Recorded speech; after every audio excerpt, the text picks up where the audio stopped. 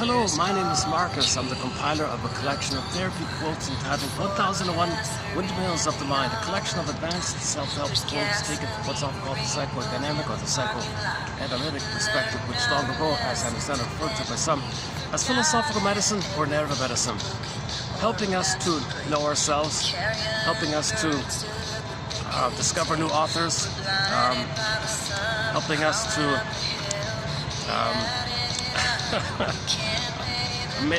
notice our patterns, how and discern and parse out what belongs in the past, what's really an issue of the past, and why are we seeing the present filled up with the past?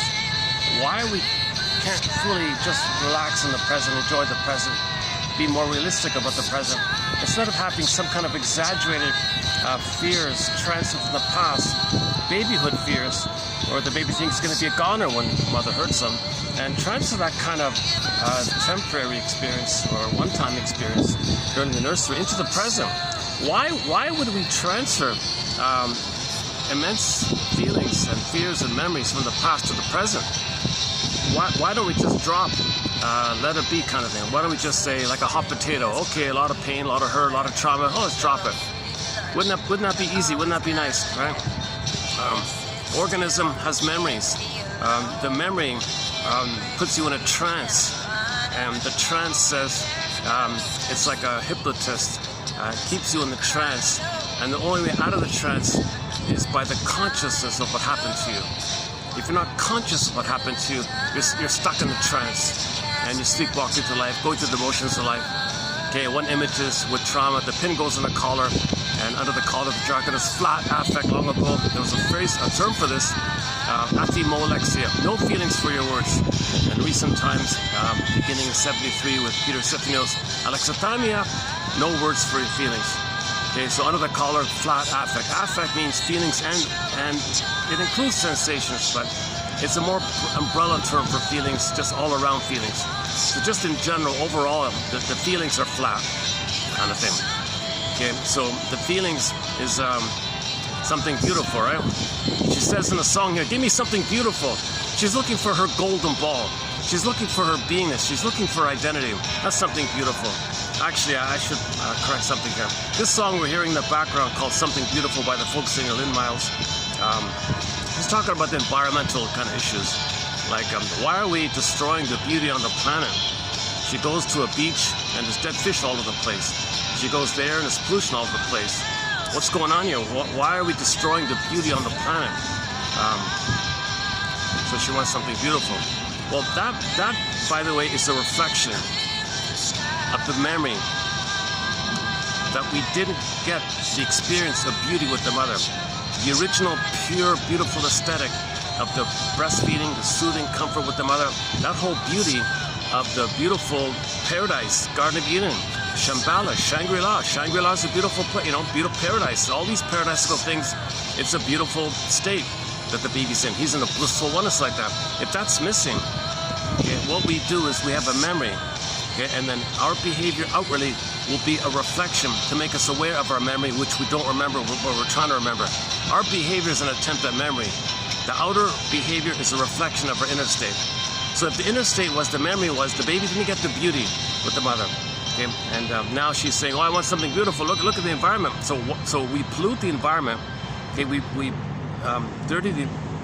make the environment no longer beautiful.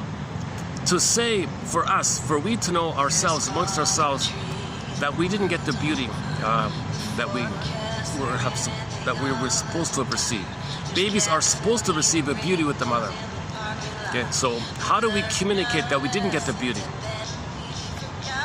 Okay, so it's as if we gotta communicate it. So you want something beautiful. Wait a minute. I was supposed to have something beautiful, but it was deprived. I didn't get something beautiful. I can't accept the present beauty because it reminds me that I was supposed to receive beauty in the pain I got. I can't accept the beauty, so wreck the beauty, and now you say, oh, where's the beauty? So we wreck the beauty, okay, and then we say, where's the beauty kind of thing. I want something beautiful, so you plunder the planet and make, okay, where's the beauty?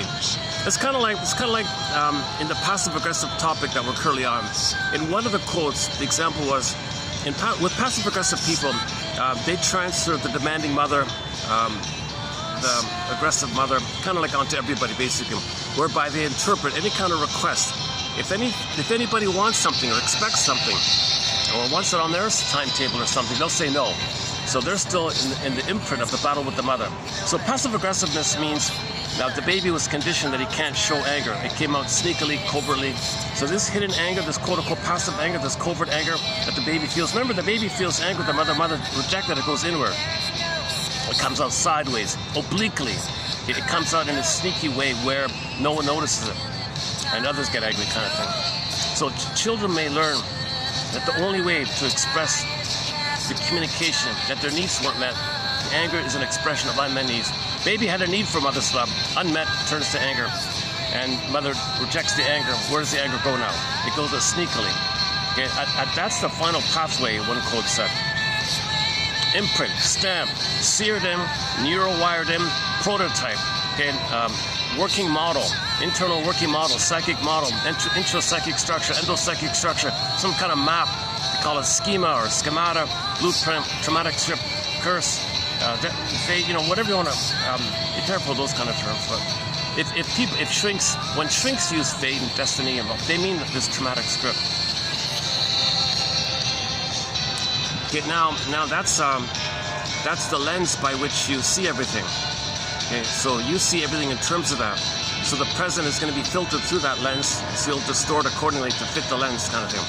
So if in the passive-aggressive model mind, okay, anybody outside, not all, it's not a perfect model, but generally speaking, if it's an enduring, a kind of a reflexive kind of pattern like that, if it's pervasive, it's most of the time, 90+% of the time, whatever. If somebody wants something or expects something, you click up, flare it up, okay, the memories flare up, you're triggered up, the present triggers up the past. Now, unconsciously, unknowingly, you have the puppet master in you, the unconscious self in you. You have the secret self, the shadow self, the unknown self, the one who walks with you, who's not like you, who is you. Someone's living your life, you know nothing about him. That unconscious self, that double self, it's powerful. It's like the puppet master is driving you like that. A lot of energy, a lot of memories, got a lot of agenda like that. And the person, is kind of like a puppet in a sense, being driven by the puppet master. So if something in the present, if there's an experience in the present where you encounter a request or a wish on someone else's end, oh, please do this by 5 o'clock, you will love the chance to rebel at them. So you do it in a way where you make little problems, delays, excuses, get dawdle, find some little accidents, pretend to forget, say there's not enough information, that's why you can't read it on time, make some excuse or someone called or something. You'll find some kind of sneaky way where you can't be called out on it. It's too embarrassing to call someone out on it if they have a good excuse. So they do something with the built-in excuse, knowing that if someone calls them out on them, the other person looks foolish. So they turn the tables. Okay, so they procrastinate. Don't meet the 5 o'clock deadline, whatever, because that's what you want. That's what the other person wants. I.e., that's what mother wants. Okay, mother wants something. No, this time, the anger's got to come out sneakily, covertly, because the prototype is the baby did find some way to get his anger out. In the original setup, the mother did crush the baby's expression of anger. Some others say children cannot show anger. Anger is hideous. You're forbidden. How dare you show anger? Whatever. Okay, she withdraws, punishes by her being passive. She just ignores the baby, withdraws the baby, neglects the baby, silent treatment. That's also very aggressive. It's passive. So passive-aggressive means you don't know how to make I statements. You can't make an I statement because there's no I in the picture really. So there's no authentic communication, real communication from the I place. Okay, and then, so the anger is going to be like bullying kind of thing, or covert bullying, sugar-coated hostility. I haven't seen anybody use this phrase. I'm going to experiment temporarily with the idea that passive-aggressiveness is covert bullying.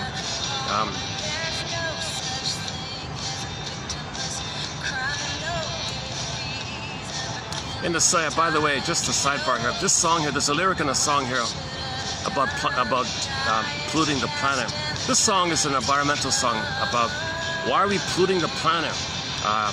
Now I see all these dirty things. I want bells to. I want to celebrate beauty on the planet. And she says, you know, geez, people, geez, you know, people don't care. I'm sorry your mother didn't care. You became her, and you want to express that your mother didn't care. Okay, when mothers treat their babies not like a human being, the baby thinks the mother didn't care about it. If the baby feels stigmatized, objectified, used, exploited, mother's right, baby, you take care of me. Mother, my mother didn't love me. You love me. You take care of me. You see me. You mirror me. You be a stable presence for you. Some others say, I made you to find me. So if you don't have autonomy, I punish, I withdraw.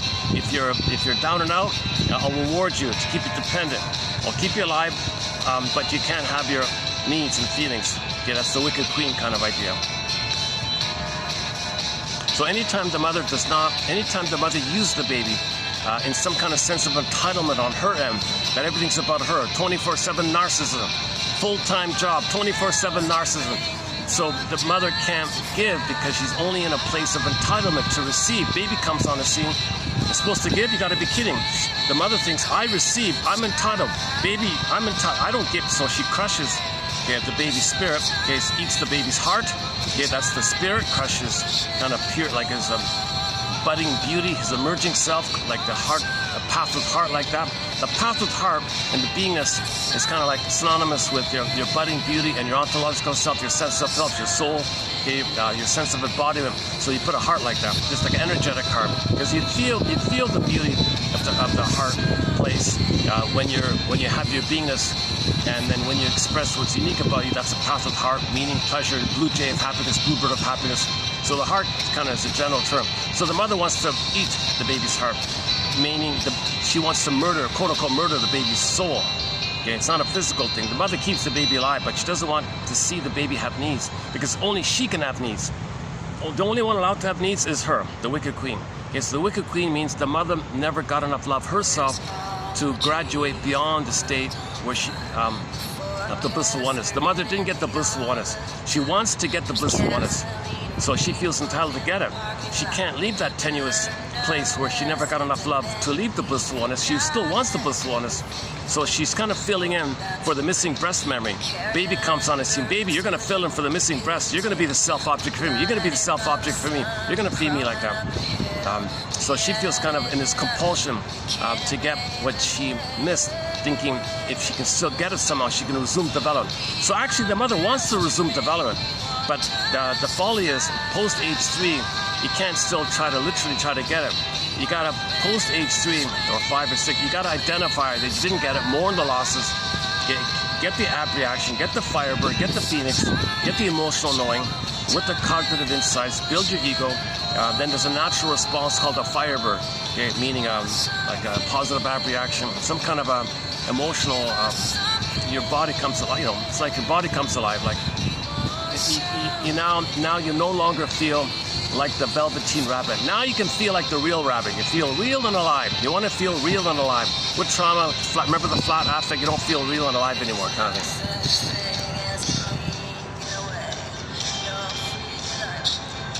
There's the free lunch line. Yeah, I want to get to that free lunch line at first, yeah. The phantom placenta idea. See the, okay, oh boy, okay. It's a very good song. We have 3 songs on our soundtrack by this folk singer. A little known folk singer. Two of the songs come from her first lost CD called Slightly Haunted. One called I Know It Was Love, great song. I think that's her best song, I Know It Was Love. Another one is This Heart That Lives in Winter. Those 2 are her best songs. They're off the first album. And then this one here is off a more recent album called Something Beautiful. An honorable mention is a song called Unravel. And Night Drive might be a little bit okay, Night Drive. So here again, I want something beautiful. I'm doing this, it's 40 where I am. I got no shade, a little breeze, not much. Oh, I got people staring at me now, to boot. Jesus Christ. Hold on a sec, let me do a perspiration management. Oh, they're still staring at me. What a rude thing to do, eh? Hold on a sec. Let me do a perspiration. Let me take a perspiration management moment. Move my chair to avoid this intense staring taking place here. Why don't they focus on themselves? See, the couple can't focus on themselves. So to avoid any issue between them, they focus on me, kind of thing.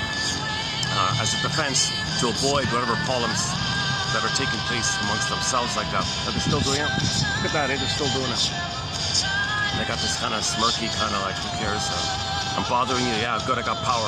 So that staring that's happening right now, it's a bit of a passive-aggressive thing. I can't call them out on it, it's a public park.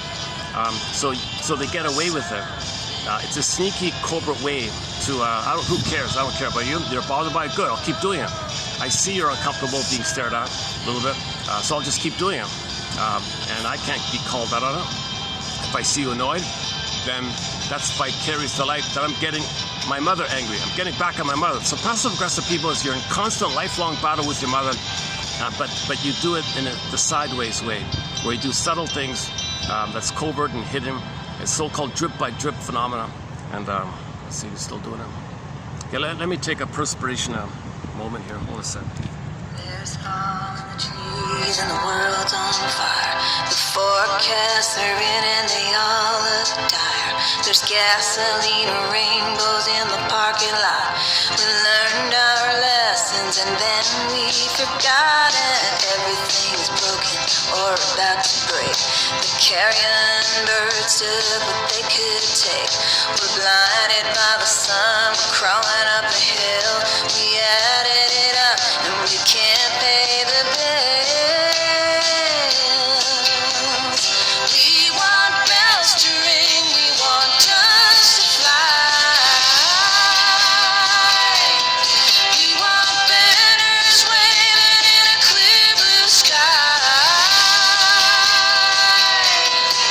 We're so tired of the trouble, tired of the push and the pull. We want something, give us something. We want something beautiful.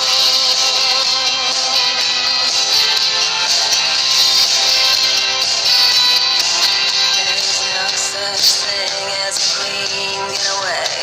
No free lunch, you always gotta pay.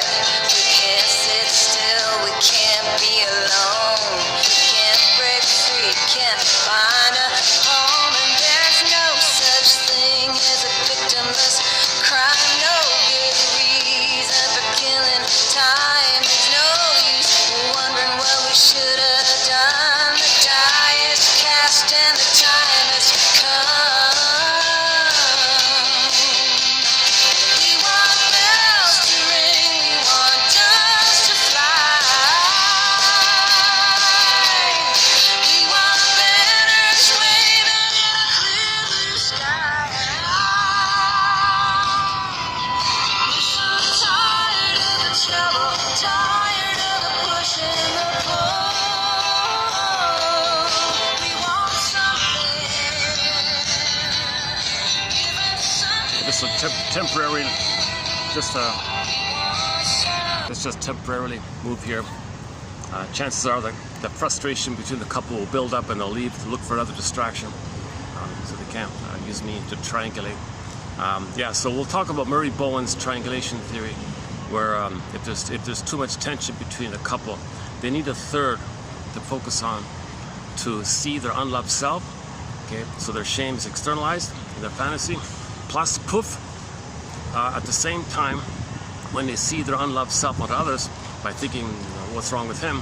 Poof, there's the dangerous mother. Now they hate the one they think badly about, kind of thing. So they feel a lot of kind of schadenfreude like this. Pyrrhic victory against the mother. They are the mother, so they hate themselves, put onto someone else. Then flip-flop, the someone else becomes the mother, they play themselves and express their anger and enjoy getting their anger out. So the core issue of passive aggressiveness is the baby did find some sneaky way to get his anger out, and mother was confused, and then mother became angry. Okay, baby thought, all right, it may have cost him something. He doesn't care about that part. He's got to get his anger out somehow. That's like the number one thing. loving and being himself, authentic self, development, identity, agency, self-esteem. That stuff's not, that's like a luxury, someone said. He's still in the survival place, a battle with the mother. So the example given was the mother was very demanding, can't show anger. And then the child's system found some covert way, stuttering, eating problems, and the bedwetting was the other example. Now the mother's confused and getting frustrated. Oh, mother's, she can't accuse me of being angry because I'm not allowed to show anger, so I didn't show anger. I got it out sneakily, and now she's angry. Whoa, all right. Child's gonna celebrate. That becomes a pattern, flash imprint. It's a strategy. Okay? So he's got a hypnosis. Don't show anger, hypnosis 1. Hypnosis 2, get it out sneakily, passive aggressive. That's like the final pathway, they said. I got a bit of a breeze here. Okay, a little slight, I don't see, I'm not sure how it's showing up on the camera. I got so much sun and glare, I barely see myself on the camera. Is it still recording? Jesus Christ. It's still recording. I gotta figure out a way to be able to do these in the heat like this. It's just starting now, the heat's come back. I think beginning today, the heat, I think today marks sort of the return of the 40s, and like it's high 30s or something with the heat, with the feel real heat index. It feels like 40, kind of thing.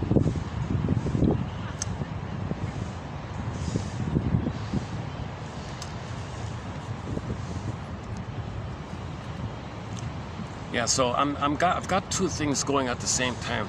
I've got the song going about destroying the environment as a reflection that we didn't get the beauty. So there's two things going on here. Let's see if we can bring them together. So let's finish up passive aggressive. So the phrase is slightly confusing. If he's being aggressive, it's covert, but it's still aggressive. Why do you call it passive? He's being very active, he's very aggressive. He's just doing it sneakily. Well, that's right. They're using the word passive synonymous with hidden, passive, hiding, quiet, background, like that. They don't mean like he's not doing anything passive. So a little confusing like that. So no one has come up with a better term. This term came on the scene in the 40s or something, and no one's come up with a better term. One person calls it sugar-coated hostility to convey the simultaneousness, is that right? Of how the two are simultaneously taking place at the same time. So he might overtly say he will cooperate. Oh yes, very sweet, very nice, sugar. Okay. At the same time, covertly, he doesn't cooperate. He's uncooperative. He doesn't follow through. He rebels. No. So there's a polite yes on the surface and a sneaky no, and you can't see it, and you don't see it. So you think they're so nice, like a soft pillow, but filled with thorns. Another image, the thorn-filled soft pillow. So, and we'll talk about why. We'll talk about another important point about the hopeful side of why they're being aggressive like this, because it's sort of synonymous with the bully side. The bully side wants to control, like aggressively, the breast, the mother. And the passive-aggressive bully wants to pull in with the tar pit and get you sucked in and create a fusion to resume development. The bully wants to control the other, thinking it can be the mother will be loving, it's desperate, the mother will be loving, it's impossible. The person's not the mother. You don't get love like that. But they want the baby, when the baby's traumatized, he reached a place where he wished he could devour the breast, control the breast. So he has that kind of aggressive quality to it. So the bully has that kind of aggressive quality, wanting to scare people, lackeys, and do what he wants that kind of thing with the positive intention that he can continue with his misdevelopment.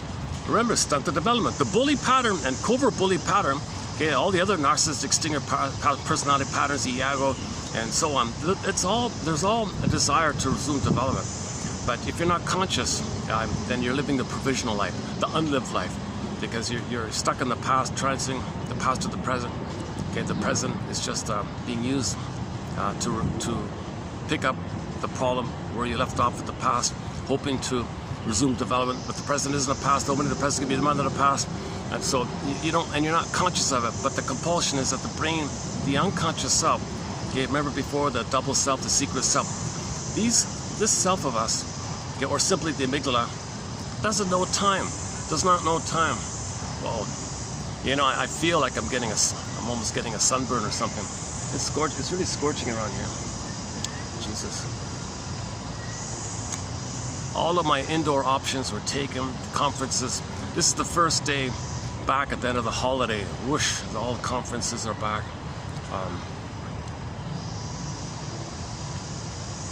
That nice space under the rooftop that's locked.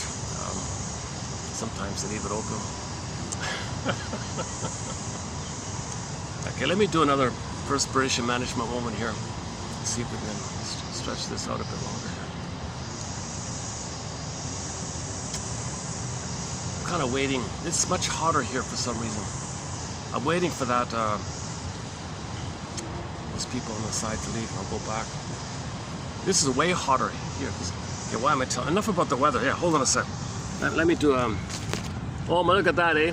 Look at my phone. Look how quickly. Overheating. Your device is overheating. Please suspend use to avoid the following issues. Okay, the device can be used again after the temperature has returned to normal. So my phone's freaking out here already. Look at that, eh? Okay, I gotta turn this off here. Hold on a sec. Okay, so we won't have music for a while.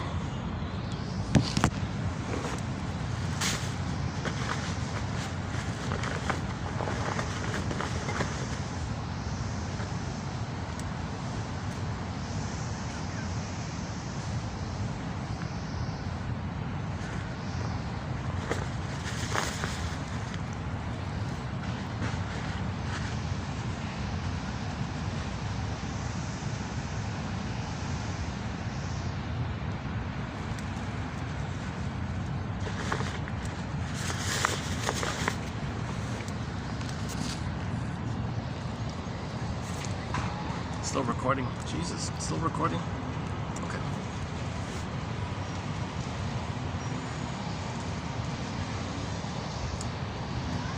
Okay, so let's summarize the passive-aggressive point. So, by the way, this video is sort of midway. We're sort of halfway through. We're currently doing a 7-video special run on the topic of passive-aggressiveness. So check out the past few videos. You'll get the first half of the quotes and very interesting material, I think.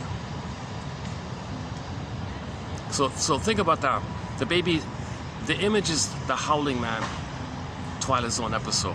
Okay, go to the Twilight Zone show, Rod Serling, episode entitled Howling Man. There's an image for this. You'll see something rebounding in, and then it goes to the side. Okay, that symbol, okay, the guy with the horns, Howling Man, Diablo, all that stuff. Okay, that destructiveness and the personification to represent the energy, the personification of the energy of destructiveness, guy with the horns. So the devil's within, kind of. Okay, meaning the baby wants to live. L-I-V-E, mother, I want to live, I want to love, I want to live, I'm born to live, I'm born to love. I need you to, I kind of trust you, I kind of need you, I'm really dependent on you to provide a level of safety and to teach me how to soothe myself. Well, you soothe me when I'm upset and I'll soothe myself. You see me and I'll see myself. You're present to me and I'll be present to myself. If you see me in a positive way, then I can feel seen and accepted by someone who saw me and accepted me. Then I can see and accept myself. I need this kind of experience called a secure attachment style. So he's born to live like that. It's called a secure attachment style, but he needs the mother, obviously. Babies need like a blissful oneness to the mother. Most in particular, for the first 4 to 5 months, that stage of symbiosis, Garden of Eden, Shambhala, Nirvana, and all that. So okay, we discussed this in the last video actually a fair bit about the secure attachment style. So let's just the point is, baby's life force is to live. L-I-V-E, mother, I want to live and love. I want my budding beauty, my emerging self, my feeling self, my ontological self, my authentic self, my true self. It's kind of like budding, it's kind of like emerging, it's kind of starting to be there. But I want it to be a part of me. I don't want to exile it. I don't want it flash frozen. Okay, and then you take a picture of a princess standing for the feminine. Feminine is a term for the beingness. Okay, the beingness is like your embodiment and your sense of self. That's called the feminine. So the feminine, the princess. Okay, so princess, feminine being. Okay, being, moon. Okay, it's it's a serene, inexhaustible fullness of being, like the moon, the still, powerful being. Okay, being like a night, resting, calm, beingness. So the storytellers would use, night and the moon and the yin like that. So it's the yin, right? Yin and yang. Okay, so the feminine. So the quick image of this is the maiden king. The maiden is the feminine. Okay, that's the beingness. And when you have your beingness, okay, the doing, okay, the yang, the masculine doing, that's king. Okay, that comes from the being. Maiden king. From the being, your doing is ethical and moral and virtuous and natural and all that. Okay, if you don't have your being, your doing is whacked. So you need the being. Okay, then the doing is normal. If you don't have your being, okay, then your doing is some kind of repetition of the past. It's whacked. It's dysfunctional like that. So in the story of the maiden king, with trauma, the maiden king morphed into a swan and flew away from the mother. But now, if you identify with the mother, your soul is going to be hidden from you. The system wants to protect your soul. And if you're going to attack your own soul the way your mother attacked you, because you've become her, and to have a mother, you got to attack yourself, called the Faustian deal, the Faustian bargain, the Faustian pact. Okay, so with the Faustian deal, you preserve a crumb of narcissism, because all babies think they make things happen. Mother hurt them. What's the baby going to do? All right, I'll hurt myself. I sell my soul. But he gets an identity. He gets the mother in a sense, but he's got to be loyal to her, meaning to be loyal to her, he's got to hurt himself. But that means he can't experience that. He doesn't want to know that. So he's going to see others as him, which he's going to reject. If others are going to play his soul and he's going to reject it, that means his soul has got to fly away further. Go I know not whither and bring back I know not what. So to get your soul back, you got to unblend with the mother. How do you unblend with the mother? You got to identify. You got to identify that she wanted something from you, that she used you. She objectified you, thingified you, and felt entitled to do so, and got away with it sneakily. Mothers, okay, she probably was brainwashed by the slogan, mothers knows best, things like that. Anyways, if she's narcissistic, she feels naturally entitled. And then to make people unaware of it, you create a slogan, mothers knows best. Narcissistic mothers do not know best. The wicked queen, it's foolish for the child unknowingly has to believe mother knows best in a delusion for his survival kind of thing. The reality is that she's hurting him. No, she's not hurting me, mother knows best. So that's called psychic splitting. It's a coping strategy babies use to cope with the situation, to order out of chaos, that kind of thing, some kind of order. It's perverse and all that. They call it perverse thought. Mother's hurting you. Denial. My mother's a monster. A monster is not my mother. Make up a goddess. She's good. It's delusional, but she's my mother, and that's she knows best. Things like that. So that's another topic called psychic splitting. And in the healing journey, you got to resolve psychic splitting. You don't heal if you preserve psychic splitting. Associated with psychic splitting is jungleism slogans. My greed or your greed. Either or thinking, oppositional thinking, adversarial thinking. This kind of a template where the baby temporarily engaged in the paranoid schizoid position, Melanie Klein's term. But in normal development, it gets resolved. It graduates to the presupposition called the both and. So in the healing journey, you got to update either or to both and. You got to find the third side of the coin, which holds the other two sides. If you engage in splitting, okay, that means you don't want to admit your mother hurt you. You're loyal to her. Okay, that's identification with the aggressor. You become her. You're loyal to her. You got to shame yourself. When you shame yourself, okay, you're perpetuating the psychic splitting that you engaged in. So because when there's too much pain with the mother, the baby can't take it. The way to deal with the pain, he becomes her. That's called a Faustian deal. Oh boy. This isn't really working, eh? Still no shade anywhere, eh? Hold on a sec. Jeez.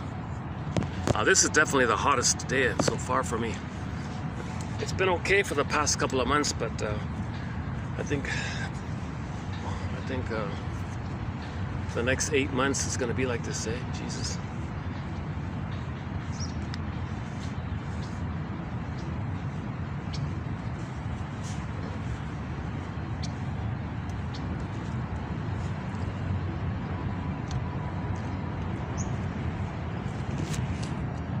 I don't really like doing this, but I'm gonna have to go into the hotel lobby for a bit just to cool off, and I'll come back out here.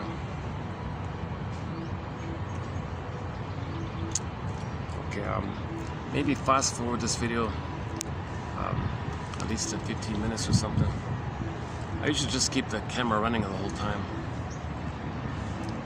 On second thought, I do feel a breeze here. Can I go back? Let's see. There's more of a breeze over here, right?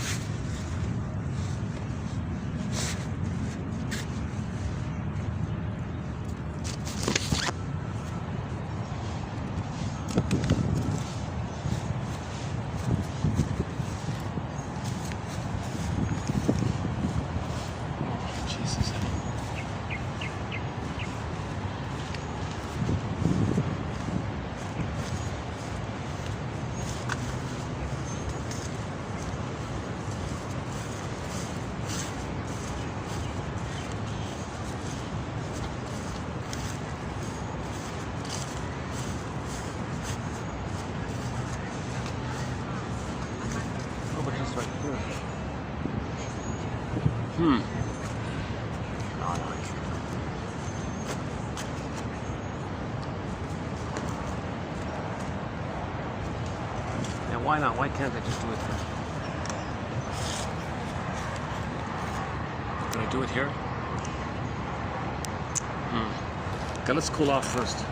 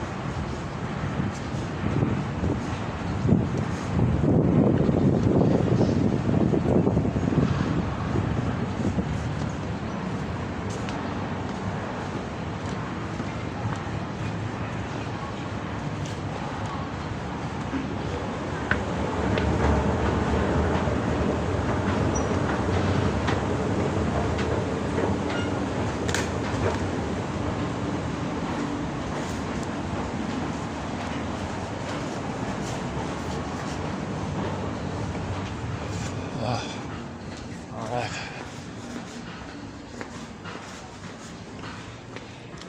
How's the lighting here?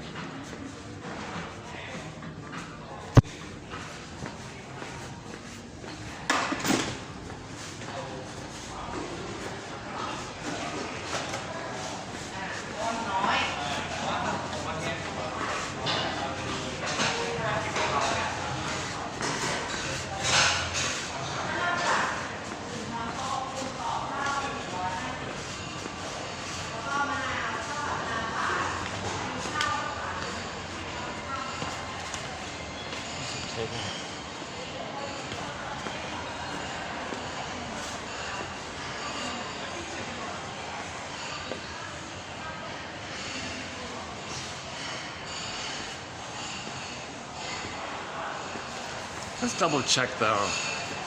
Let's double check that under the rooftop place. Let's see if we get lucky.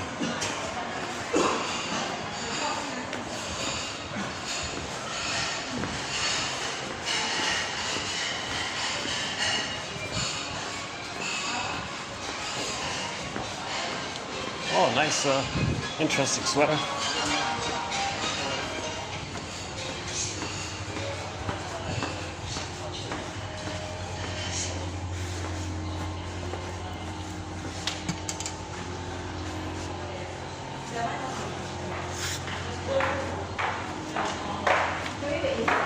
Probably not, but just to see if we get lucky here. I thought so. Let's try the second floor.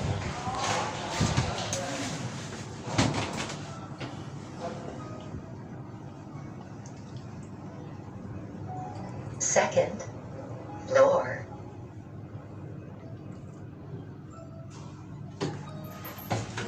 I might get kicked out of here. I'm not sure. Let's see.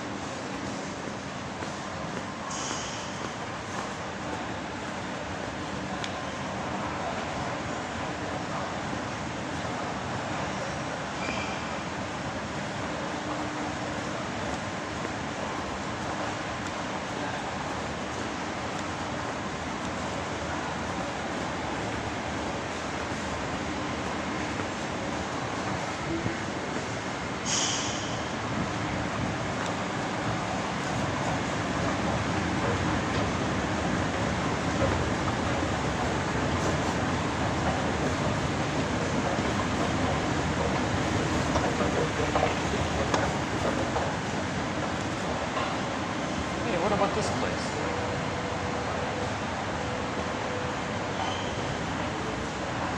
Is this... Can I just take a little peek inside here? All right. Thank you.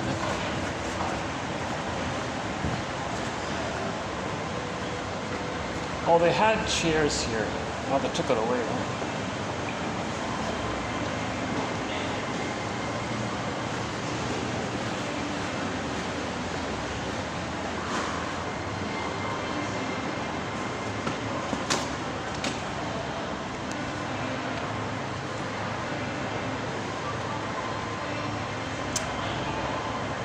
I'm pretty sure the guard's gonna want me to leave if I sit here.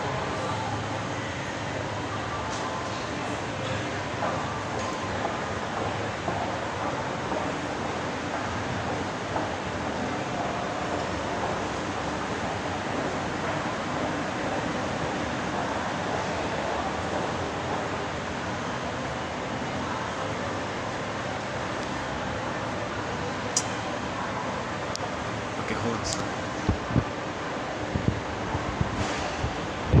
I'll increase my chances of being ignored if I go here.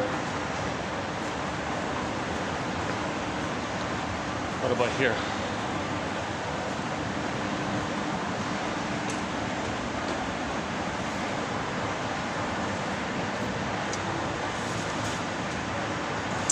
Just right there. We're at the escalator, right?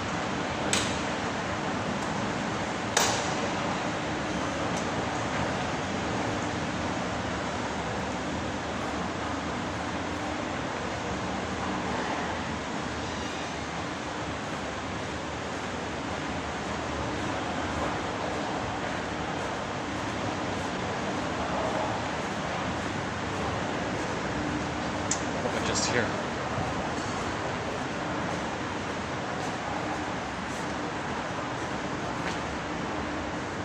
Oh.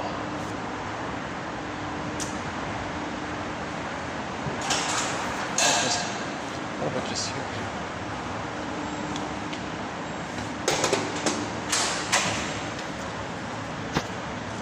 Okay, let's just hang out here for a bit. I'm still sweating, yeah, Jesus Christ. So I have anxiety, by the way. Let's do my disclaimer. I have not been analyzed. What you're seeing is an anxiety-delivered video, an anxiety-filled. So what you're seeing is before analysis. I would love to do a full analysis, face my blind spots, stand in the spaces, gives soul fragmentation. We want to make the links.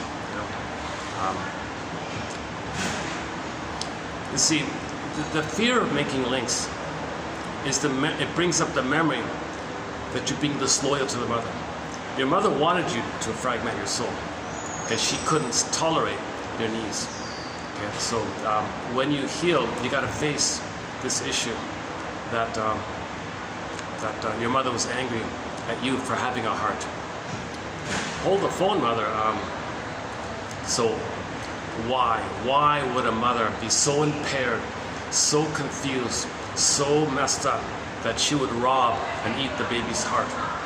okay, comb, angry thoughts, okay, rough handling, laces, okay, toxicity of the cortisol in the breast milk, okay, nipple round red, apple milk, toxic milk, put it together, poison apple kind of thing. Well, why is the mother so hostile like this? Okay, well, she's impaired. She's impaired. That's the most polite term I've come across for this. She's impaired. Okay, she's traumatized. She's acting like a frightened baby, basically. She's in an adult body, but she's driven by the terrorized baby, basically, wanting a secure mother like that. And she's expected to love when she never was received love. So she can't let go of this urgent issue, this 24/7 issue, where she's got an unresolved battle with her mother. And she has the hope. She's waiting and waiting and so on, okay, for the mother to appear, apologize, make amends, and reestablish the blissful oneness. Once again, babies need a blissful oneness called the Garden of Eden.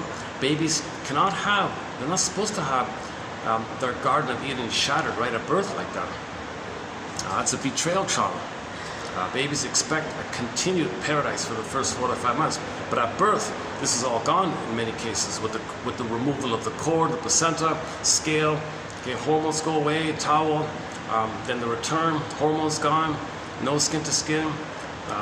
You know, baby thinks, where's the oneness? The hormones are not there. Where are the hormones? Mother, where are the hormones? Well, I produced them at birth.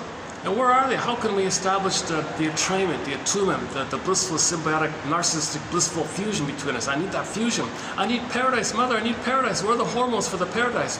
Because the mother needs the hormones herself to establish the train line, the link line. Okay? And the link is broken, kind of. And then the poor baby thinks, you rejected me, you betrayed me. How could you allow this to happen? Little vulnerable little me, after all we've been through together, we're so close together, and you betray me like that? Well, baby, I don't remember that I was betrayed. So because I don't remember, I recreated an attempt for me to make the inference that I was betrayed. Well, can't you do that before you betray me? Can't you notice that you were betrayed before you betray me? Well, ideally, yes, baby, but if I was... Oh, okay. A couple of staff walk by, they didn't say anything. I'm in the spot that's least likely to get anybody's way, right here, yeah. That's the staff thing over there, is that it? They used to have, right over there, they used to have chairs and all that. They took it away. Yeah, they really don't like people sitting there for some, maybe someone felt uncomfortable or something. Because you can kind of see the whole lobby area. Maybe guests didn't feel comfortable with something.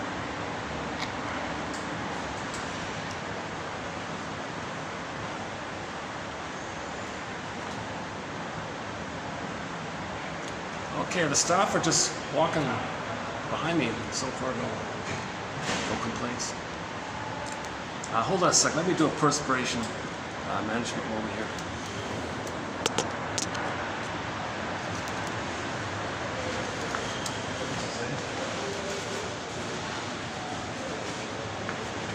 Delayed onset.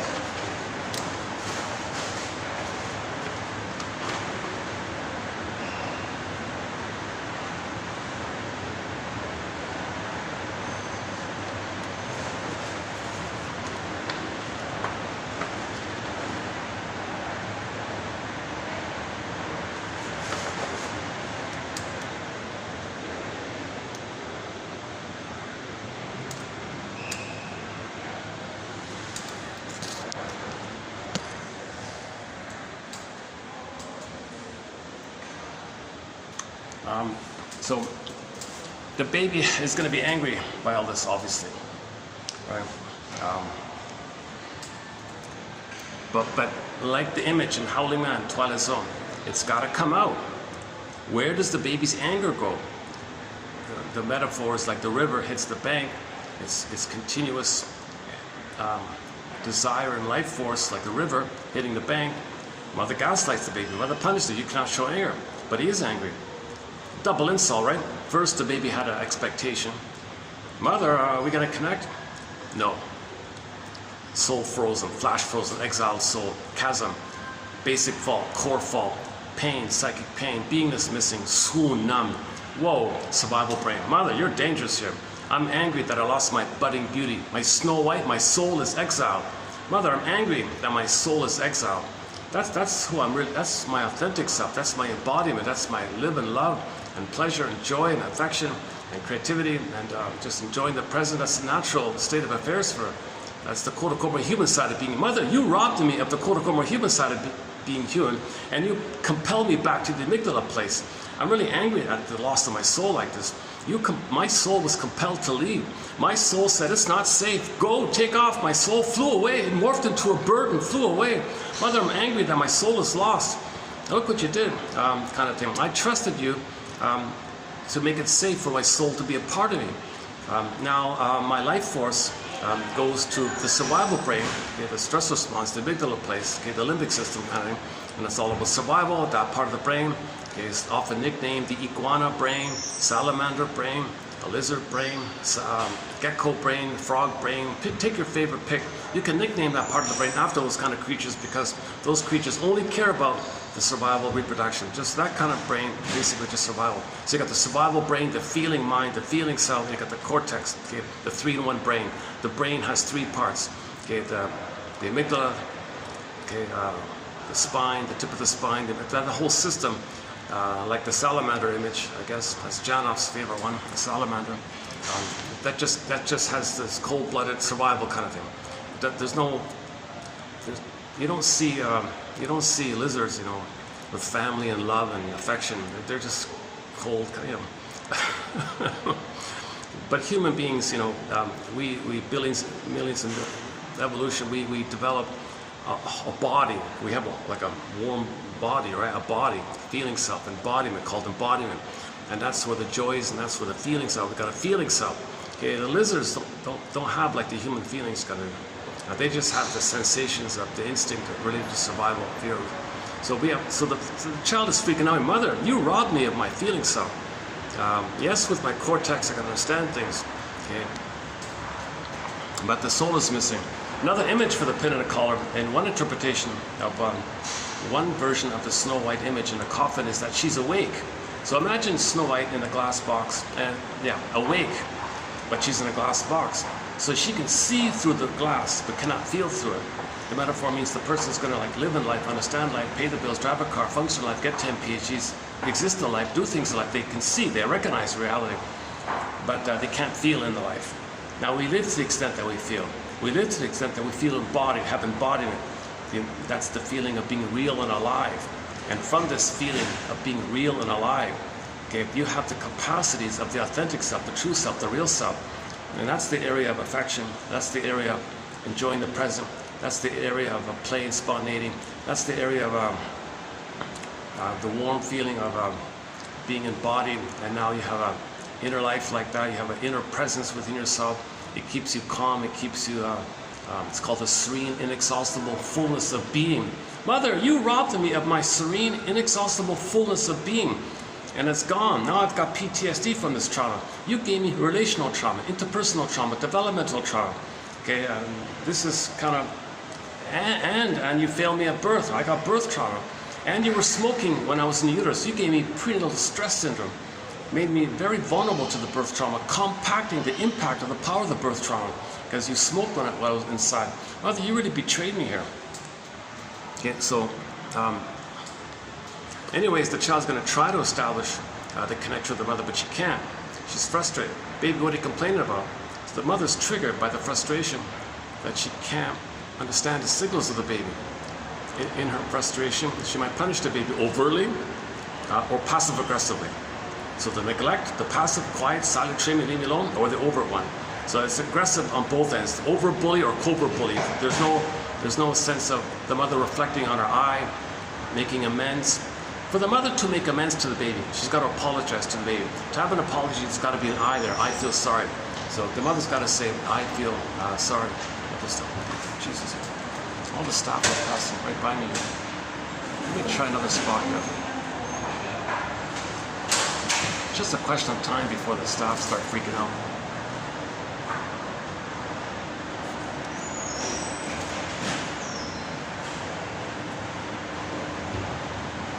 try it here. What about here? This is by the thing again. Son of a gun, eh?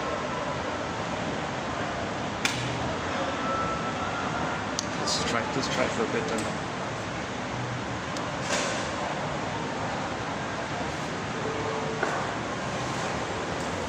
Yeah, that little restaurant up there.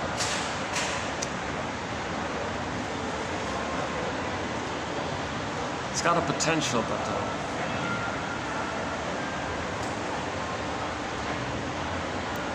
we'll check it out later.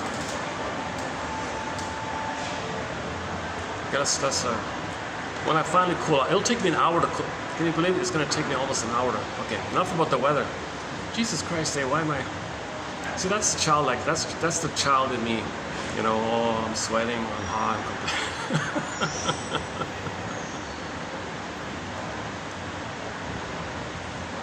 So that's like a slip-in of the past projection of me as a baby crying, "Mother, where are you?" Maybe like that. Okay, so back to the 3-in-1 brain, the brain with 3 parts, okay, or the 3 memory systems, or the 3 lines of consciousness, says Janoff. Okay, and you can nickname them, right? Okay, iguana brain. Okay, pick your favorite mammal.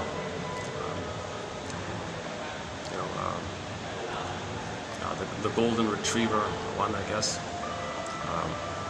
Some people might say the elephant, I don't know. Pick your favorite mammal brain, because like the warm-blooded love, they bond, they love, they have families, right? The snakes don't have families, but elephants have families, you know, so that's the idea. And then the cortex, that's the thinking cap. Okay, that's an important part. And you want all 3 lined up. You want the scarecrow, Tin Man, and cowardly lion to be lined up. Get back your embodiment, the courage, get back your heart, the feeling self, and get back your consciousness. The scarecrow gets a brain, and Dorothy's a symbol of the system that's connected to the innate drive for healing to make the links. So Dorothy's trying to make the links. Be like Dorothy, in other words. One self-help author said, be like the Tin Man, go and search for your heart. Okay, then cross over. Well, to do that, be like Dorothy to make the links, kind of thing.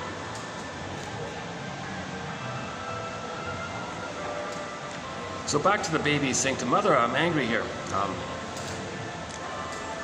That's like the last, that's like round 2, right? So round 1 was natural. Expectation, a great hope. It fell. Emily Dickinson describes it in her poem, A Great Hope Fell. You heard no noise. The wreckage was within. Oh, cunning tale that let no witness in. Whoa. Okay, so the wreckage. Okay, the soul, princess, echo, frozen, turns to stone, exile. Morphs into an animal, runs away, flies away, hidden, repressed, zooped away somehow. In the Disney film, it's when Joy and Silas got zooped away. Similar kind of thing. It's like Miss Cord gets pulled down. Okay, that the golden ball goes down the well. You're feeling so. Okay, and so on. So, and then round 2 is, okay, after the soul is gone, now you can't feel. Mother's so dangerous. Now you got to survive with the mother. You can't trust the mother. Mother, I can't trust you. I got to fight with you now. So I'm angry, okay? I'm really angry. Now, in my flee mode, I cannot flee. The baby cannot run away from the mother. Obviously, he's got no motor skills. I theoretically, he would first want to flee. In his effort to flee, he can't flee, so then he might space out a bit, like the deer in the headlights, or the possum thing. And now what? The mother's still hurting him. He can't lose his mind totally, kind of thing.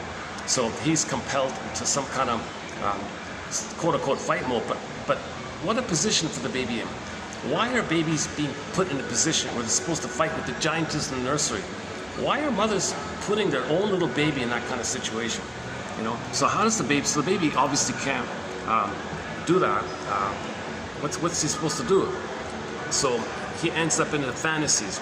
Now he's got like fantasies where he wishes in his fantasies to give him some safety feelings or something.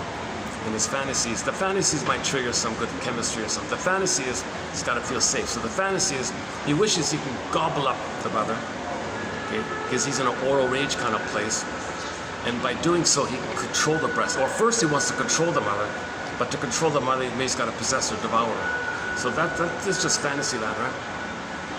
But that's code for his anger.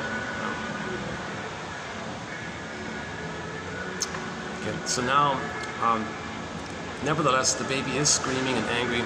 Mother, round 2, I'm expressing my anger. I'm screaming, I'm angry. Won't you please recognize my anger as a communication from me to you that you messed up and you got a second chance here? I don't want your second chance. No, I want to eat your heart. Poison comb, poison apple, rough handling, laces. I don't want Japanese because it's all about me. It cannot be about you. It's all about me. I'm the wicked queen, all about me. Can't be about, it's got to be about me. I'm center stage. I can't see past the end of my nose. I'm in a solipsistic bubble. It's my world. I can't see outside my little bubble world. Holy crap, mother. Oh my God, there's a Freudian slip, eh? I don't usually use expletives in the videos here. Oh, let's see if this guy's gonna say something here. Hold on a sec. He looks a little serious. No, lucky. Oh, he's doing a turn. Okay. I guess maybe it's not too busy around here today, so maybe they're leaving me alone or something. I know they don't like on this level here. I know the guy gave me a bit of a speech about it. Well, he gave me some clues about it, little hints about it, and then I noticed, sure enough, all the chairs along here are gone. Look at that. This is meant to be like the overflow of the lobby, right? Like the second level of the lobby, right?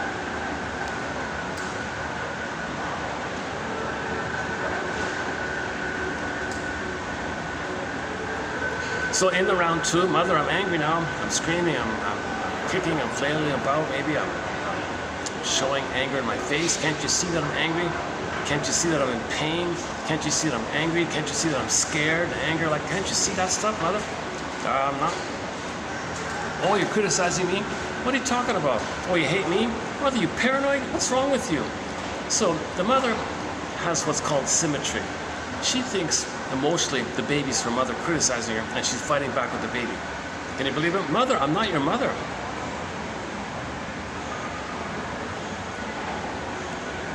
Okay? Because the mother's driven by her puppet master. The mother is driven by her own puppet master, where everybody's the mother.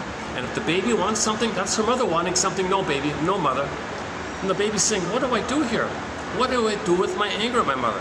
She's blocking it. She's not receiving it. She's not welcoming it. She's not cherishing it. Holy, you know what? Almost did it again. I think that's the second time I let out an expletive. I try not to do that. I very rarely use 4-letter words like that. That's the second time in 4+ years, or maybe the first time. No, it's the second time.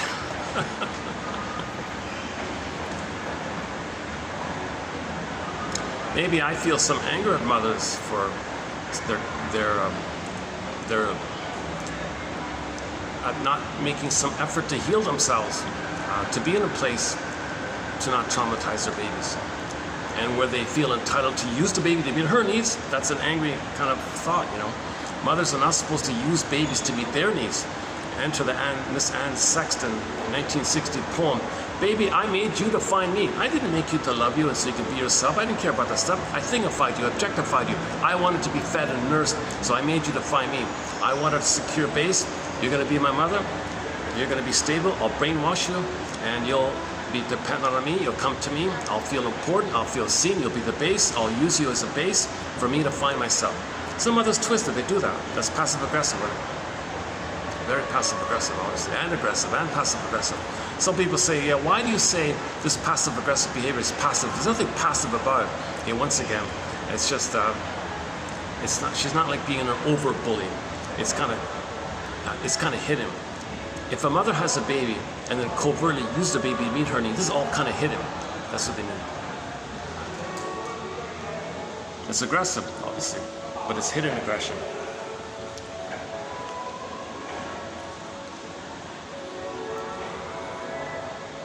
So she's a covert bully, I guess.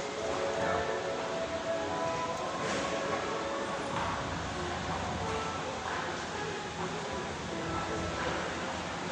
So at some point in the baby's anger and crying, he might be in the bully mode in a way, or the prototype of the bullying mode might be there. So maybe if the mother's tolerated the baby screaming, he might be still in the bully mode. But if the mother didn't tolerate this kind of expression of anger and squelched it, then it goes out sideways. It goes unhippily. So maybe it's a degree of our mother's tolerance or something. I'm not fully sure about that kind of thing. Okay, anyway, so back to the rushing river. Baby's anger, okay, it's constant anger, because the anger is the life force to connect with the mother.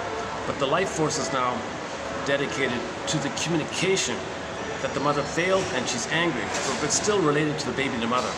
When it's blocked, like the river rushing, rebounding back in, the life force and the anger, and now the baby's remember the L-I-V-E, when he makes the fantasy of gobbling the mother to control the mother, that's destructive. Once he has those kind of over-the-top fantasies, now he's into destructive. His fantasies are destructive at this point. So that's why the letters reverse E-V-I-L. E-V-I-L means destructiveness. The positive intention is that the baby wanted to control the breast, to have a loving mother, to have a stable breast, to have a secure breast, so he thought he could control it. But you can't, no baby can control the mother like that. So in his extreme anger upon anger, it's just devouring, it's just let loose, something like that. That's why it's destructive. So this idea of evil being the reverse spelling of L-I-V-E, you flip it, it corresponds to the energy being blocked in reverse. So the rebounding aggression, now it's destructive, now that's why they say the destructiveness is within. If the anger of the mother goes in, okay, that's the howling man in the twilight zone. And the monk said, you got to look at this. And if you don't look at it, it's going to go up to the side. So the personification of the energy, or the spokesperson, or the symbol of this energy, of the E-V-I-L is the D-V-E-I-L. So the devil's within like that. It's just a picture, or stand-in picture, sizzled up to represent that this energy is destructive. So destructive on the end, psychosomatic symptoms. Okay? The body can only bear so much, so it sneaks out on the side like that. Either overtly, okay, or covertly. The aggression is going to come out one of those two ways. It's still the original life force. It's not a separate entity. It's not a separate thing. It's still the original life force, just got twisted and warped and twisted, and the baby's getting angry and anger, and then the anger turns to the destructive side, kind of thing. So it's not a separate instinct. Long ago it's a separate. People were confused long ago, so they're just experimenting. Karen Horney clarified this nonsense of the Eros Thanatos. You gotta check out her book called New Ways in Psychoanalysis. I kind of personally regard that book as kind of like a bit of a healing moment in terms of the psychology area, where that got all detoxified and clarified. The perverted English translation by the perverted translators kind of confused people like that. She came along and kind of softly clarified it like that. Karen Horney, one of our mentors, yesterday we talked about one of her essays, or two of her essays, called Positive Inner Experiences, which leads to externalized living. Two of her essays. A good place to start with Karen Horney is a book called Our Inner Conflicts.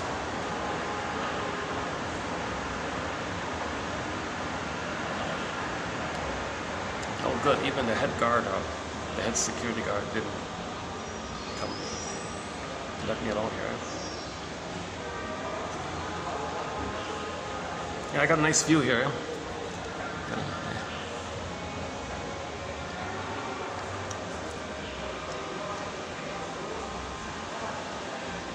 This has gotta be one of the busiest conference hotels in the city.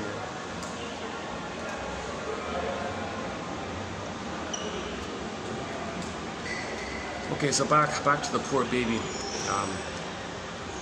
stuck with his own anger at the mother, attacking himself. Now he may psychologically think, since he is the mother, the fusion, he's attacking the mother, but no, he's attacking the body. So now the body is suffering. Okay, the body bears somatic knowledge, somatic memories. The body bears the burden. The body keeps the score. The body keeps the tally. The mysterious leap between psychology and body. It's going into the body. So the anger going into the body an organ is going to be affected. The organ in the body being affected is symbolized in Howling Man with the castle and the symbol of the anger, Mr. Diablo's Howling Man guy, in the cell, meaning the organ. So in the organ, you got the anger going in. And we feel like a howling, hence the name of the thing, howling. We're howling. Plus, they used the idea of Howling Man as a synonym for the picture of your anger at your mother. The guy with the horns, Satan, devil, this, that. Take your pick. They listed a few names in folklore and literature throughout the ages. Bilabai, what is it? One that sounds like Amadeus, not Amadeus. Kind of sounds a little bit like Amadeus, Amadoyos or something. Ari Man, something like that. Take your pick. Dark, fallen angel, dark angel, black angel. So the guy with the, and they showed it in the stereotype way. The guy with the horns. Should we stop there? Maybe just a mess that hard.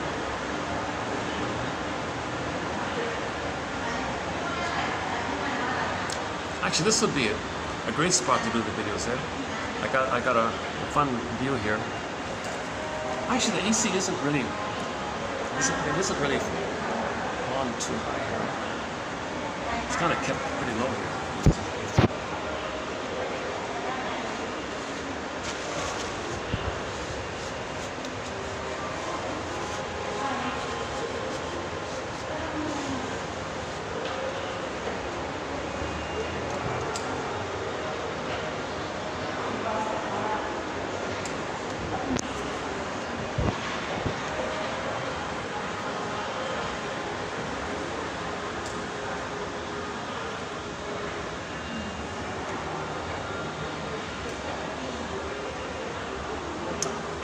I was just thinking about almost all of the seating down there is for groups. It's like sofas.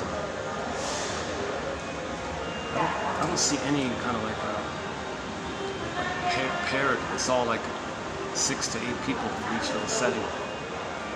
It's all set up for groups, eh?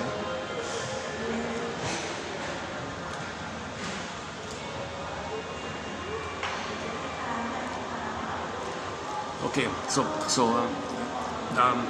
the Howling Man is, by the way, the 4th is ranked number 4 of the best episodes. In yours truly's humble's opinion, it's the 4th best episode of the Twilight Zone of the episodes covered so far in our discussion on the topic. So number 1, Gabe's Story. Congratulations to Gabe's Story. It was at number 2. It was sort of at number 2. Close to number 1, but I think at the end of the day, Gabe's Story maybe gets the edge. So Gabe's Story so far is the number 1 best in terms of analytic, in terms of psychology, in terms of metaphor for psychology. Gabe's Story.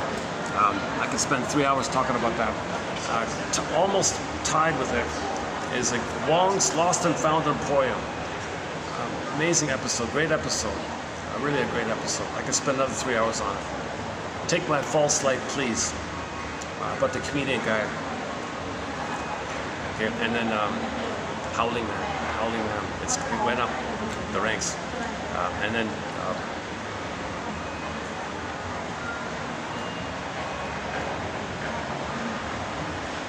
how does it go again? Gabe's Story, Wong's Lost and Found Emporium, Take My False Light, Please, Howling Man. Okay, and Saturday will be number 5.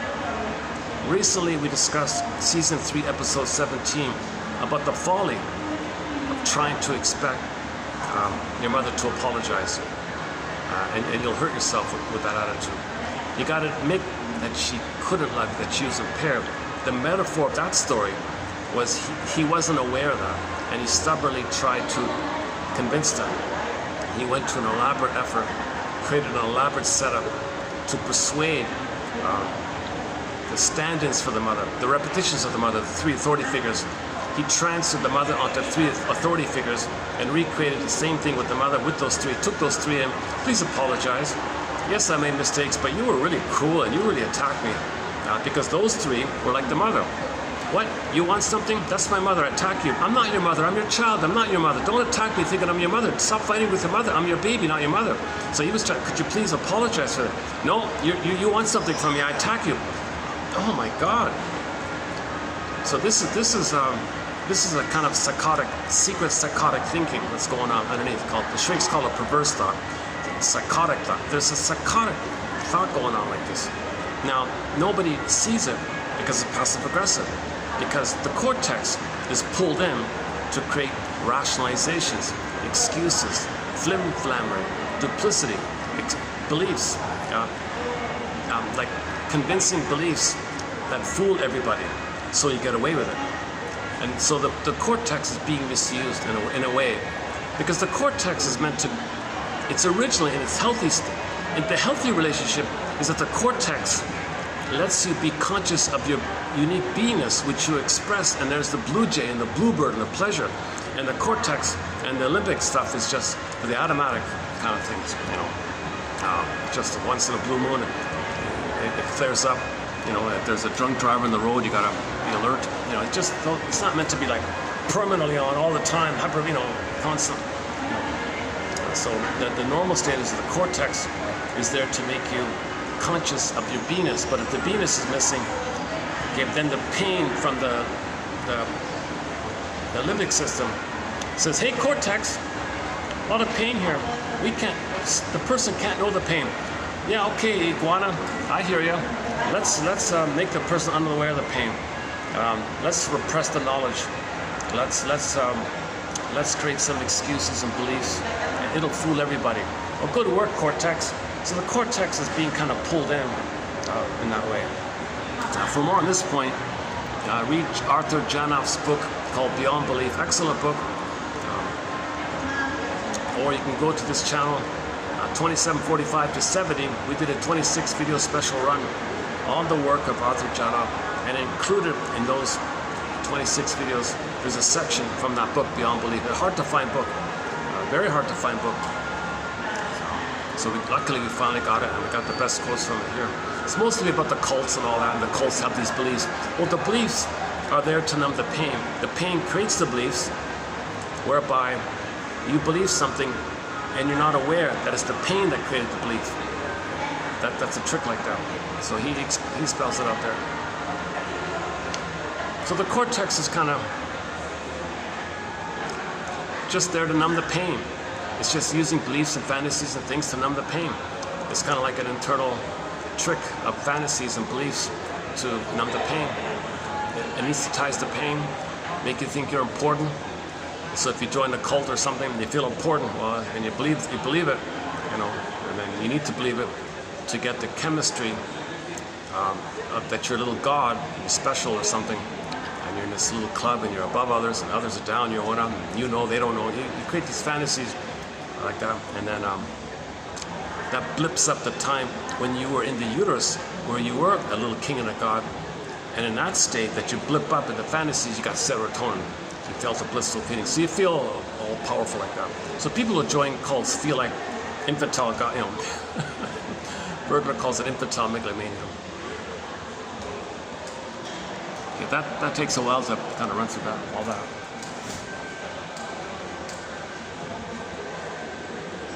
So back to the poor baby and his anger. What does he do with the anger? It's got to go somewhere. Everyone says that. It's got to go somewhere. It's timeless. The light force is there, the cry is there, the need is there, it's timeless, no time, infinite, it's like forever. When they say eternal, forever, they mean the brain doesn't know time. The need's there, the pain is there, the need's there, the pain is there. It's called repetition compulsion. It's like a spinning around record or something. He's got to live, right? But he's got anger. Now the anger's going in. Yikes. So, like the monk said, the guy with the horns, the door opens, he escapes on the outside. It may be the overt way or the covert way, but he's got to escape on the outside. So in our topic here, on the passive-aggressive ones, we're talking about the covert way, the anger at the mother's getting expressed. So there's so many scenarios in that case. Yesterday we talked about the prejudice one. That one way to get your anger out at your mother is find an other mother. Well, who's the other? Well, what was the mother? Well, from the baby's point of view, mother was a monster. Right?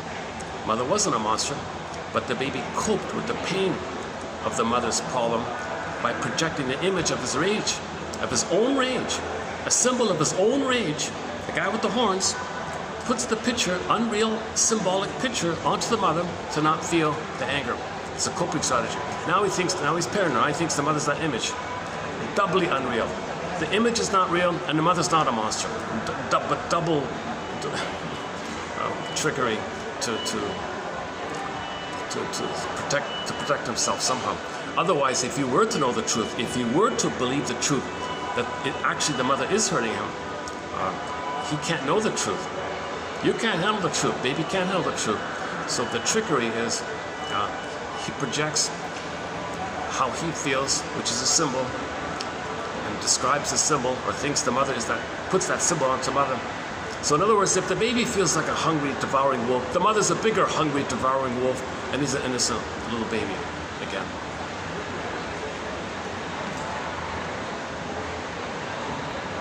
No. Scratch that last part. If the baby feels like a hungry wolf, he thinks the mother is a bigger, hungry wolf. Let's just leave it there.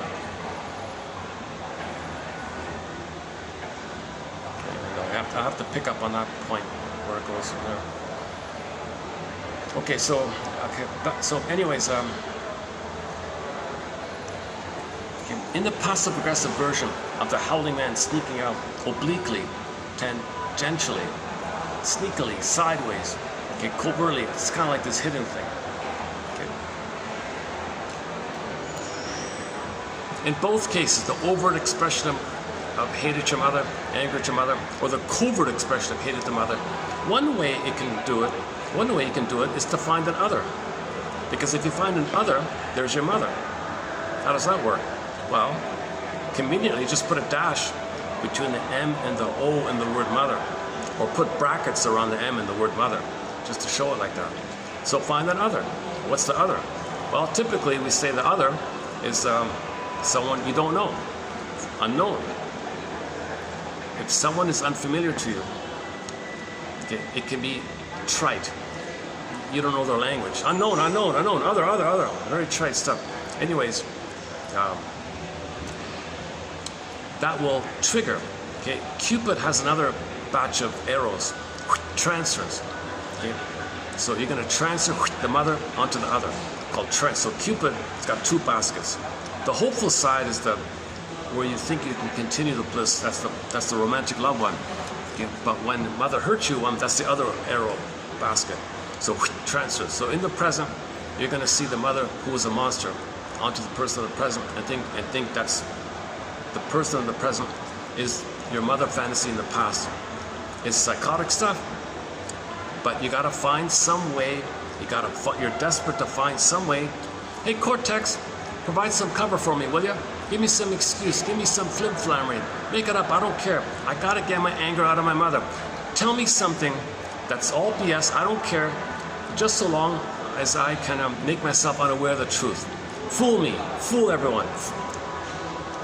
So the Cortex says, oh, well, if they don't speak another language, if they speak a different language, maybe they're plotting on a game. Oh, okay, thank you very much. That'll be fine.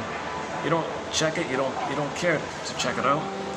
You've got this burning issue to get your anger out of your mother onto it displays sideways. So someone is going to fill in, stand in for your mother, because you can't reach the mother. So it displaces, turns around like a flipping thing, and it turns to find someone else. So some innocent person, that's called scapegoating. Okay, so some innocent person, in reality check here. Most people who you think you don't know, migrants and all that, their country was probably plundered and pillaged. Their family was murdered and all that. And, they're suffering and the hardship like that. They're just trying to survive. They're actually looking for help, kind of thing. And then their help. Oh, you're my mother who hurt me. I'm gonna get my anger out of you. Whoa, hold the phone here. I didn't want to be here. You destroyed my country. Now I'm here. Now you think your mother's gonna frighten you. What the hell? That's psychotic stuff, right? So that's one theory on prejudice, so-called fear of the unknown. Okay, somebody in the present, unknown to you, meaning by comparison to what you're familiar with, something different from what you're familiar with, click. That triggers up the frozenness that when the mother was unknown to the baby, a stranger to the baby, the mother was a monster to the baby. So it's wildly exaggerated, like unprocessed, undigested, unassimilated, unknown, unrecognized. You want to bring it to consciousness. So in other words, ironically, prejudice is an opportunity to recognize that your mother hurt you. Prejudice is basically equals my mother traumatized me. If you layer it all down, shall I compare thee to an enemy? If you trace it all down through the labyrinth, okay, prejudice equals my mother traumatized me. I'm angry at her, and I'm letting myself know that I'm angry at her by detouring it onto another to stand in for the mother. That's prejudice. That's one theory on prejudice. Okay, another way this is going to work is if you see someone as no good, because in the Faustian deal you shame yourself to where the one shamed you. To not be aware that you're doing this. When something's repressed, your soul is repressed, you say others have it. Projection. Projection means you don't want to admit something about yourself, so you say others are no good. That's you you're talking about. But you're loyal to the mother.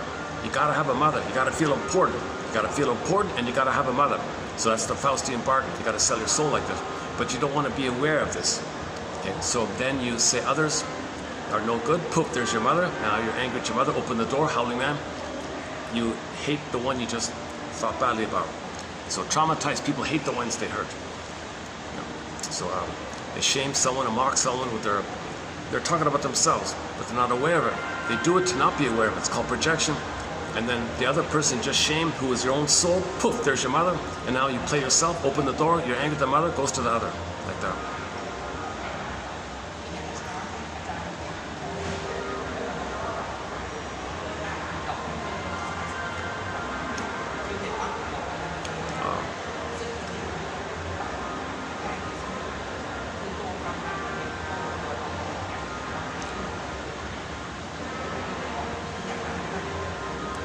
I once had a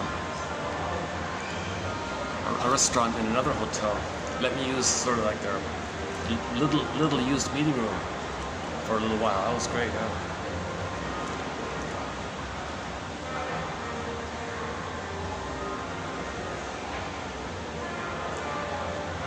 Only when it wasn't booked or being used or something. Change of management, a whole new manager came on the scene. What's that guy doing in there? Well, he buys a drink, he just sits there. Well, I don't know, get him out of here. Some aggressive kind of character. Nothing to do with hospitality, my goodness. He's kind of a handed to you kind of job, so.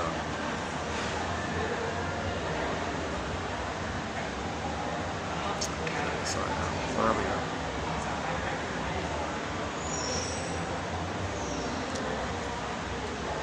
You know, a lot of passive-aggressive people, they like overly aggressive people because the overly expressive people, the bully, express vicariously their anger for them.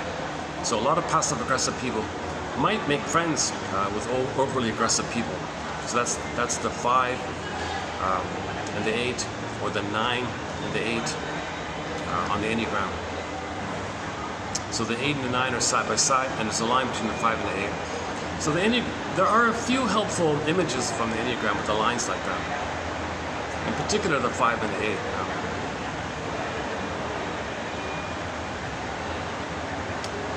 Where are we here? Can I do it like this? I'm a little distracted being here, to tell you the truth. I feel a little. I'm kind of stretching it here because I know they don't really.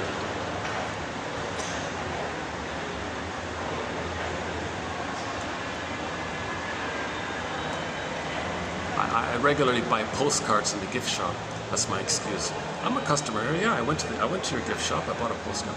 It hasn't come to that, but in my mind, I feel I'm a bit of a guest at the hotel. If I go to the gift shop, buy a postcard, then I can just hang out here up there a little bit.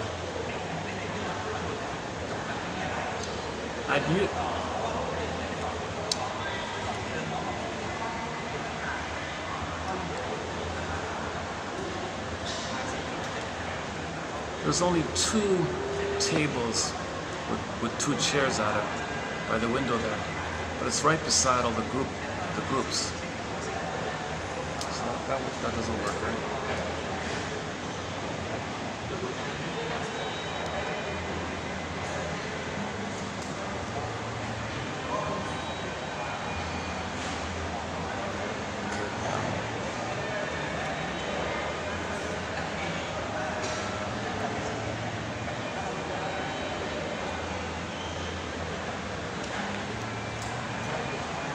Maybe I should try it on the spot.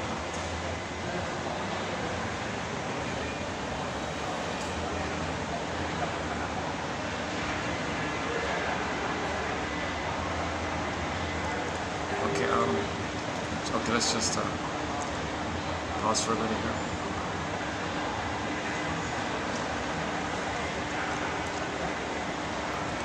Okay, so in the passive-aggressive way, that's one way of being passive-aggressive. Prejudice can be like openly aggressive, or prejudice can be covertly done as well. In your mind, the way you treat people.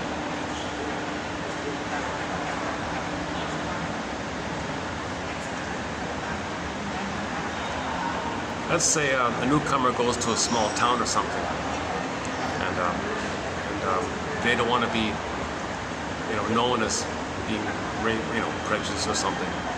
So most of the people might just covertly do little things, just cut them off, block their path, and make it look like it's innocent.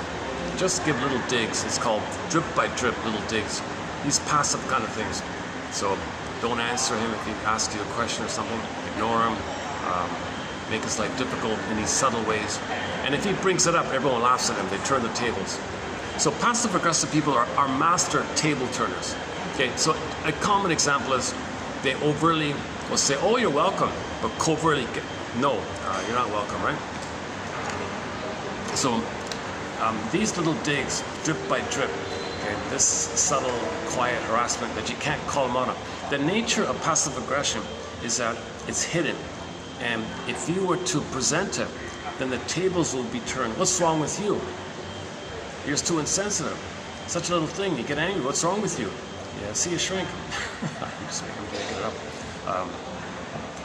So the people who are passive aggressive cannot admit that they're angry. Remember, the mother said anger is hideous. You cannot admit that you're angry. It comes out unconsciously, sneakily like this. They won't admit what they're doing is angry. Now they enjoy the power. They love the power. They love the perverse pleasure of getting back at mother. So the newcomer comes in, there's mother, and when they, let's say they drive them out of town, they'll all have a party, drink champagne, because they all feel a little flattering that each of them got back at their mother. They expressed their anger at their mother. That's all they want. All they really want is the psychology idea that they're getting their anger out of the mother, that there's a hope. When they get their anger out on the scapegoat, that's the hope that mother might pick up the signal. Oh, you're angry.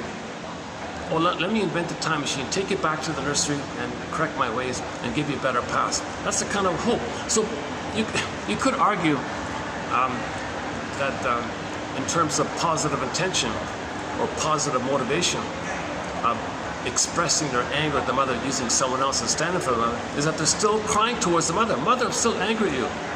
So when a person's prejudiced, it's kind of like they're saying to mother, wherever you are, in my mind, 6 feet under, wherever you are, mother, you see, I'm still angry at you. You see, can't you get the message? Can't you get the message? Twilight Zone, Season 3, Episode 7. Okay, he's doing that. He's saying, can't you get the message? And those people attacked him for it. Right? The mother cannot apologize because the mother has no I. The mother's got to feel an I. The mother needs a golden ball to have the ethics and the morality and the virtue that you want to make amends, a natural thing to do. If you hurt someone, you want to make amends and make it right. Natural empathy, natural family feeling. We're all one family, earth family, human family. I don't care about the mineral stuff. I don't care about this theory that I don't buy that just because nutrition was different.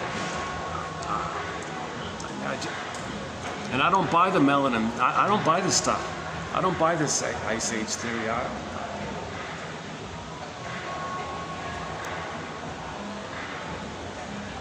I still have a question mark of why mothers traumatize their babies more aggressively, more violently in the colder places.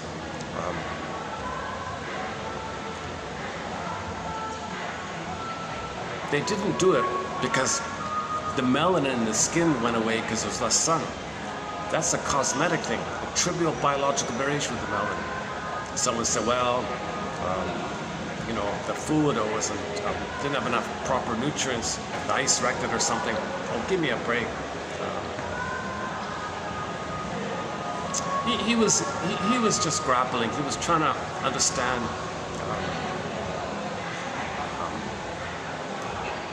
He was trying to understand why the 20% feel entitled to plunder and pillage the 80%. Well, the most traumatized of the most traumatized of the most traumatized. Why that is, I don't know. But they're going to have a greater entitlement and aggression in this area. That if mother plundered them, if mother pillaged them, mother gave them poverty, they become her, then that's the template. They see the whole world like that. Okay, so the reflection, the outer behavior will be a reflection of the trauma. Okay, so if the baby thought mother was a robber baron, a short seller, a pillager, a plunderer, remember the baby had a home, an embodiment. That's his home within. Mother robbed him. He becomes the robber. Repetition compulsion. To know the state, okay, the planet and everyone around it. Okay, well, you created Cortex. Give me a slogan. Give me some slogan. Oh, principle of discovery. Okay, fine. That sounds cute. That sounds convincing. Sounds important. Yeah. So the slogan of the 20%. If we did 20% find something, it belongs to me or us. Where'd you get that idea from? I gotta be loyal to my mother. That's what my mother did to me. I gotta have a mother. The only way to have a mother is to mimic her. I am her. Repetition compulsion. I gotta be loyal to her. I can't be healthy because that's betrayal to my mother. I gotta be loyal to my mother. I gotta be this way to have the hope and the tie to the mother. Maybe one day, at magical time she will appear. Mother will say, sorry, I give you the love. I'm waiting for that day. I'm waiting. And we've been waiting for 6,000 years. According to Star Trek's episode entitled Requiem for Methuselah, Season 3, the original one with Spock and all that. So that's, they call it the eternal triangle. It's a misnomer like that. But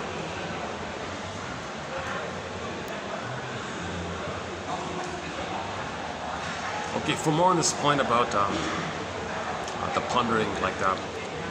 So the plundering on the planet is a reflection that the baby was plundered. Okay, the baby being plundered, its memories, it's in the mind and the psyche. That's below, unconscious below. Our outer behavior sociologically on the world is a reflection of the below, as above, so below. Our outer behavior is a reflection of our inner state. So we can know our inner state. If we don't know our inner state, we just repeat. So we plunder the planet, okay, gobble up, pollute, gobble up, pollute, gobble up, pollute. And now the beauty of the planet is being destroyed. Back to the song by Miss Lynn Miles there. Give me something beautiful.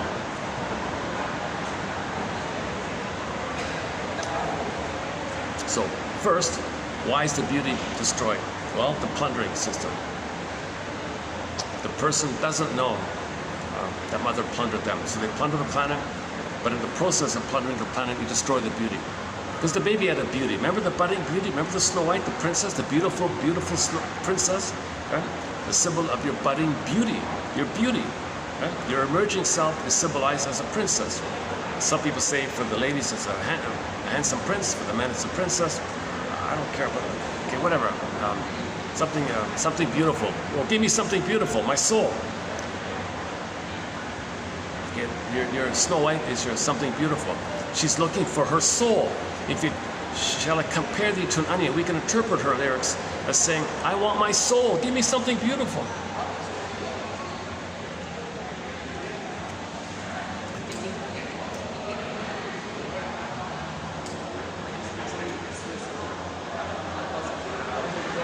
Actually, I see one, it's the same one. All of the seats are for groups. Let me see.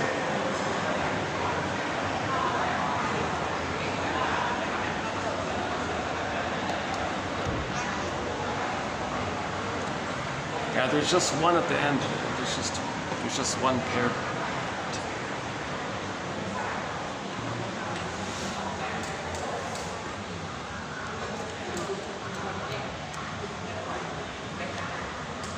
Okay, let's finish up with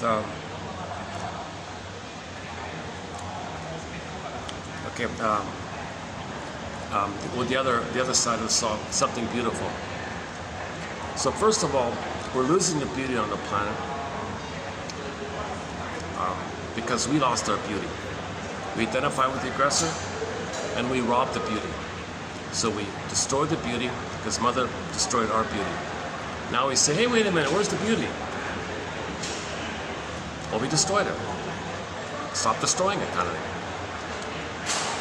How do you stop destroying it? Well, she transferred onto the planet. Where in the environment is there beauty? Well, that's a stand-in for myself. Where in myself is my beauty? Where is my inner beauty? Okay, project that onto the planet. The planet has beauty, but we're destroying it the way it was destroyed within. So just intuitively, the lyrics, people's writing, intuitive writings, kind of like partly unconscious, partly conscious, and something comes out. It's just trying to communicate.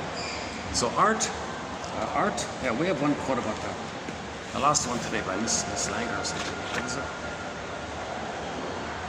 No, Miss Charles. Poetry is one medium that provides a bridge between words and experience. So her lyrics, okay, we might regard as slightly poetic, and her lyrics is a medium which provides a bridge between words and experience. Okay. In the mall, there's a line nearby in the mall. Some shop has a quote from somebody. We see with two eyes. We have two eyes, one to see and one to feel. Did I get it right? And then the follow-up here. Works of art are projections of felt life.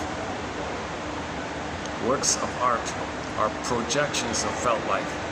So in the case of poetry being a work of art, poetry is one medium that provides a bridge between words and experience. In poetry, literature, all that stuff. That's the last one on 29. I'm reading from 29. 32.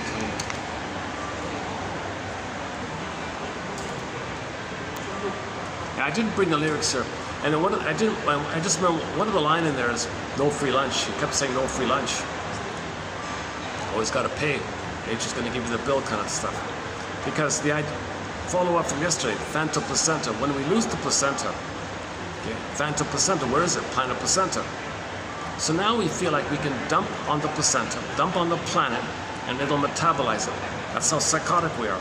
Okay, reality check. The planet is not a placenta. Okay, repetition. We didn't get the proper taking in experience. Okay, in the center vein, sends the goodness, the receiving, and the other veins send up the baby's waste elimination to the placenta, which does take care of it.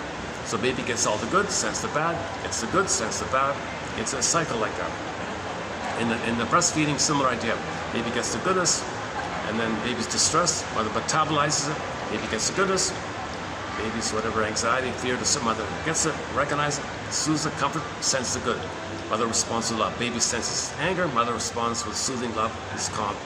And this kind of cycle takes, if that's all failed, okay, flash frozen, okay, we transfer into our lives. Okay, so she said, we're gobbling up the planet, no free lunch. Always got to pay, she said. So, but the baby is entitled to receive. But we're operating from the memory. We're operating from the memory that the baby is entitled to receive. So the trauma's still there, give me a receive. Trauma's still there, repeat. Trauma's still there, repeat. So a baby wants to receive, now he's greedy. Now he's angry and greedy and entitled. Now oral greed. Now pillage, enter pillage mode. So we're plundering and pillaging, like the baby is grasping for the safety with the mother, loving with the mother, soothing with the mother. Not just milk, but the experience of the mother. Her vibes, her attitude, her treatment, her relationship, and so on. He wants that kind of experience, a positive maternal experience. He wants to take it and remember a positive maternal experience.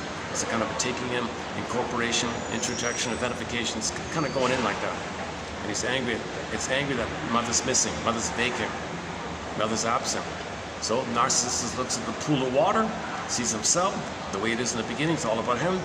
And while he can't leave that tenuous spot, because mother never appeared to see him, so he can see himself reflected in the way mother saw him, and he can see himself reflected through mother's eyes. Mother never appeared. It's vacant. There's no good mother. There's no good mother. Remember fairy tales? The good mother died at birth. No good mother, so he's trapped in the narcissist myth like that.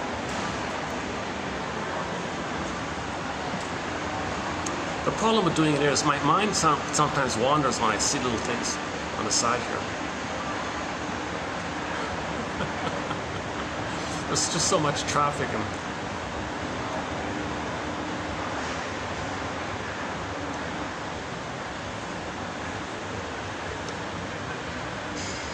I'm doing it now. I'm seeing people come in the main door. It's just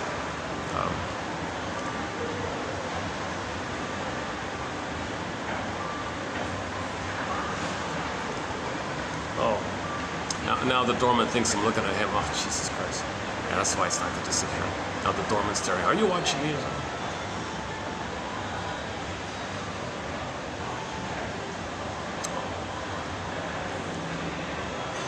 Let me reassure him. Let me change my chair. Jesus.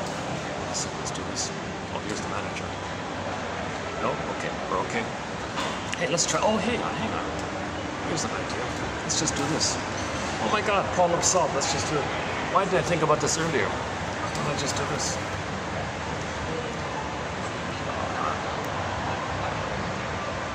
Or better yet,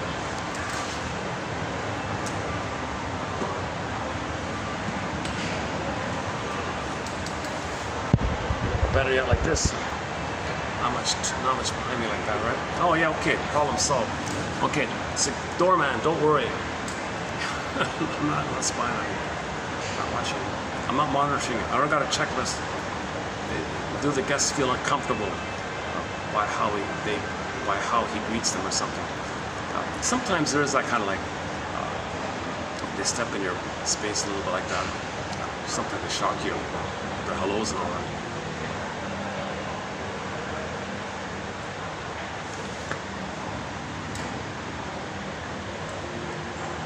That'd be passive aggressive, right? That kind of thing.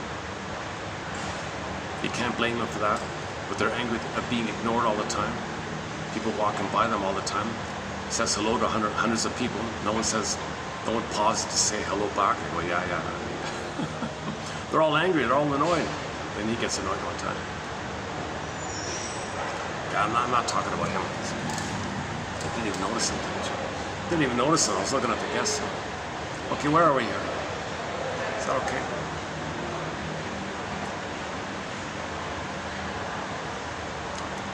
So I'll go outside soon. I'm starting to slowly cool off here.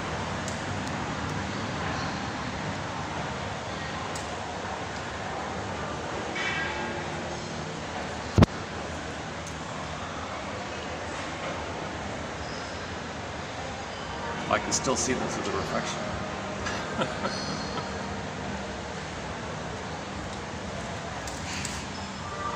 Despite many of my videos being a little choppy and clumsy sometimes, I hope in the in-between parts there's some good stuff.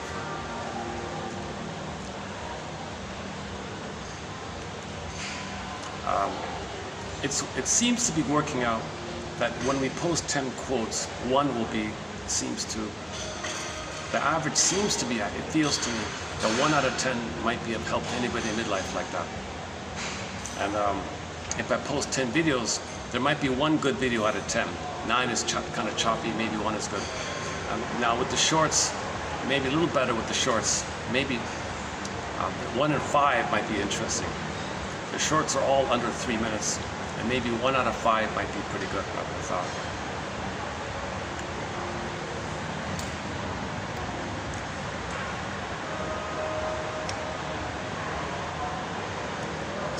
Another manager here. It's okay? Okay. Right. Let's do it this way. Or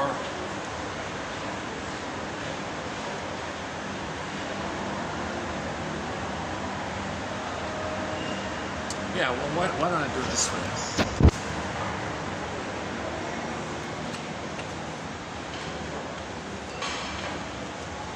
I tried this already.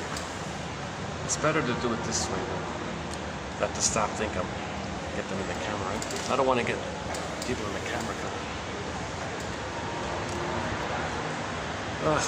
Maybe between the heat and the fatigue, I'm a little not too focused today.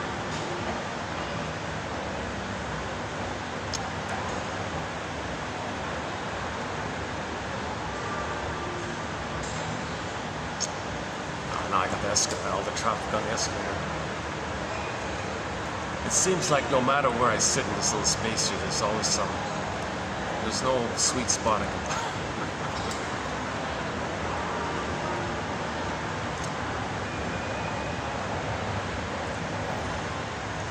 Something beautiful. So no free lunch.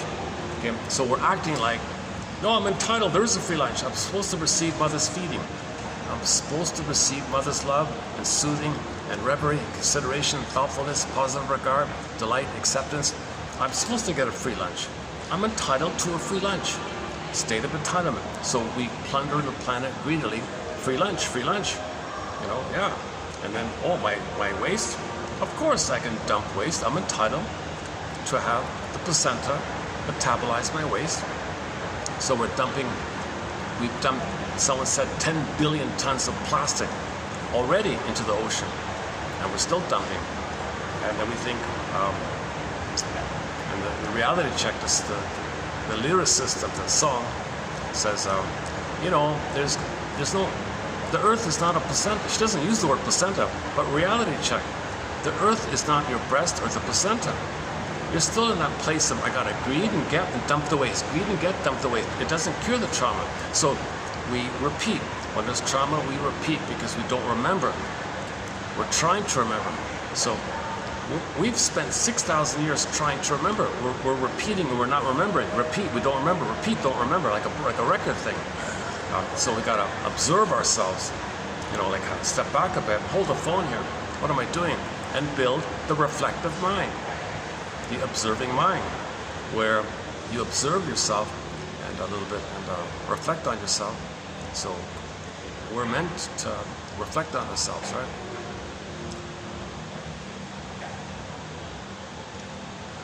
Now, one key reflection is repetition compulsion.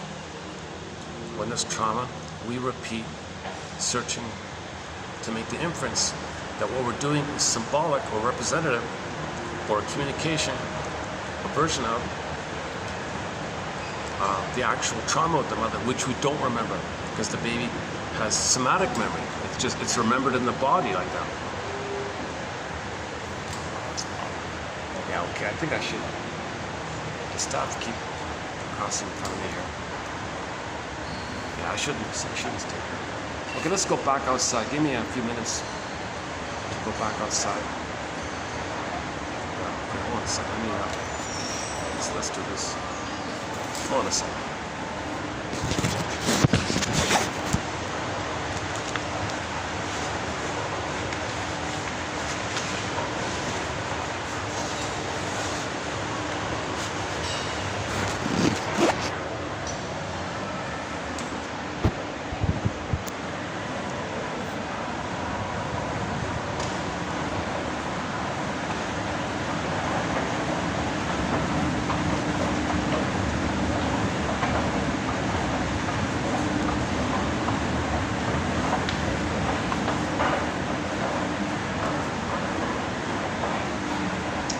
there's a picture of the rooftop. It's open after 5. This is just a photo of the rooftop. How's everything?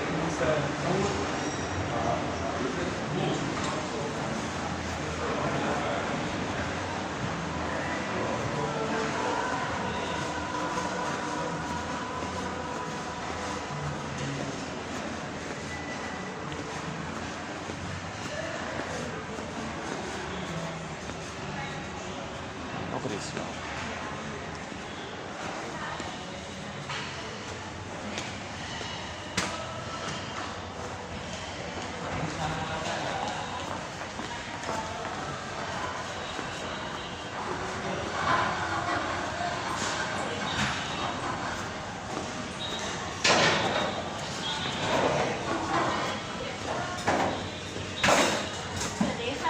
Hi.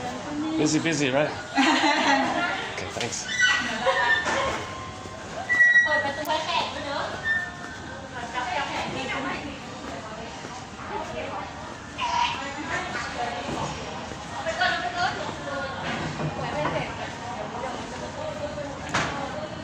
Okay, thank you. Thank you.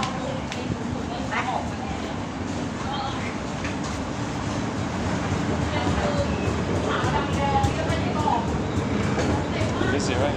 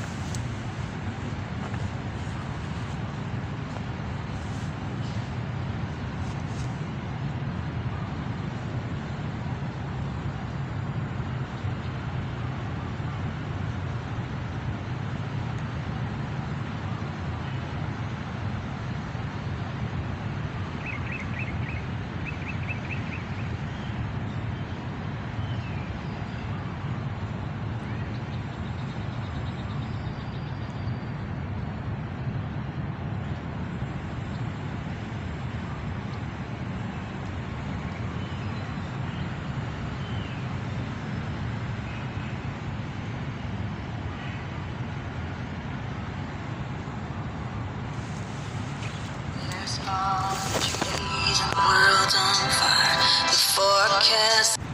There's fall in the trees and the world's on fire. The forecasts are in and they all look dire. There's gasoline and rainbows in the parking lot.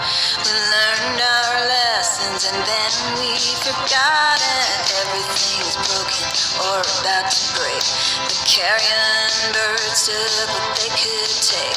We're blinded by the sun, we're crawling up the hill. We added it up and we can't pay the bills. We want bells to ring, we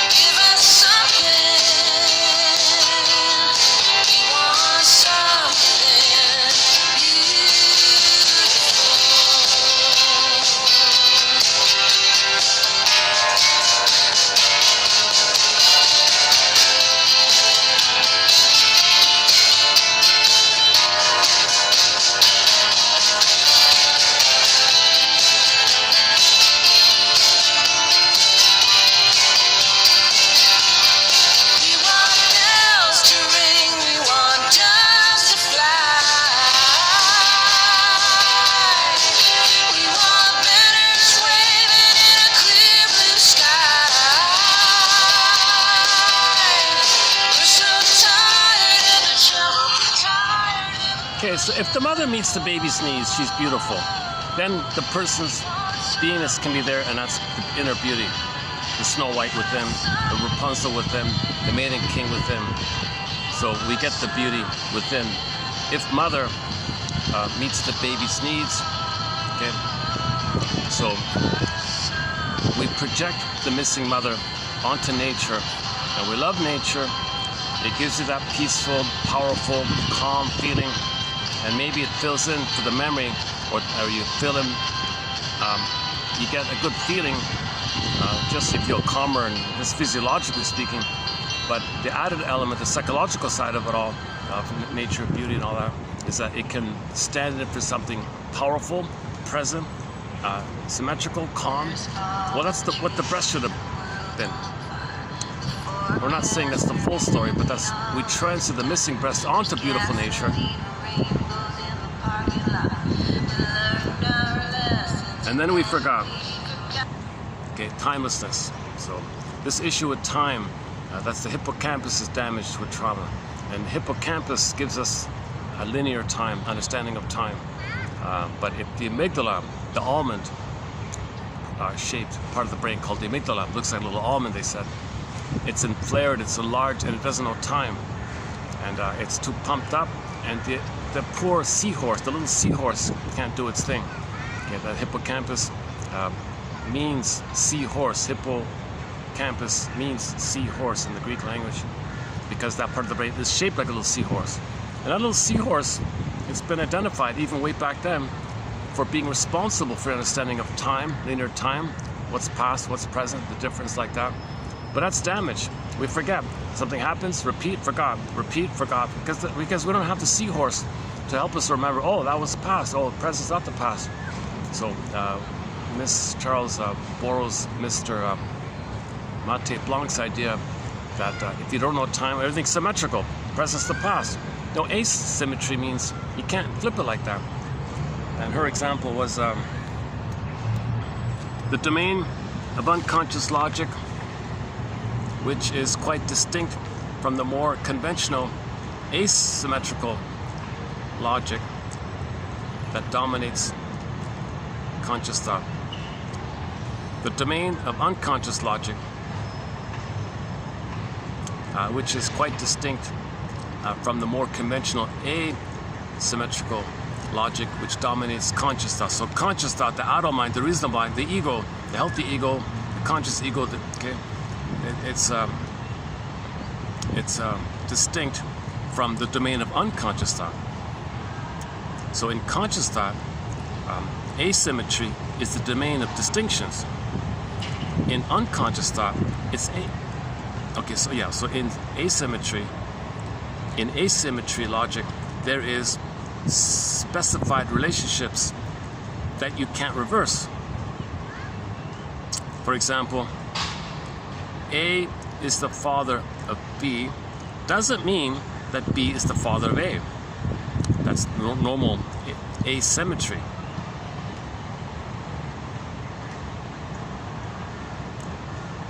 But when there's trauma and your emotions are flooded, symmetrical thought runs the show. It's whatever, things can flip-flop, topsy-turvy. That's why the mother thinks the baby's her mother. Baby mother, feed me, baby mother. Mother doesn't, she's got too much trauma herself.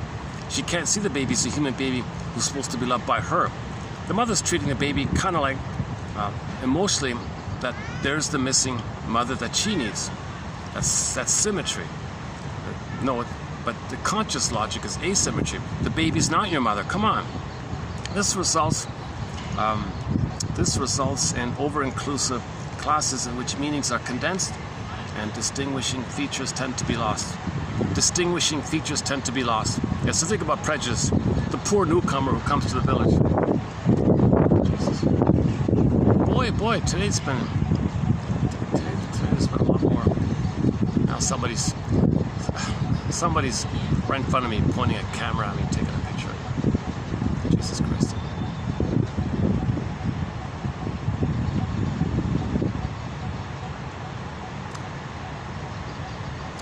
Okay. I don't think I'm not pretty enough to be. It was just something different or something. Yeah, look at that.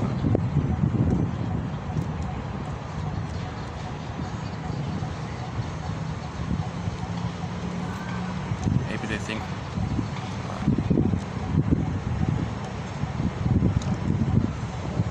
conversation piece maybe. Okay, where are we now?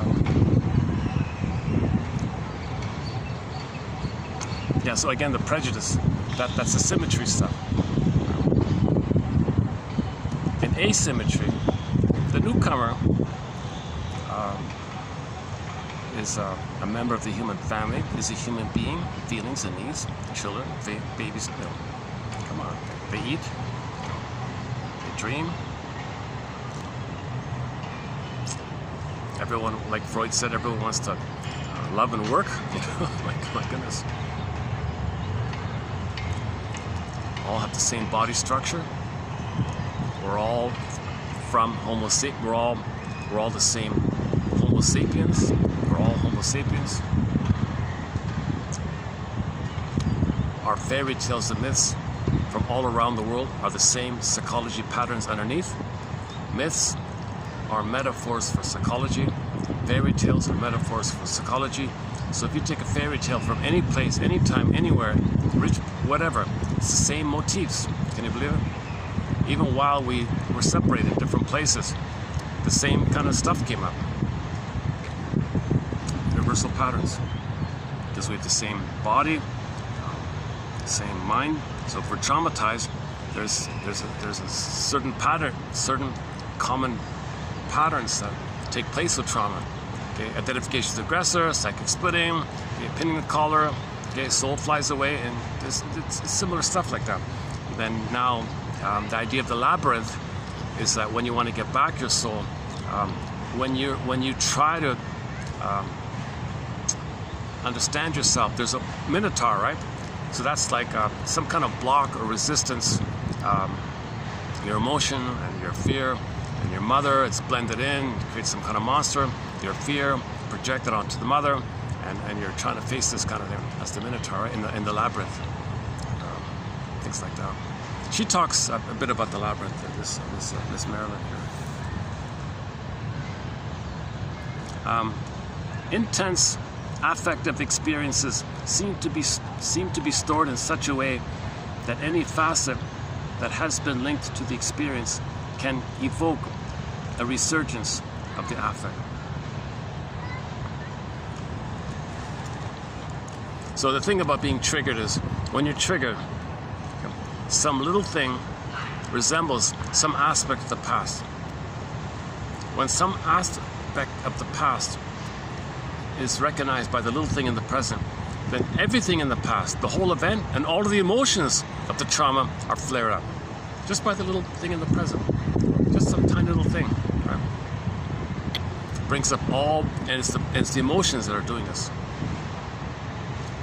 And the more that's the case, and the more you see the present as the past, she calls it symmetry. So you want to parse out, hold the phone here. Triggers means old childhood fears, old childhood memories coming up. Triggers mean unprocessed trauma, unmourned losses, unresolved battle with the mother, unfinished business with the mother, all this pain like that. Okay, trigger means that. So when you're triggered, you identify that first of all, right? And say to yourself, well, let's do the asymmetry here. Let's parse out, the differences here. What's the difference between the two? And it ends up being that the newcomer is just some lost, traumatized person, afraid to ask for help,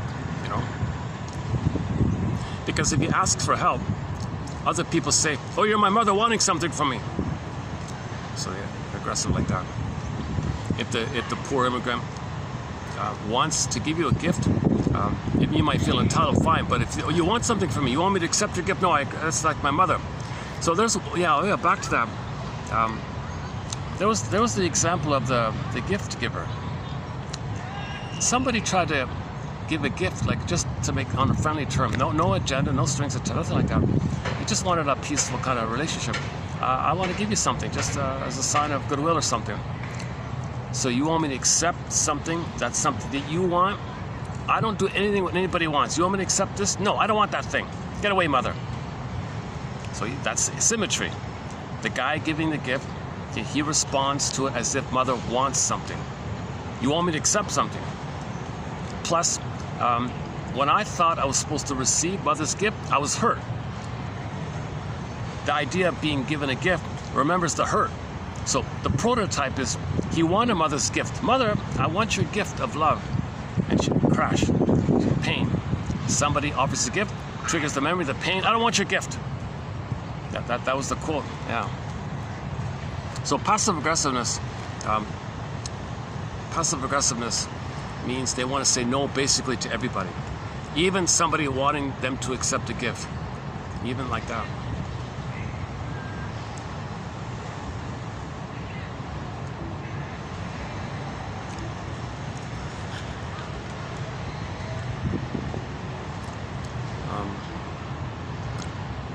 The motto. So let's just do today's quotes here. I'm really scattered today. My goodness. The motto of many with the passive-aggressive style is, quote, "You'll know I'm angry by what I don't do." Again, that's what Robert Bly does. He says something a little hesitant. Again, the motto of many with the passive-aggressive style is, "You'll know I'm angry by what I don't do." So that's their rebellion. You want something, I don't do it. I'll procrastinate. I'll make you wait. I do things on my term when I want, not what you want. I only do what I want, never what you want. So I'll make you wait. If I gotta sabotage things to make you wait, if I gotta pretend I misplaced the item to make you wait, or if I gotta actually literally forget or misplace or sabotage something to make you wait, I back off.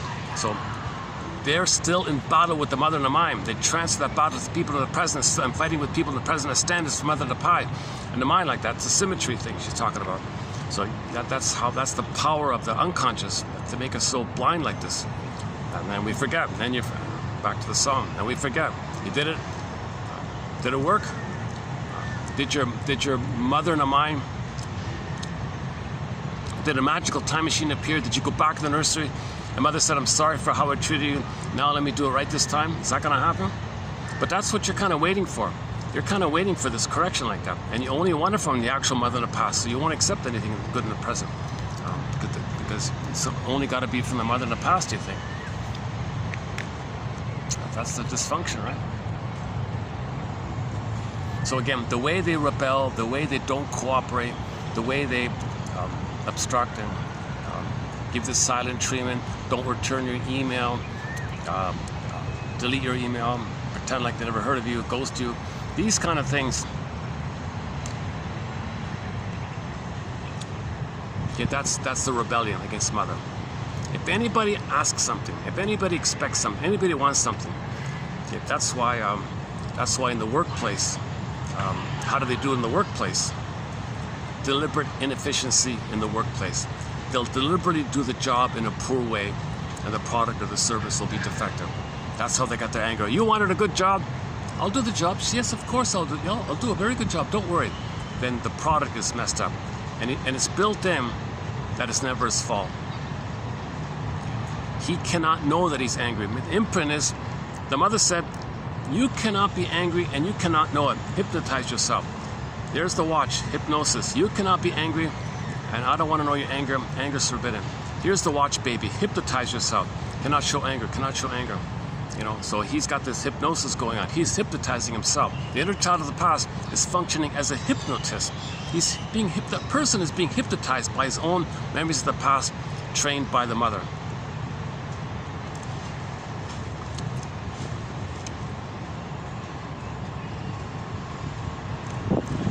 I just had a thought. If I see, when I arrive, I'm still kind of hot when I get here. I don't really cool off fully when I start a video. Maybe the trick is I gotta finally be more patient, hang out in the mall for an hour or something, fully cool off, come out here like at around this time, which is 3:40, so let's just say 3:30 kind of thing. Uh-oh. Battery, 56%. Oh, we're okay. Oh, battery's holding out this time, okay. And then I won't have this lengthy gaps and delays.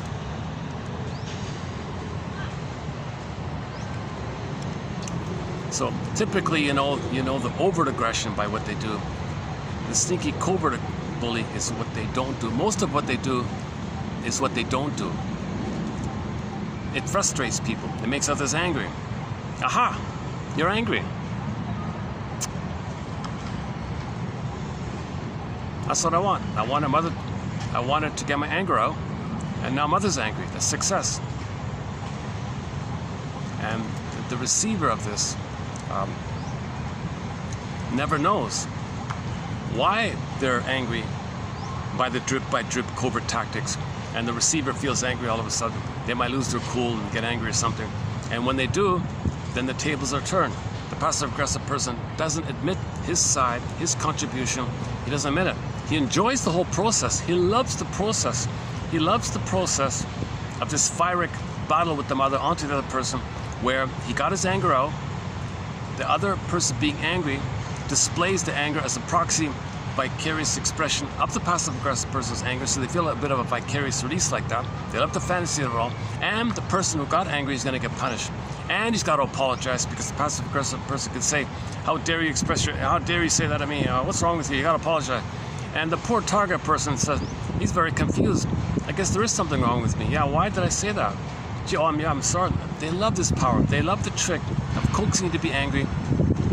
The other person's angry, and they got to apologize and make amends or something. And the sneaky person do it is never.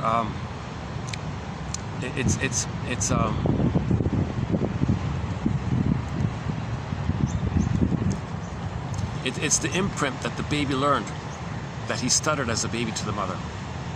That's his anger. His stuttering was his anger. Oh Jesus. Hang on a sec. Do I get another one? Well, luckily I caught it just before.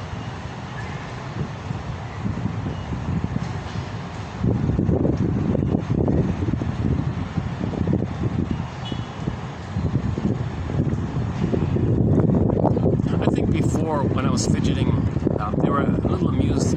Look how anxious he is. We're not anxious. He's anxious. So they don't have to see their anxiety with him if I display it. So they were a little focused on me, watching my fidgeting and head gesturing, signs of anxiety like that. So then they feel relief.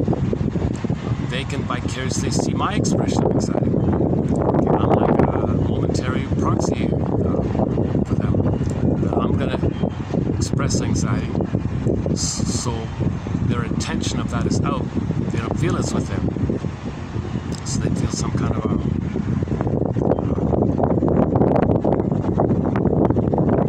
affirmation that they cannot show any kind of anxiety with them. They can't emit any anxiety with them. So it's a relief to see someone else being anxiety, showing anxiousness.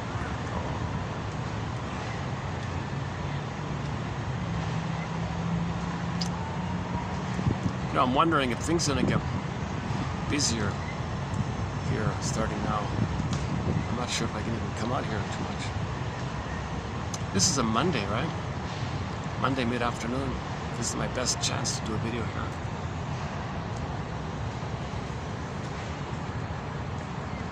Where are we here?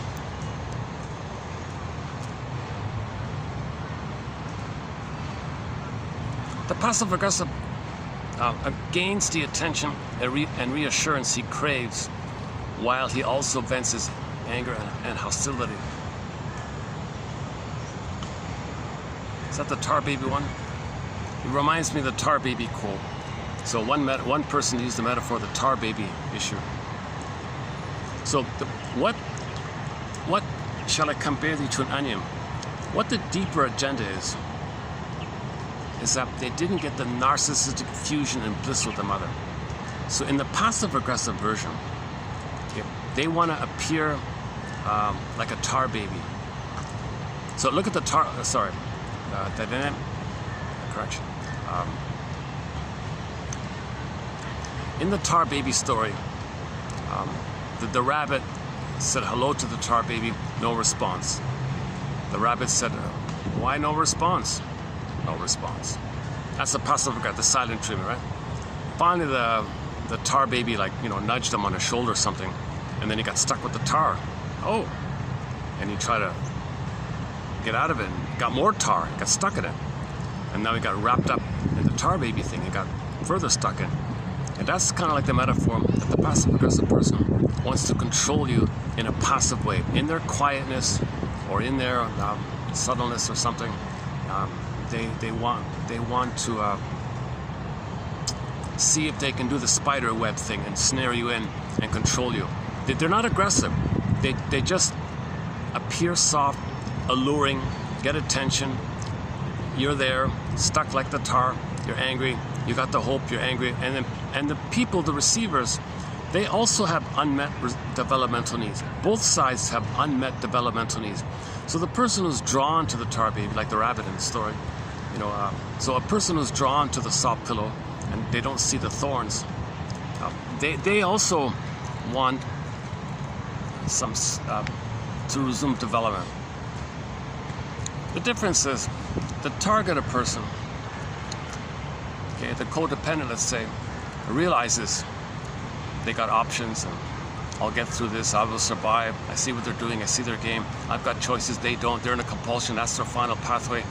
I've got a little more, a bit reflective, I've got more of a bit of, I got a slightly reflective mind, so I'll get through this kind of thing.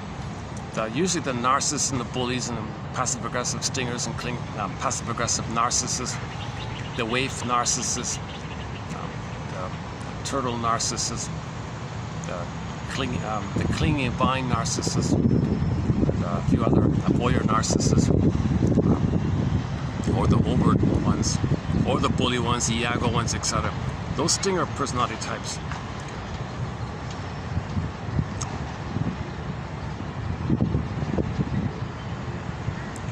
You got to mix with the stingers. There could be the overt, like the covert, like the overt bully, or the covert bully, like the passive-aggressive narcissist.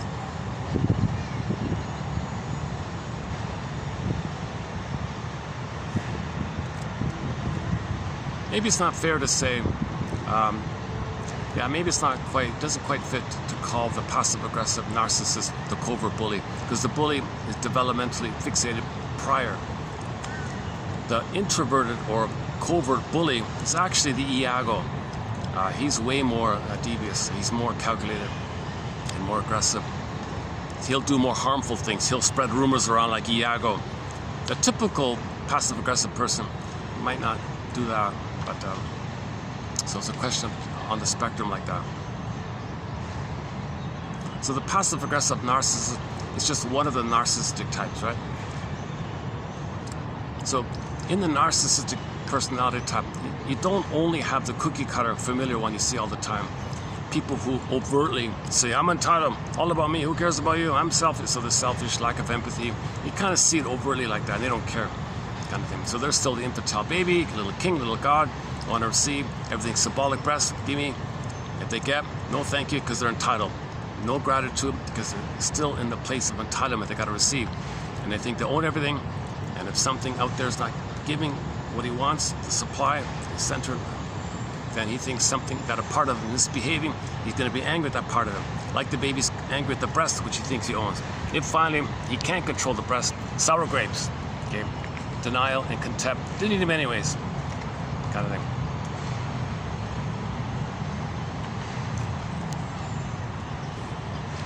Okay, so the overt narcissists we know about, but there are covert ones. Okay, there is the voyeur one, okay, the passive-aggressive one. Okay, maybe the waif and the clinging vine are kind of in there as well.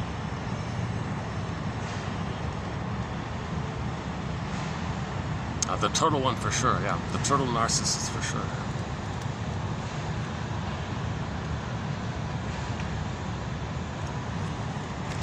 So they want a chance to hook people in with the tar baby method, where people are trying harder to please them, trying harder. They're wrong, they're guilty, their fault. Okay, they gotta apologize, they're wrong. And the passive-aggressive narcissist loves this power play. They love this tactic where they're alluring. The other person's got to apologize. The other person expresses anger for them on behalf. The passive-aggressive person gets their anger out in these ways. They enjoy the power of doing so. If they enjoy the power of finally getting their anger out of the mother, not being responsible, not admitting it, but enjoying the whole process nonetheless, but the passive-aggressive person is kind of feeding this thing. So, I mean, the codependent is kind of feeding this kind of thing. So when a stinger marries a clinger, if a passive-aggressive narcissist marries a clinger, you see, the clinger says, I'm no good, I'm wrong, my fault, you're always right. Let me save you, let me fix you, let me cure you, let me heal you, let me help you. Then the passive-aggressive narcissist will say, oh, I want to lure that in so I can get my hate out. I want the attention, I want the reassurance, I want the attention, okay, I want the chance to create the tar baby phenomenon. Stick them in, thinking that they can control them, recreate the fusion, and resume development by separating from them. What a mess. You're not in the nursery, nobody's your mother in the past, but they're operating from that past. They transfer the past to the present and pick up that trauma point in the past and put it in the present with someone else, hoping to undo it. You can't. It's past that critical time. All the neural wirings are laid down. By 5, they say, or something like that. 3 to 5. So the only thing out of the curse is the magic, not the magic, but the ability to assimilate and accept the story. That's why it's narrative medicine, story medicine, poetry. That's why I have poetry. It helps you to bridge your experience with the conscious, make the unconscious conscious. Okay, so the unconscious is your experience. You put it in some kind of form, like words or art, whatever. It's kind of like bridge it like that to facilitate the bridging of the unconscious to conscious. We want to make the unconscious conscious. So that's what these quotes are about, and poetry is about, and all that.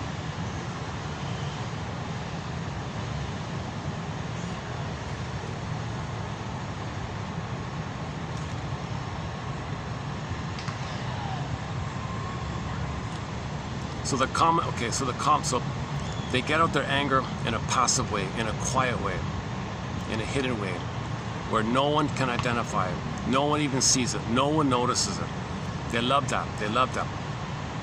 It all started when the baby stuttered with the mother, had eating problems with the mother, wet the bed with the mother even. It all started there. And mother was confused. Mother got angry. But the mother didn't think that the baby was angry. But the baby was angry in those things. That's why the stuttering and the rebelling in the food or something, and maybe the nightmares, digestion system didn't work. The nightmares, anger, fear, bedwetting, he couldn't process it. He couldn't process the anger, so the bedwetting might come out like that. And the mother is confused by this kind of stuff. So somehow, at least in the bedwetting one, the mother might get angry by that, and the eating problem, and the stuttering. The mother might get angry. So that's part of the escapism. If mother could get angry, then she's at fault. All the focus is on her. Tables turned, and that's now second nature to them. It's second nature to do little micro things. One guy calls it invisible psychic microscopic mites. Drip by drip by drip, and you're not aware that it's happening again and again and again. So if the man, let's say, is a pleaser, and his wife is a passive-aggressive narcissist, he might be helpful and all that, but she's doing these little aggressive things. He never notices it. He just says she's elusive, she's mysterious. Yeah, she's I don't know, a little angry, I guess, but confused. How does it go again? You're mysterious. Oh, Jesus. How'd it go again? You're mysterious, elusive, but beautiful. I forgot. So he's always lured in, right? So the attractive side of her is the soft pillow, and then the anger comes out with the thorns. So you got a pillow with thorns in it. The pleaser is drawn to the pillow. Thorns, oh, let me fix it. Let me detox you. Let me help you. Let me make you be a loving mother so I can resume my development. The stinger doesn't know what you're talking about. The stinger's married to mom. They become them. They want to use you as them to shame, to get the anger out. They see you as mother whom they're angry at. The clinger, what a mismatch, right? The clinger thinks if he saves this person, it'll be the mother who will love them in return. The stinger thinks, there's my mother already, I'm going to get angry at her. So the clinger wants to be helpful, thinking if they save the stinger, then the stinger will be a good mother and the clinger can resume development. The stingers prior to that place, they flipped over in the identification with aggressive mode and married mom, and now they got to shame themselves, seed onto the clinger, so they want the clinger to shame. Okay? Because when they shame the clinger, poof, there's their mother, the other. The clinger becomes the other. Their own spouse might become the other. They hated mother, then now they're fighting with the spouse like that. It takes 6 to 7 years, they say, on average, for a clinger to wake up.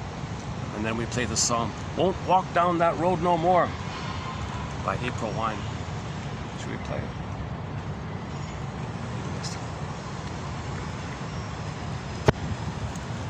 In its mildest form, passive-aggressive behavior.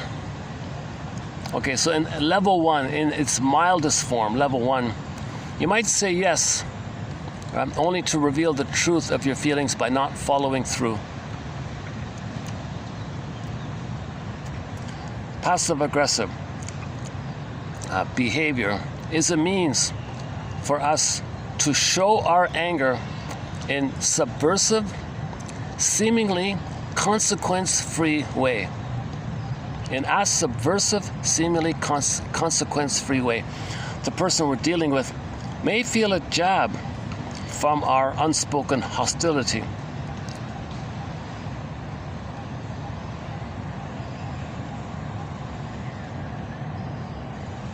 But our words and actions are unimpeachable. Yeah, he gets away with it. He gets away with it. Just like the intuition the baby developed to stutter when he's trying to talk to the mother. "I don't want to talk to you. I'm going to stutter." "No, I don't want." Tries to speak. "No, I don't want to speak." There's a stuttering. I stutter when I speak, right? All of these ums and ahs on my end, it's probably, maybe unconsciously, I'm projecting my mother onto everything. And I do a lot of ums and ahs like that. I have a little fear, anger, all these little jumps like that. So once again, I'm not a shrink here, and so I'm only the compiler. I'm trying to learn this by sharing it. So the give back is that the codes are posted below, and for the price of the you-know-what, you can have this 10,000 collection. I think it's a resource. There's nothing like it out there at all, not even close, not even partially close. It's really an exciting collection of quotes. So 10,000 quotes, 10% on average seems to be the stat here, where someone will read 10 and find one and go, aha. And then you take that aha and expand and quote unquote free associate. What does this quote remind me of? What does it suggest to me? What thoughts spring to mind here? And see what else freely comes to mind. And if a feeling comes, you make room for the feeling, make space for the feeling, welcome the feeling, honored guest, welcome. Ah, there you are. Ah, there you are. Hi there. Hi. A cup of tea. Welcome, welcome. So you welcome your feeling. If it's a feeling or sensation, either way. You welcome either one. You welcome both. If it's a feeling, or a sensation, welcome, welcome. Allow, make space. Allow, make space. Give them the best seat in the house. Give them a cup of tea and put some nice music. Just welcome, welcome. And a long time no see. How you doing? Another thing you can do is when you have a feeling, you say to yourself, I must have a very good reason for feeling this. Or to the guest, you must have a very good reason for being here. Same idea. Right? And that's it. Gentle awakenings, quiet awakenings, like that. And if you resist, well, notice that you resisted. If you blocked, faced the Minotaur came and you blocked it. The Minotaur, you can't pass. The Minotaur's there. Okay, then notice the Minotaur. You couldn't pass like that.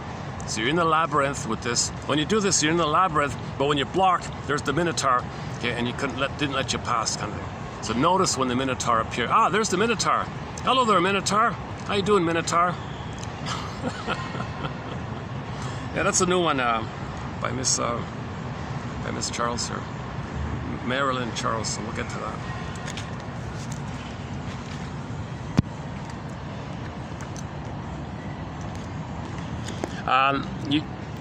if you're in a good mood, you can call the person out on his passive-aggressive person behavior.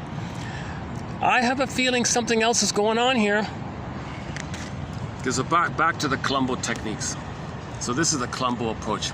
If you are in a good mood and someone is being passive-aggressive, you can do the Columbo thing. I'm feeling a little triggered here. Let me excuse myself here to process and try to think about my anger. So I'll leave now. Please excuse me. So I'll talk to you later. Yeah. So bye for now. Oh, just one more thing.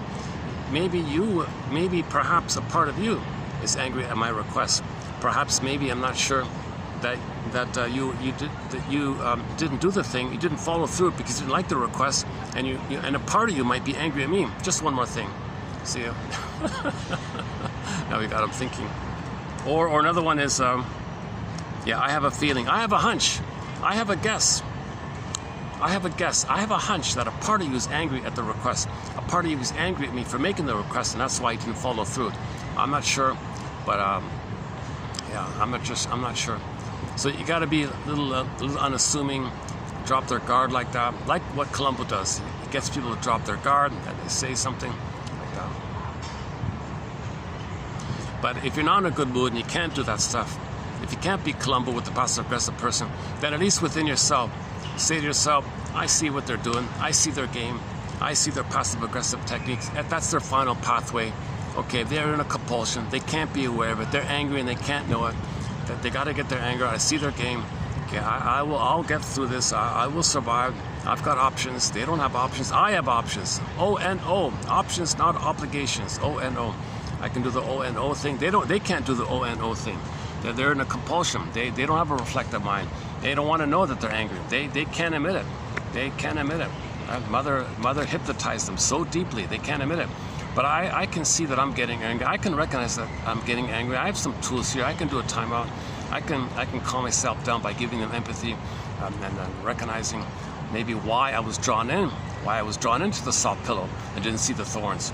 So that means I had kind of needs from them, and they wanted to control me, and maybe I had a hope that they'd be a friend, or I had a hope that I could resume development, have a mutual relationship, but they weren't there then. But I had hope, and I didn't see the truth. I didn't see the thorns. I didn't want to bleed the thorns.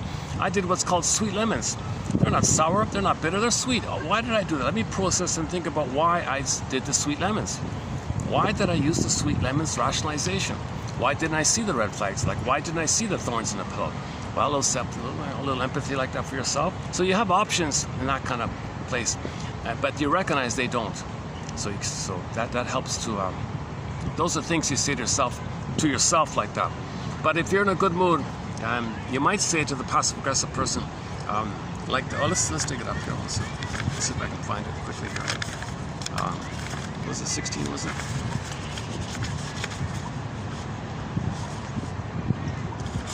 Was it here? 16, 18 or something, where was it again?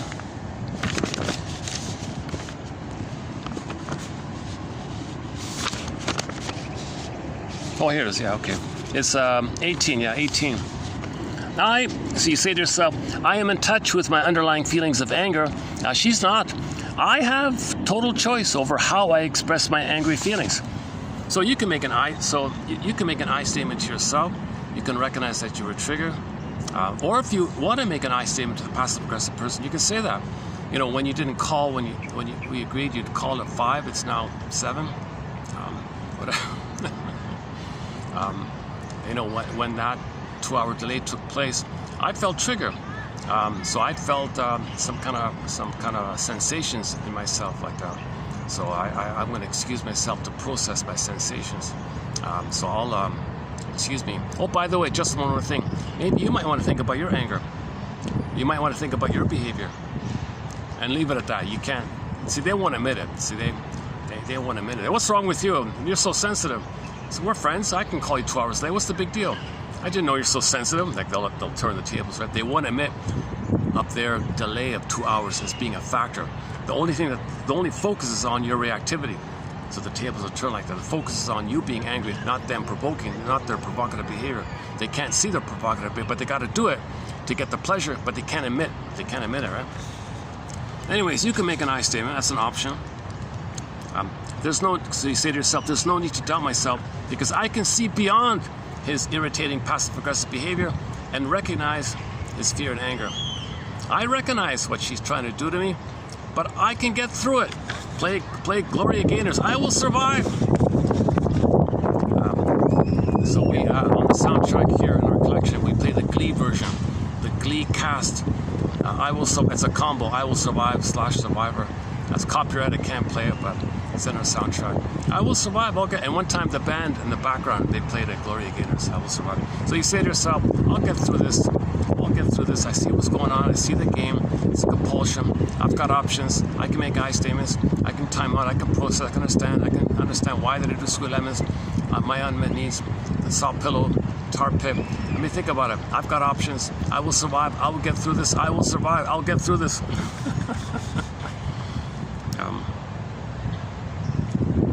Well, here it is. Here, the Columbo one.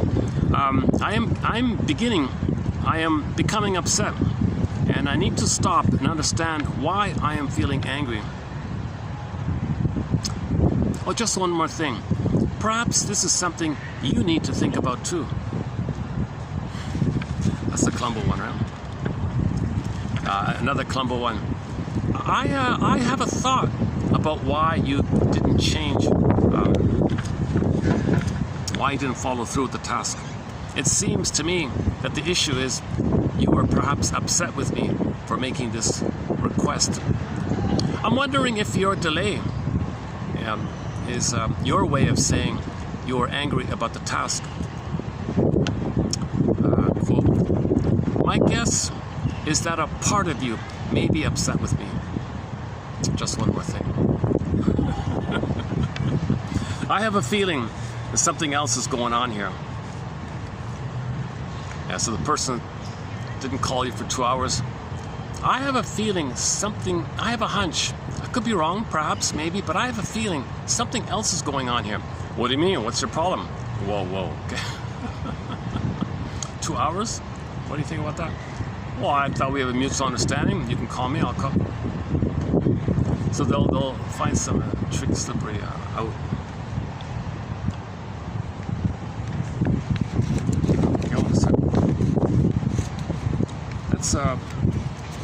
Let's finish up. Actually, I think we're winding down on the passive aggressive. Is that it? Let's backtrack a bit.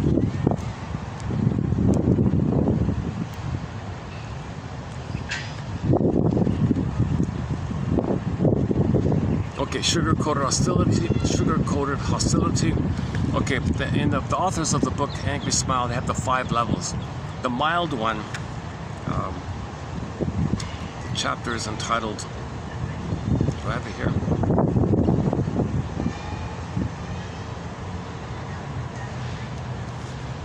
Where are the levels one? Oh, here we go. Temporary compliance. So level 1 is temporary compliance. So for the moment, you overly want to be nice and you comply. Oh yes, it looks so sweet, like that often. Simultaneously, they covertly do not comply.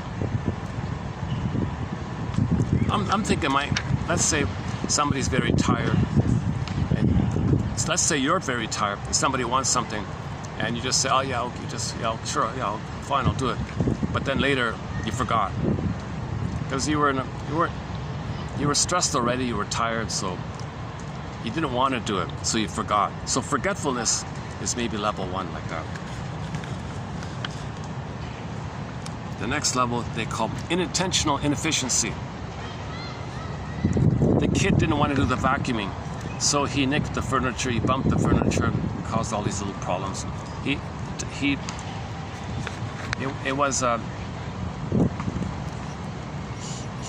vacuumed the room in an angry way, causing little problems. Those little problems were an expression of his anger. Level 3, letting on purpose a problem escalate.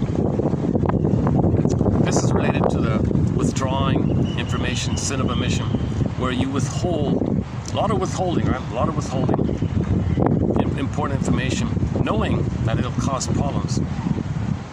And If you were to give the information, the problem would stop.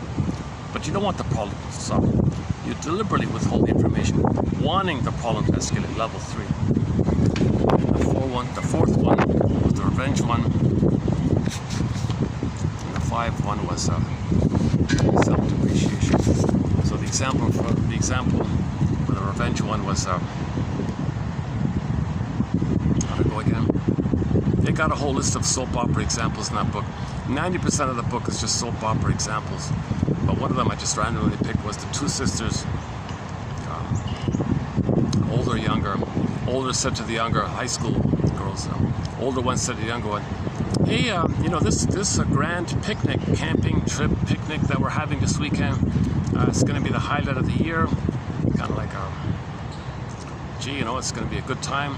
And, you know, the most handsome man, a guy at the school asked me to go. I've got a date with the most handsome man at the premier event for the high school. Geez, younger sister, it's too bad you don't have a date. It's going to be so nice. You don't got a date. Too bad. Yeah. So she felt unfair. She felt envious and unfair like that. So she wanted some kind of sneaky revenge. So her tactic was since this was like a semi-camping thing, where there were going to be a lot of bugs, the older sister was going to bring her mosquito repellent lotion. So the younger sister found it, dumped half of it out of the tube, replaced it with baby oil, shook it up, diluted the effectiveness of the product. So then the older sister goes to the camping thing, puts on the ineffective stuff. The bugs are attacking her all the time. She doesn't know why. She's having a miserable time. And the bugs keep attacking her. She comes home finally. I don't know what, I had a miserable time. The bugs kept after me all this. Oh, really? The younger sister said. So she got a revenge. Sneaky, covert, hidden way. Now, the other one is the father. The number 5 one is, according to them, is the fire revenge one. They don't use the term, they don't use the word fire revenge, but they're describing fire revenge. The son hated the idea of being ignored by his father, and the father only valued his schooling, his education. He never talked to him, played catch with him, never looked at him, talked to him. He didn't even like his son. But nevertheless, he wanted the son to have the diploma, to look good. Maybe one day he'll take over the company or something. But he only cared about the diploma, not about him. So the son went to school feeling really angry at always being ignored by his father like this. So he decided to attack the one thing the father did value, his diploma. He crashed the diploma, failed school, flunked school, made him angry, got his attention. Oh, now you notice me. Now you're paying attention to me. Now I'm a human being. Now you're relating to me. So that's a fire of revenge. Okay? He destroyed the thing that the father valued. It cost him his degree, the family money and all this, and he got the benefit of the father noticing him, even though he's shouting at him. So that's, they call that self-depreciation. In the Nashville music show, a couple broke up. The guy was moping around. The ex-girlfriend said, yeah, don't try to punish me by hurting yourself. Similar idea.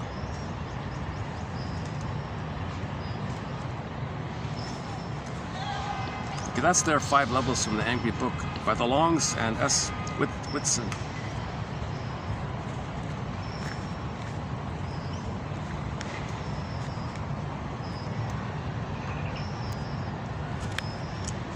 Is there a person in your life who irritates and frustrates you in insignificant and endless ways? Okay. Insignificant, but drip by drip, endless ways. Insignificant. Each little insignificant thing they do, they have full immunity. Like they're looked as an angel or something, but they're doing the drip thing. And if you identify the drip thing, tables turn. What's wrong with you? Why are you so sensitive? Such a little thing. They turn the tables quickly. So they know that they have that option, so they get away with it like that. And other people don't want to call it out because they sense the table turning thing.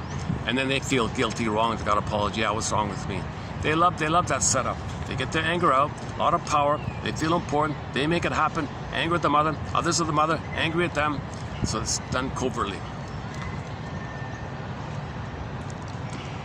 Now the phrase for this is passive aggression, or passive aggressiveness. Watch the read the book Passive Aggressive Man by Scott Wetzler. There's a 15-minute news segment on YouTube about it, featuring the author as well. If you don't find that on YouTube, you'll find it in this channel about maybe 2 to 3 weeks ago. So look up Scott Wetzler 2020 news program.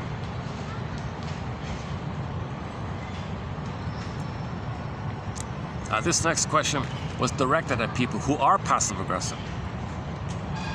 Do you guys in the audience? So you guys who are passive aggressive, or the midway point was, do you get pleasure and satisfaction from consciously thwarting and quietly getting back at others? Mm-hmm. Oh yeah. Do you find yourself habitually procrastinating, forgetting, being intentionally inefficient, plotting, getting revenge, or even spiting yourself just to hurt others? Well, if so, dear audience, you have probably identified yourself as a person with passive-aggressive behavior.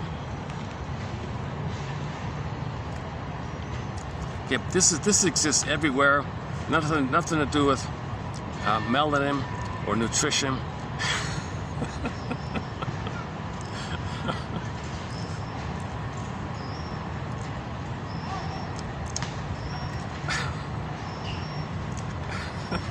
Losing melanin is not going to automatically make you aggressive.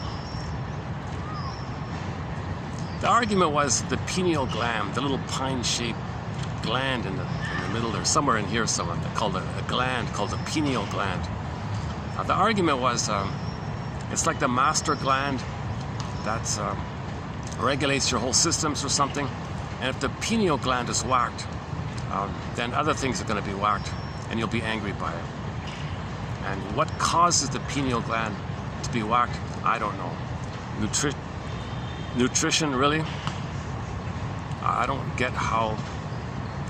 I don't see how nutrition is unavailable. The soil is fertile all over the place. There's fruits and vegetables all over the place.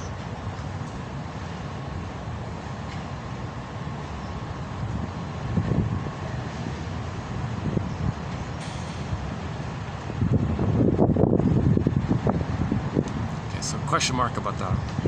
So I don't buy the idea that your diet and losing the melanin because you lived in a place where there was less sun. The melanin is responsible for how much for the tone of your skin. So we all begin with a shade of brown. Less melanin becomes a shade of beige. Nobody has white skin or black skin. And for Pete's sakes, don't say anybody's white or black. Nonsense. We're all human beings with a shade of beige tone of skin or a shade of brown tone of skin. Technically, you can argue, Jane Elliott says, that a shade of beige tone of skin is a shade of brown tone of skin. Just a quantity of melanin in the skin. Okay, melanin is also responsible for the color of your hair and eyes. So less melanin might transition the hair color to the the brownish, like the blackish to the brown hazel, and I think the orange and the blonde, is that like that? So blonde, I guess, has the least melanin or something like that. And with the eyes, it goes green to blue or something. How that works, I don't know. But it's just a melanin thing. It's sort of a cosmetic thing.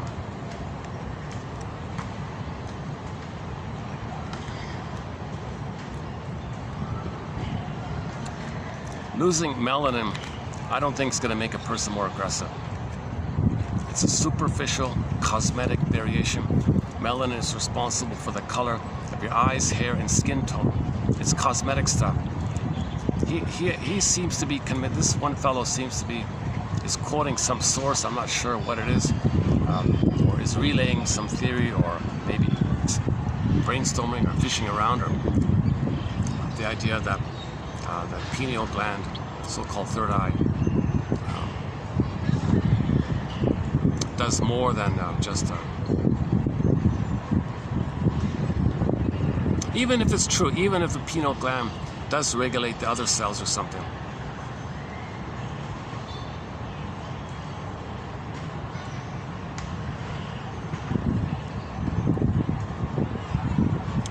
Yeah, the psychoanalysis says if the mother traumatizes the baby, then he'll be aggressive. He's not born aggressive. No one's born aggressive. Mothers can always soothe the baby, meet the baby's needs, he'll be loving. He's born to be loved, born to live in love. All the mother's got to do is to preserve the cord and the placenta. Okay, that allows the continuity of the intimacy that can be continuously kept in place with the skin to skin, natural feeding, nerve line, loving gaze, all continues. Then everything's okay. I don't care if he less nutrition or I don't think. I think mother's love is very powerful like that. If the mother does her job, the child will be loving. I don't care if he's in the North Pole or South. I don't care. I don't buy that. Think about the Inuit people. They're considered the most peaceful, loving people on the planet. Look at the harsh, cold environment they live in. So the Inuit people clearly discounts this theory, I think.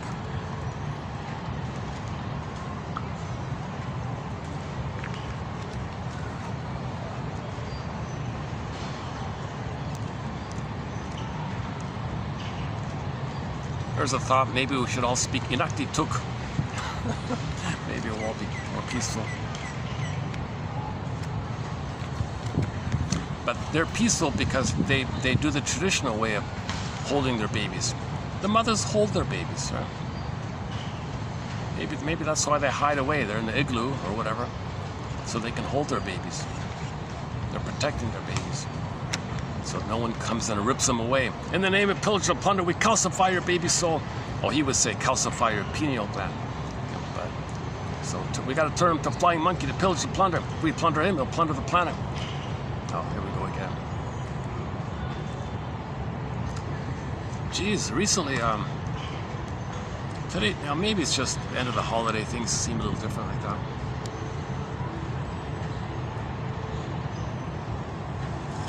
Or maybe word's getting out that I'm on YouTube, I don't know. Still no views, can you believe it? Still no views. My last video wasn't too bad, only 2 views. And the total watch time was 0.01 of a second. Shouldn't it at least be 0.02 of a second? I don't know.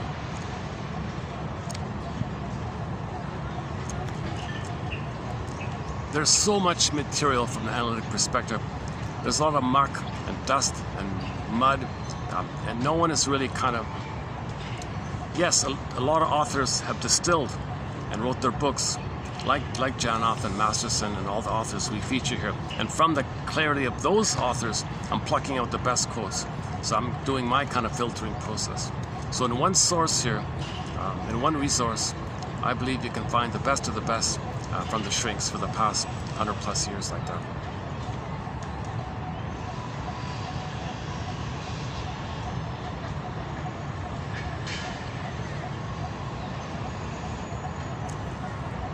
Maybe that's the benefit of my only having a BA, my being insistent in wanting clarity. Right? I don't have any other agenda. I want to learn. I want to heal. I want clarity. I want understanding. Right? I want beauty. Show me something beautiful. In her other song, I was borrowing the idea of a soothing light. These might be soothing lights. Yesterday's song was also by her, where she's looking for a soothing light. Let's do that again. Can we do that again? One sec. I did write down all the lyrics. I just made a quick, brief sketch note. The main one. Oh, here it is. Yeah. In Lynn Miles' other song, "This Heart That Lives in Winter," the main line is, let's play it in the background. Yeah, let's take it up. Hold on a sec. Hold on a sec.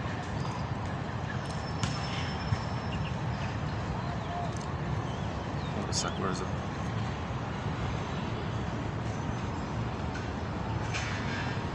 Oh, here we go, yeah.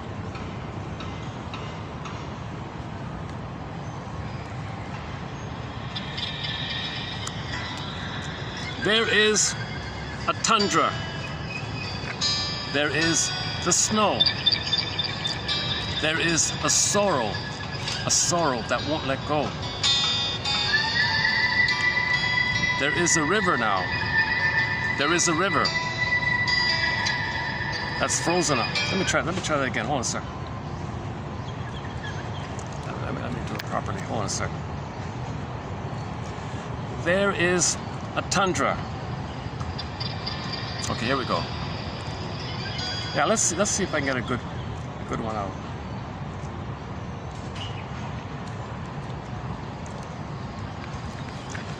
There is a tundra. There is the snow. There is a sorrow that won't let go. There is a river that's frozen now. There is a grace that I cannot allow.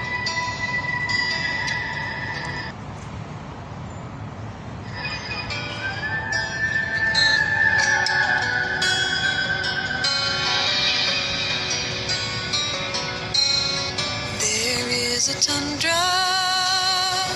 there is the snow, there is a sorrow that won't let go. There is a river frozen now, there is a grace that I cannot allow.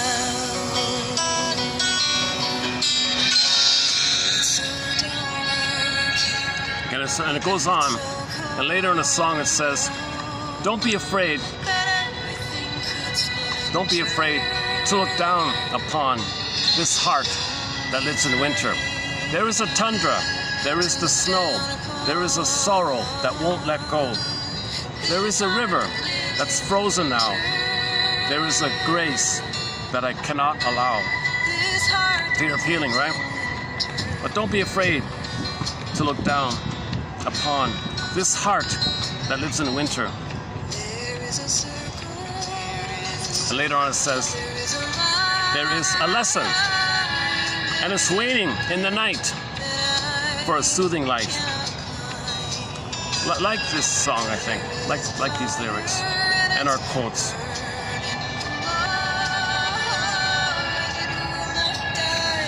Though these winds will blow,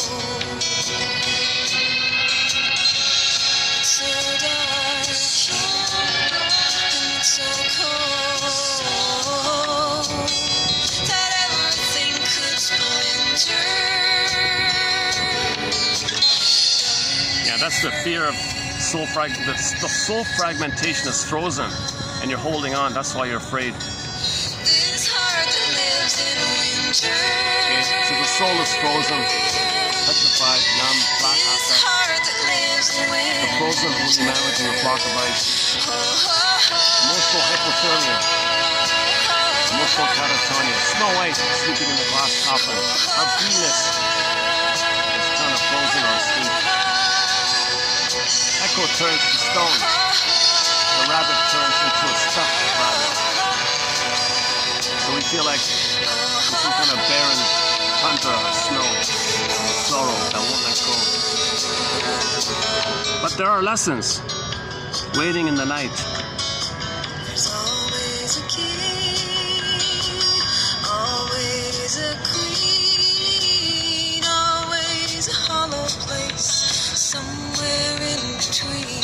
Yeah, so mother and father didn't love us. There is a lesson, and it's Lesson. waiting in the night. The lesson is mother failed and father failed. Soothing light. So the soothing light is my mother failed me. My father didn't protect me and guide me. That's the soothing light. Okay, but call a spade a spade. The truth will set you free. The truth will upset you free.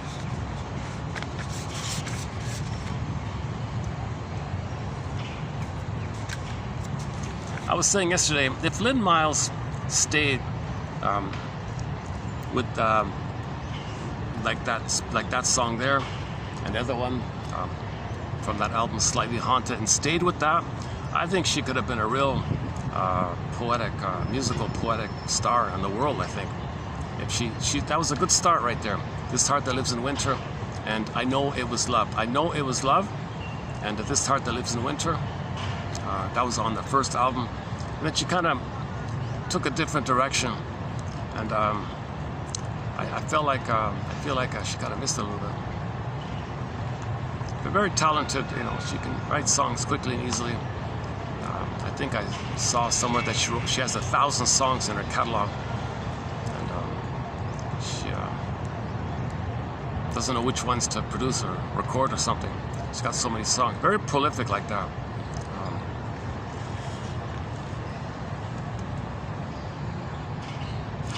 Yeah, Something Beautiful is, and her recent songs, Unravel and Something Beautiful, might have been like an attempt to get back to that place, and then it kind of dipped down again. So she started off well, I thought, kind of dipped down, had a little rebound, and kind of, I don't know, something like that. But considering the environment that she was in, I can kind of understand, yeah.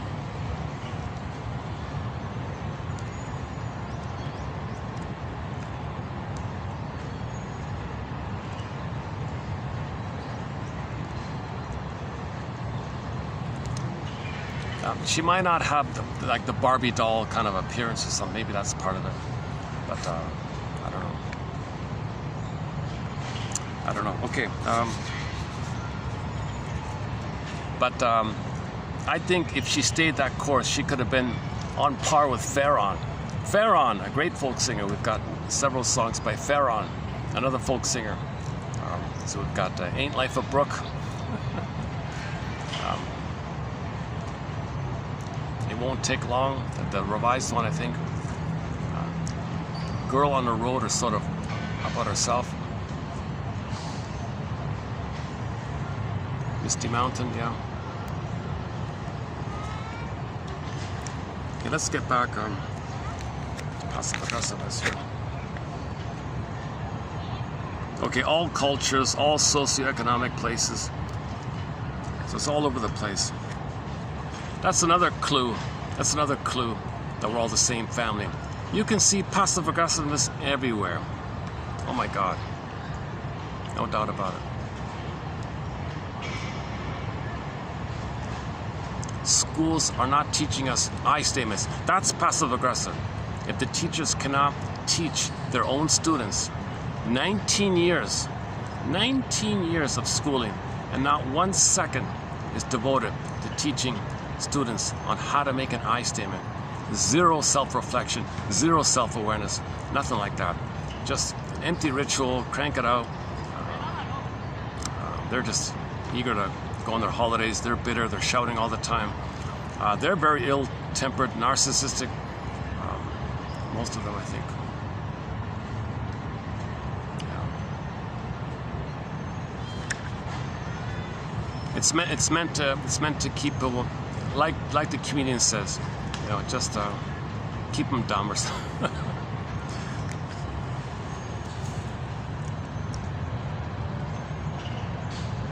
Smart enough to operate the machines, but dumb enough not to. Where are we here?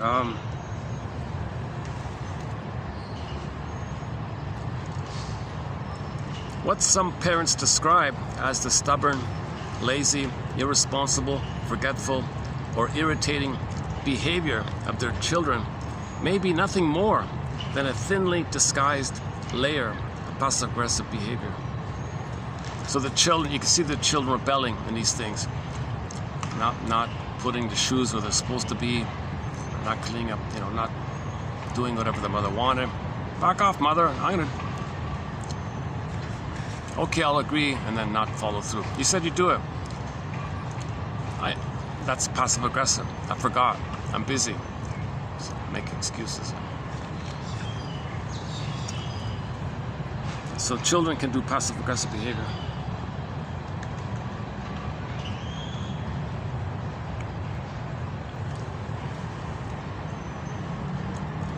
Some people come to understand how effective passive aggressive behavior can be in manipulating and controlling others in the short term.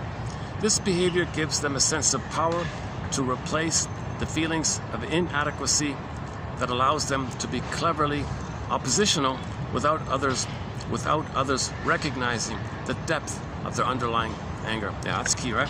So their behavior, passive-aggressive behavior, gives passive-aggressive people, or those who adopted the passive-aggressive method of getting their anger out as a final pathway, it gives them a sense of power to replace the feelings of shame, defectiveness, guilt, inadequacy, etc. And it allows them to cleverly be oppositional without anyone seeing it. They don't know it, others can't identify it. It's a very covert thing.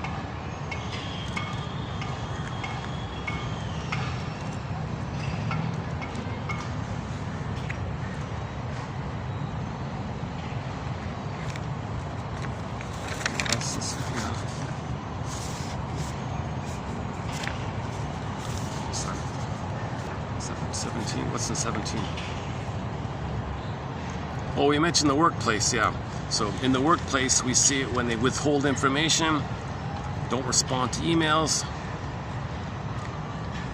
take too long to do a task, or do it inefficiently, or just avoid the task, or do less when you're supposed to do more, arrive late, extend their lunch break, use sick days unnecessarily, quote, misplace important documents, or quote, forget important documents, resists suggestions for change or improvement, procrastinates, obstructs the goals. They always have a plausible explanation to justify their behavior.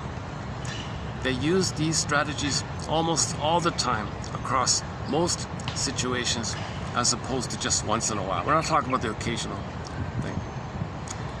Passive-aggressive people with the passive-aggressive personality rarely see themselves as the source of the problem. Quote, the psychological, quote, water torture analogy, yes, it's extreme, but it serves to demonstrate what happens to targets over time when they are involved in passive-aggressive relationships. The drip by drip. So they think passive-aggressive people give people the water, the little digs like that. It's like the drip thing, the water. He means water. He means it like that.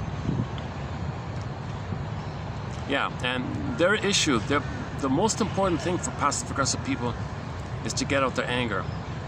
It's even more important than competence, esteem, development, health. They don't care about that. They got to get their anger out. Like the monk said in the Twilight Zone, Howling Man, it's going to come out like that. Yeah, here's a good sort of genesis of it all. So here's the origin story. What's their origin story? Here's the origin story. Quote, I became this way in my childhood as a way to deal with my parents, who would always tell me that it was hideous for little children to show anger. Since I have been taking out my anger this way since I was a kid, it's second nature for me to make people feel irritated, frustrated, and confused without being able to point the finger at me for causing it. It's my way of getting back at people without being seen as hideous.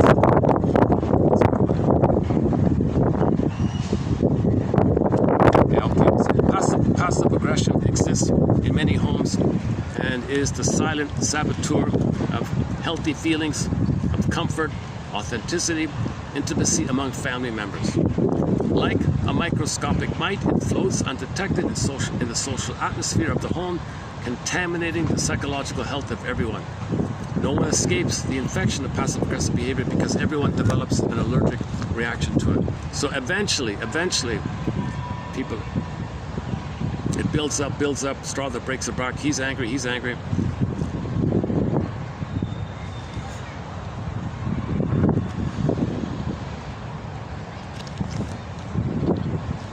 Yeah, the relative anonymity offered by technology becomes a great tool for passive-aggressive persons.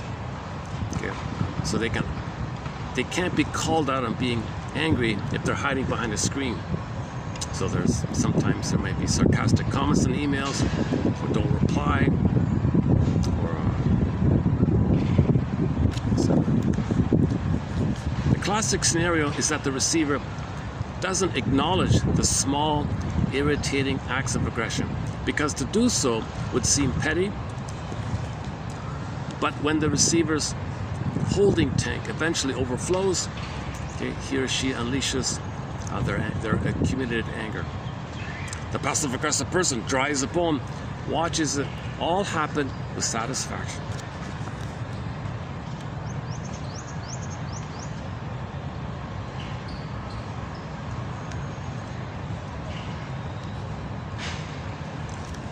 But in the long term, she damages important relationships all across her life and frustrates those who could otherwise have been of help to her, a friend to her.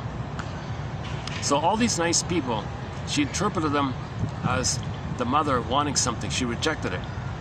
So she never developed, right? The passive-aggressive person's lack of authentic relation. The reason there's a lack of authentic relating because there's no I. That's why they're so angry. The passive-aggressive person's lack of authentic relationships and inability to express emotions honestly, i.e. make I statements. They cannot make an I statement because there's no I. The frozen, the heart that lives in winter. The heart is the I that lives in winter. If the heart or the I is frozen, how do you make an I statement?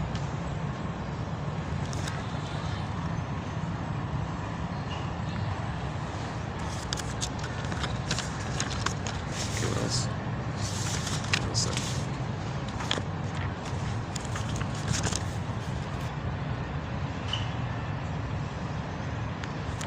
If hidden anger or passive-aggressive anger or covert anger is unleashed upon you, you'll probably feel like the bad character. You can sense a problem, only you're not sure who's responsible or why it's happening or what to do about it. Often, it's socially acceptable. It is socially acceptable, excused, because it's so hidden, so covert, nobody's going to talk about it or accept it. You may wonder if you made the mistake, like the person who flew off the handle finally.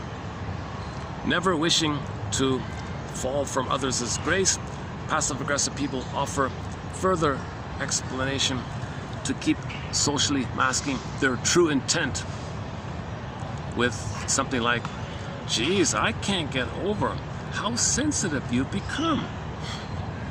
They won't admit that they took advantage of the situation where they have the skill of the drip by drip by drip. They got angry. Geez, you're so angry. It's a table turning. But again, empathy. The positive intention is they're getting angry at the mother, still hoping at the same time to web them in, tar pit them in, be one with them. If they can't, so they're angry, but they want to pull in. No, they want. No, I can't go back. I can't be one to the mother, but I need it. So I'm angry. I can't have it, but I need it. I want that dynamic, right? Hold a second. Where are we here? 16. We covered 16, 18, 17. I'm just sort of skimming what we've done so far. Okay, 19.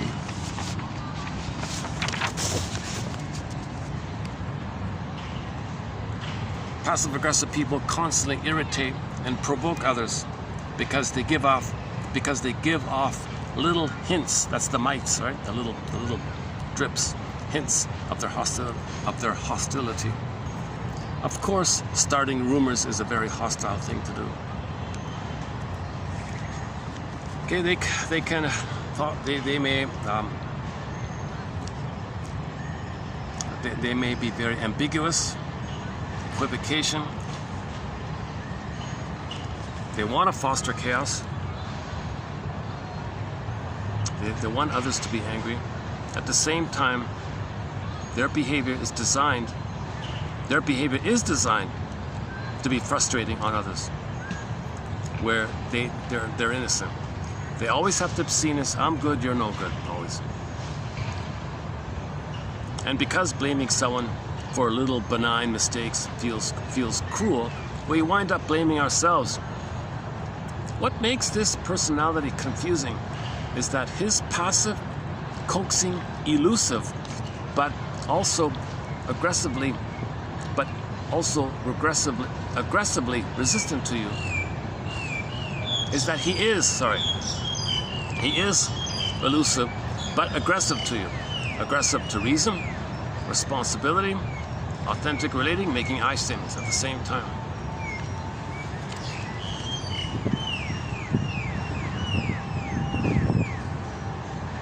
Well, the final pathway one. Yeah, here's an important one.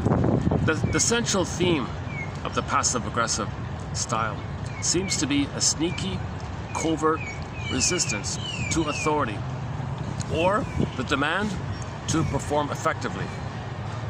Often this takes the form of procrastination, dawdling, etc.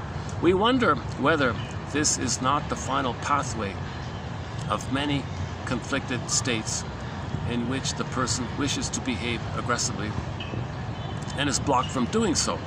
So they wish to be the bully, they can't, so they do it covertly. If they can't be the overt bully, they're going to be the covert bully kind of thing, more or less.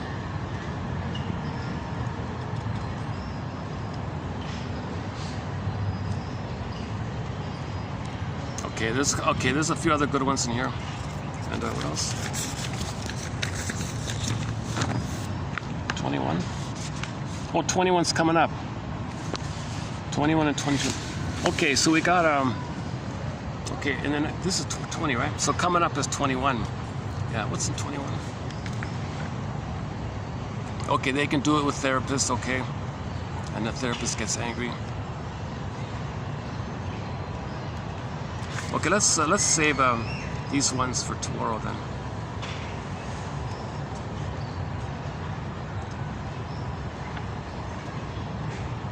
Well, is that the one?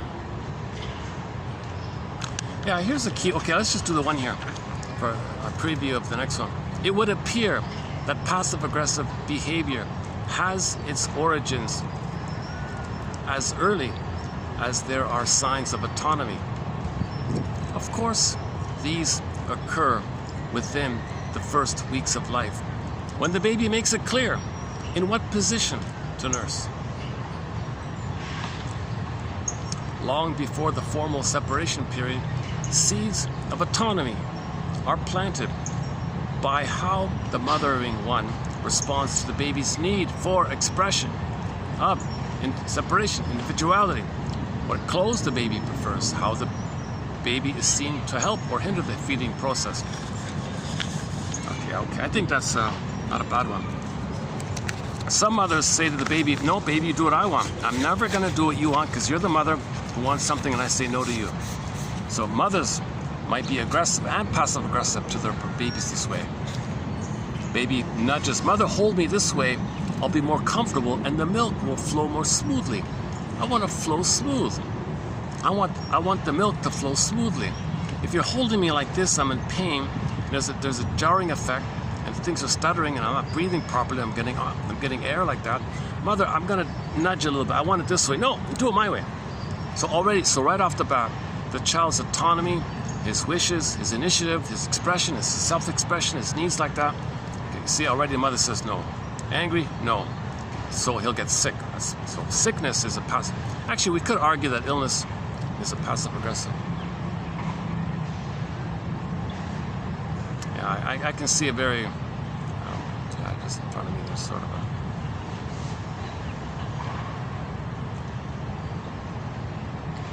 let me make an adjustment here. One second.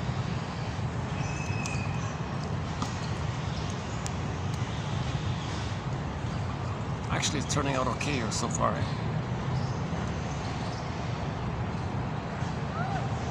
Okay, give me a minute here. Let's change my position here. Or, what about back here? As usual, I can't go back there.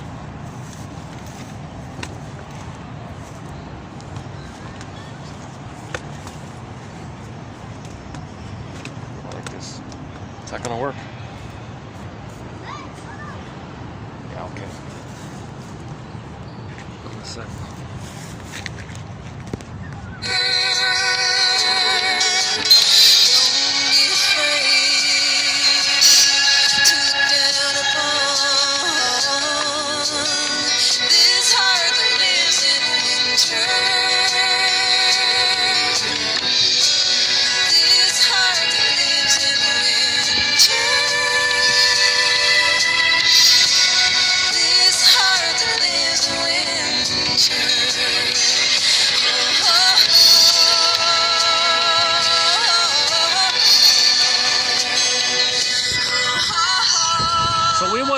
safe for this freezing of our soul. To make it safe for our soul to come back to ourselves. In the meantime, it's frozen. That's synonymous with the trance. Stay frozen, stay frozen. The inner child is saying, keep it frozen, keep it frozen. Come on, child, give me the watch. Stop hypnotizing me. The inner child says, no. Why not? Only when you admit that your mother failed you, betrayed you, when you admit that, I'll give you the watch, okay? Deal? I see, okay. If you don't, I'm gonna keep your soul frozen. That's the deal. What do you say?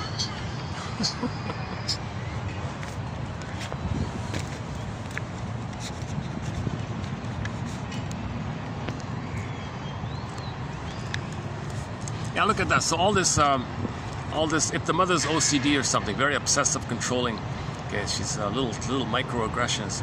This constant microaggressions on the baby. No, I do it my way, total control. You're the breast, I want to control the breast. Mother, I'm not the breast, you're my mother. I'm going to control you because I'm going to control the breast. Holy, you know what? I'm not my grandmother, I'm not your mother. She's driven by an unconscious who doesn't care about reason. Symmetry, the present's the past. The past, mother needed a breast. Present, baby will be treated in that manner. Mother, stop doing that. Please develop some asymmetry. Please notice the differences here. I can't. I got too much pain. Because of the pain, I gotta see the present as my past. I'm still in the past. I'm gonna transfer the past to the present. The present's the presenting past. All time is my past. So you're here. I have the hope. I have the unconscious hope. I gotta get mother's love. Baby, you do that. I can't do that. I'm gonna control you. I'm gonna freeze you. Your heart will be frozen in winter, a tundra inside. You'll won't have needs. I'll eat your heart. You'll be frozen inside, angry. Okay, comb, apple, laces. I'm angry like that. I want to control you, baby. I'm gonna dominate you like this. I'm angry. No, you can't be angry. It's all about me. I'm centrist. I'm the wicked queen. So baby says, oh my God. His anger is gonna go in sneakily, sideways, up to the side. He gets sick, or he'll stutter, or all these other things, and then. He's got it out somehow, right? I mean, what mother would punish a baby for bedwetting or something like that? So the baby's got to come out some way, somehow, right? I mean, maybe, let's say a mother is so cruel and so callous and she still does it. It'll come out some other little devious little way. And it may get to the point where he will sabotage anything the mother values, you know? Embarrass the mother, show up the mother, expose the mother, tell the mother what, make rumors about the mother if necessary. Whatever if she values her vanity, spread rumors about her. You might not even care yourself anymore.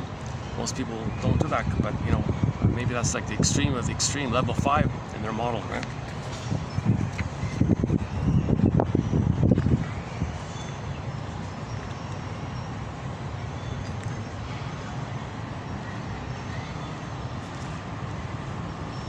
Is that it? Oh, I'm doing 21, right? Hold a second. I welcome the breeze. I'll happily take the breeze at the risk of letting the peepers fly around. 21, right? What else?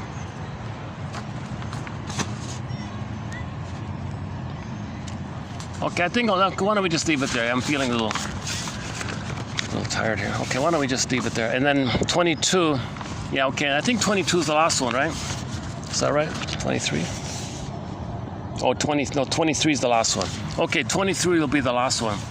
Let's see, in 22, yeah, they do the opposite of what they're supposed to do, right? They intend to upset the authority figure. Yeah.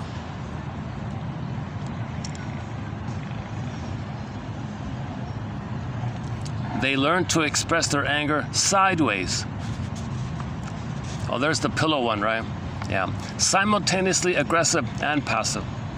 Being in a passive-aggressive relationship is like hugging a big, soft, down pillow that is full of thorns. A person has difficulty believing that the thorns are there. The pillow looks so soft. A person who deals with passive-aggressive personalities keeps seeking comfort from the softness of the pillow, only to get pricked again and again. That's the drip by drip, like the mites one.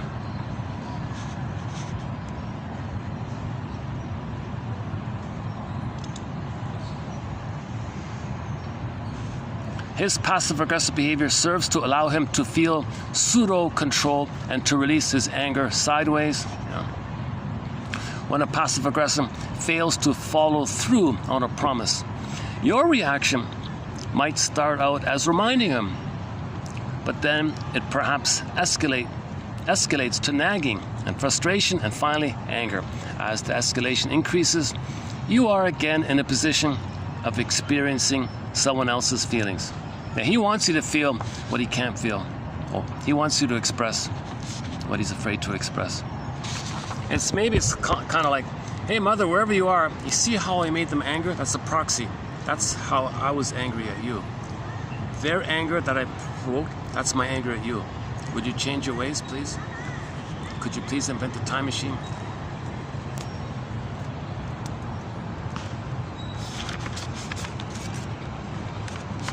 Okay, this one about, what about 23? Are we going to do this? I'm still on the fence about 23, whether to keep it or to put it into the honorable mention pile. And then 24 is Windborn. Okay, those are good quotes, 24. And then 25, okay, and then 25. And then 25 to 9 will be a 5-video run on the work of Miss Marilyn Charles. And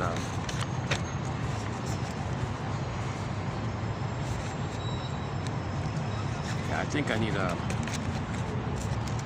some refreshed energy to do all that. Maybe, how are we doing here? How's the battery here? You see, now the weather conditions are better, eh? I need to start a video at around 4. Right now it's 5 o'clock, right? What time is it?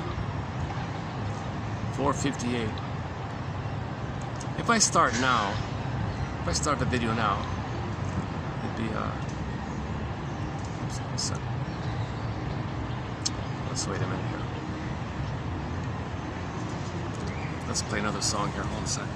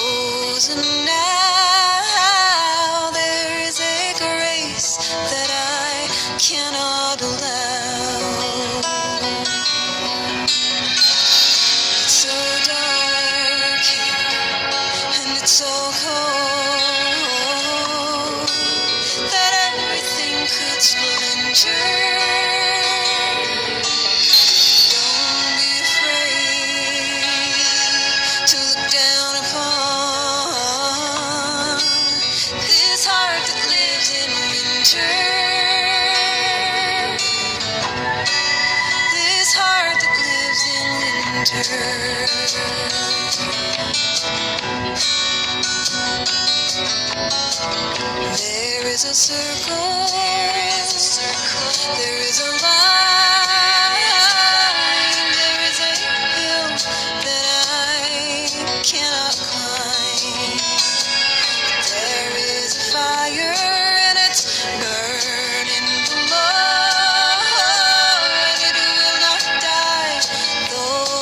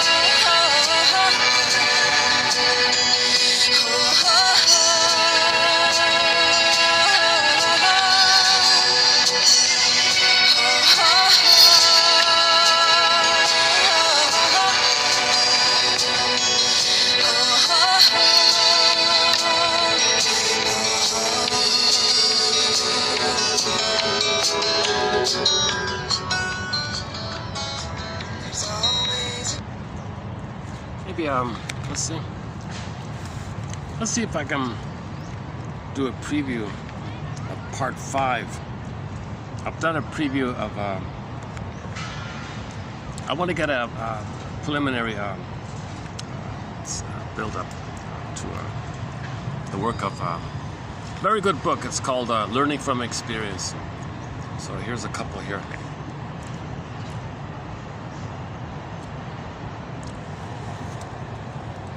We conceptualize transference as an intrusion of past into present, without being able to mark important distinctions. Okay? So the mother looks at the baby. You're my mother. What? No distinction? That's called transference. For example, the more reactive I am to the qualities I found adversive in my older sister, the less able I am to distinguish between people who may be like yet unlike her. In this way, my danger signals, my amygdala, EAS, may be firing wildly in the presence of someone whose only threat might be a casual or superficial resemblance that bears little or no relation to the toxic qualities I'm trying to keep at bay. Yeah, so she gave the example, her older sister gave her a hard time. So in life, if anybody had any little resemblance to her sister, she'd freak out, right? Simple, classical Pavlovian conditioning like that, right? But when there's a lot of pain, the more pain there is, the more you transfer, the more you see littler and littler things. That's a kindling effect. Just little things sets off the fire. Okay, then symmetry, asymmetry. Okay, she said she had a client and she felt bored all the time. She seemed to be actively not feeling anything about something that was very important. And that perhaps, just as I resonate with her other feelings, I also resonate with her lack of feelings. This idea helped us to be able to focus on what was missing in the room and in her feelings about the things that are most precious to her and seem most terrifying and most out of reach.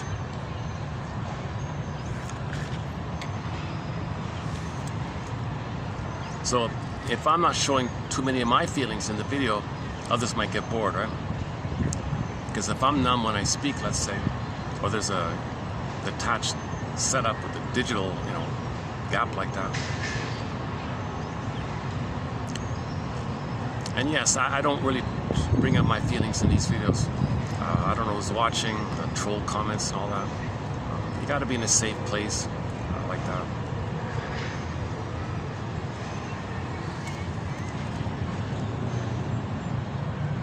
When you feel safe, you share more of your feelings, right? I don't feel safe to,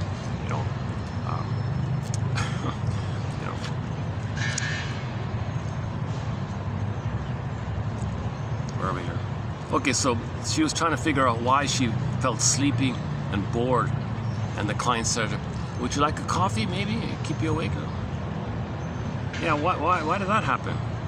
Well, you're talking in your head all the time. There's no feelings, so I get bored like that. Because if you don't have feelings, then I have no feelings. I'm trying to have empathy with you. And if you're detached emotionally, if your heart is in winter, then my heart becomes in winter.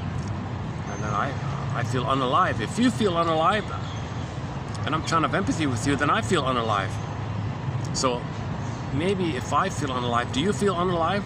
So-called counter-transfers. And she's trying to communicate that way. She's trying to say she feels unalive if she can make the other person feel unalive or something. If she can make the other person feel bored, then the projector is trying to say, that they feel bored inside like that their heart is frozen in winter. There is a tundra. One of our tasks in this work is to come to know and to make known in verbal form experiences that are communicated via other domains, metaphor, poetry, interpretation.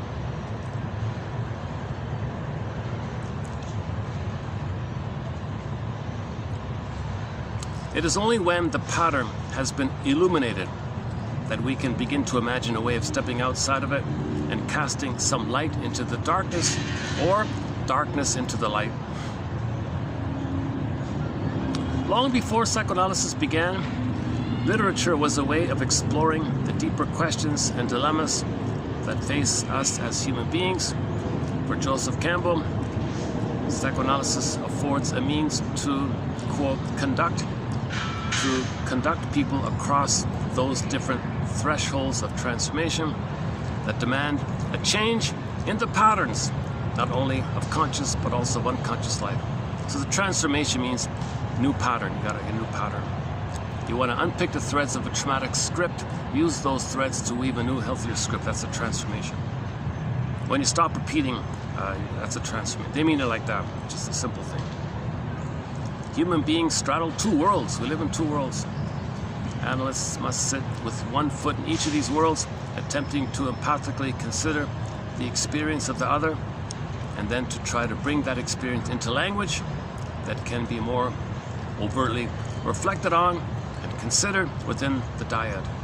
Yeah, back to the mall there, the quote, we have two eyes, one to see and one to feel, one to experience.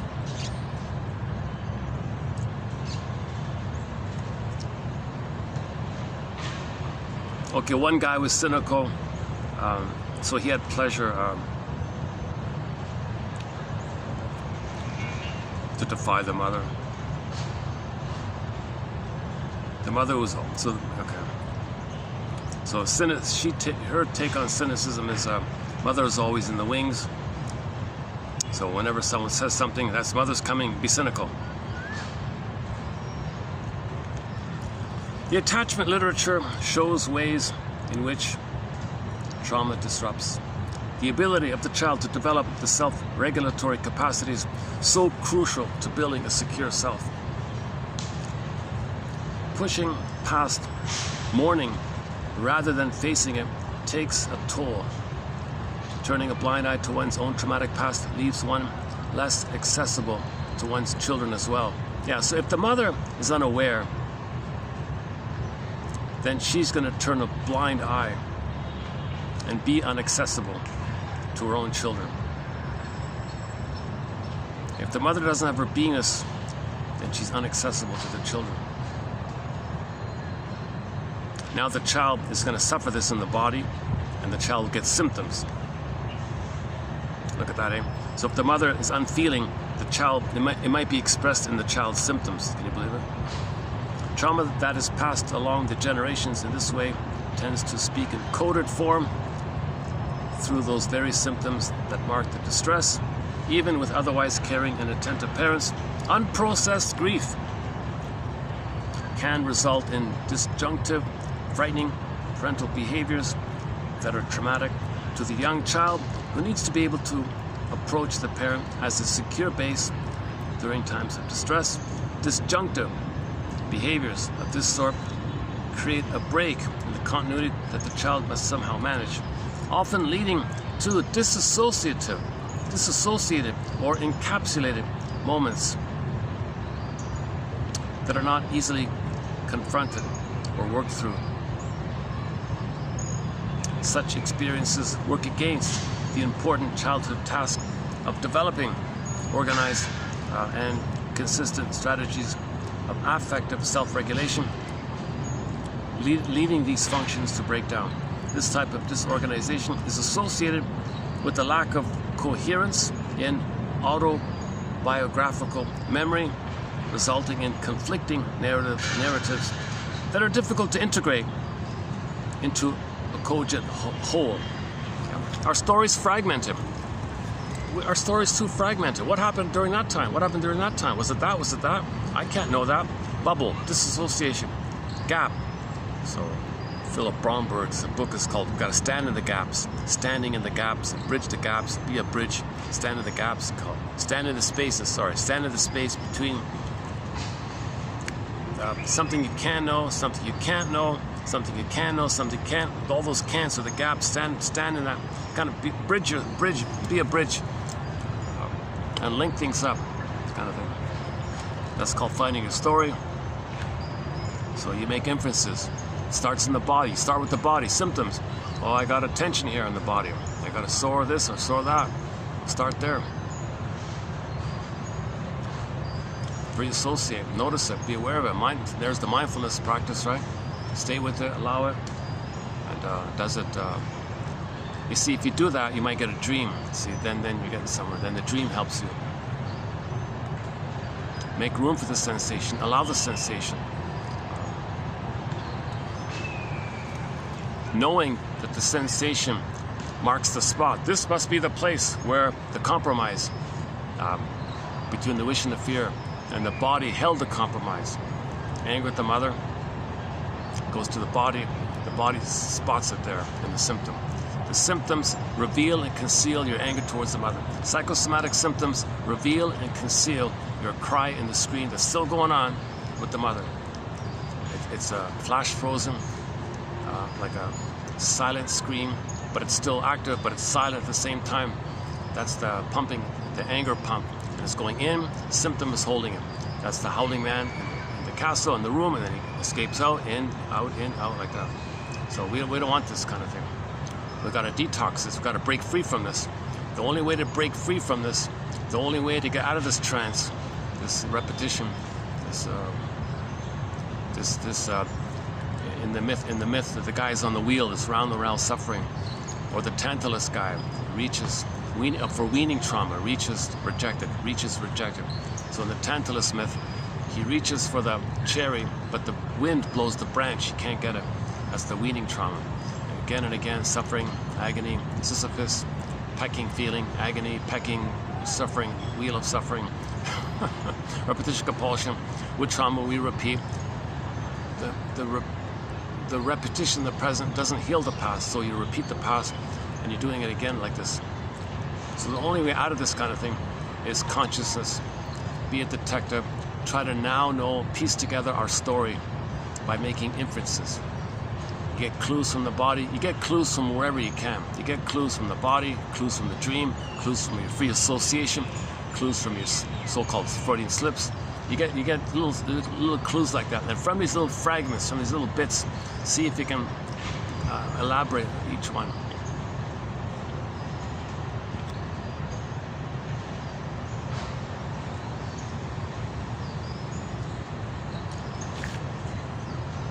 Poetry is one medium that provides a bridge between words and experience.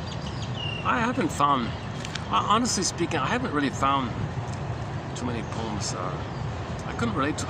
I've skimmed some poems. Oh my God. Yeah, Emily Dickinson has some good ones. A great hope fell. You heard no noise. The wreckage was within. O cunning tale that let no witness him. There's a pain so utter. Swallow sups and sup, and the person goes in a swoon. See, these are images of trauma like that, right? So the experience of the trauma and the words, it's kind of like a bridge to bridge it a bit. And now you're linking it, you're bridging it. If you could put words to your emotions, like the shop who quotes somebody, I don't know his name. The name's there, but I forgot the name. Is it Paul something? Yeah. We have two eyes, one to see and one to feel. So we reflect with the seeing one, and we feel with the other eye. We experience and we notice that we experience. But we want to do that. We want to notice that we experience. So we have the two. We live in two worlds. Unconscious self, second self.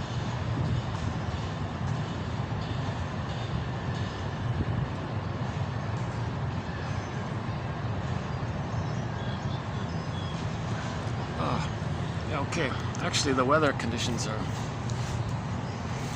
now it's kind of okay here with the weather. Can I just take a breather here for a second?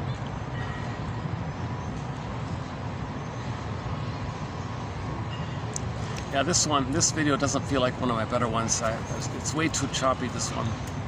But I've done some okay videos recently, so that's okay.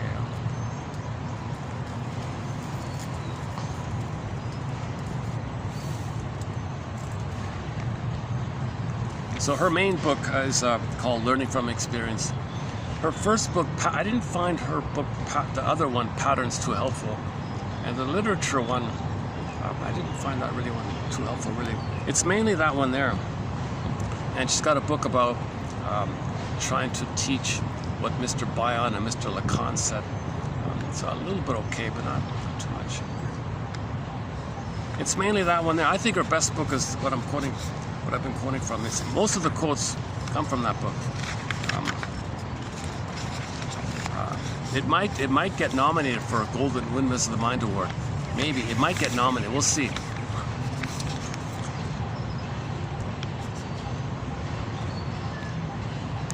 Should we do some more preview of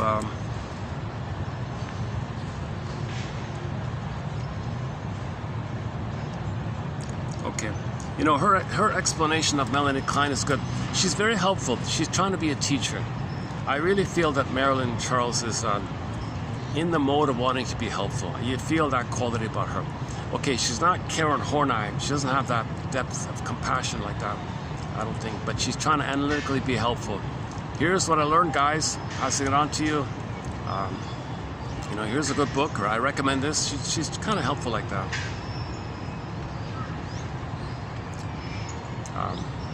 Grodstein interprets her attitude as trying to help the next generation of upcoming shrinks. She's addressing them, he thinks.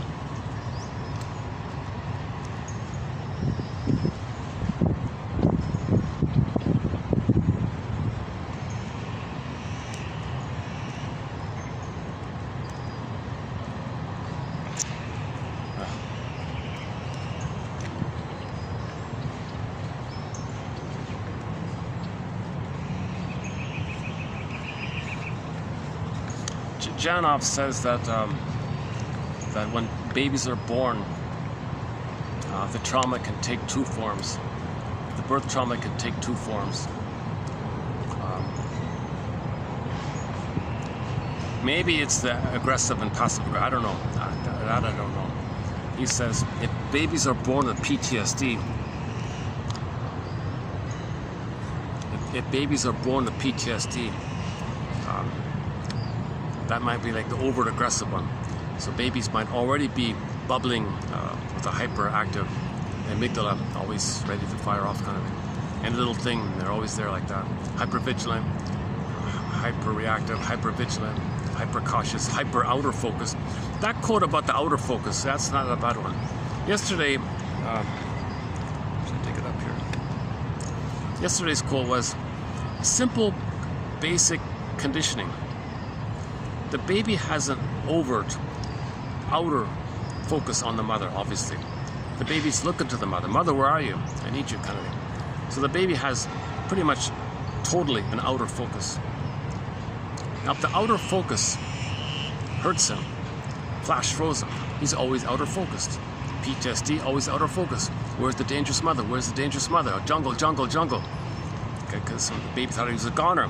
If the giantess in the nursery attacks him, he's always outer focused. He didn't develop enough love with her to have some connection with himself, so he can't have it. He has what's Karen Horney calls a paucity of inner experiences. Mr. Blank calls it the core fault, the basic fault, meaning the core fault.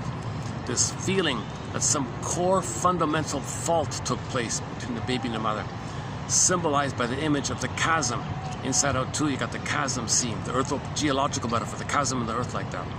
And the associated emotion was represented by the mind workers called the SAR-chasm. Sarcasm workers are very sarcastic. The surface was the ennui. Ennui was linked to the sarcasm due to the image of the fault, basic fault, core fault. Okay. It's related to the Greek myth. This core is on the field, earthly perception gets pulled down. There's an image of this on the front cover of one of Marion Woodman's books, the bridegroom one. It's a gruesome image where Miss Core gets pulled down into the underworld like that. Okay, that means earth opens up. Okay, like Emily Dickinson, earth opens up. There's a pain so utter, swallows substance up. Okay, and then there's because of the gap there, that's pain. Your beingness is not there, your soul is not there. Deeply repressed in the body somewhere, undeveloped. The image is the bird flies away. Where is it now? Should have been a princess. Potential princess became a bird and flew away, you know, or princess then to bird.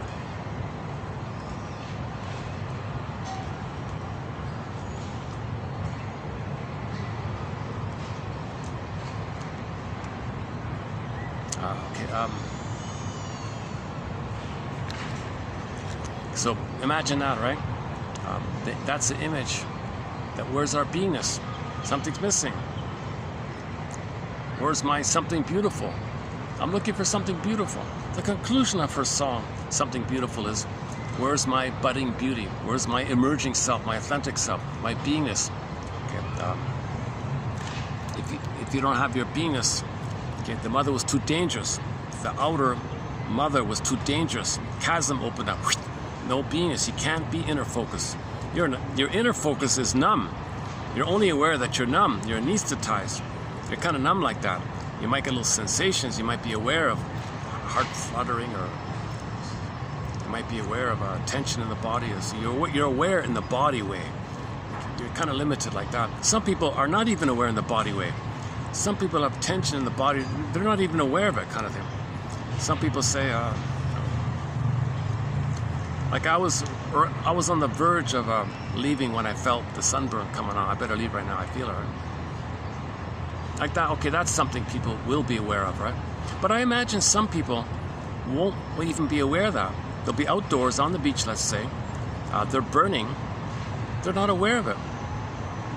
Later on, they wake up and they look like a lobster, kind of, and they're burning like a lobster or whatever. So they're not aware of their. Some people are tired. They don't know they're tired. You know, they just keep going, kind of. So the sensations, so many of the sensations might even be numb. Not all of them, but some of them might be, right? That means the mother was dangerous. She's really dangerous. That leads to a stamped pattern, flash frozen pattern, that the mother's the world, everybody in the world is mother. So now you're hyper-vigilant, scanning. What's the mother going to do next? Prepare. Don't feel, don't trust, don't be. Oh my God, I can't do that.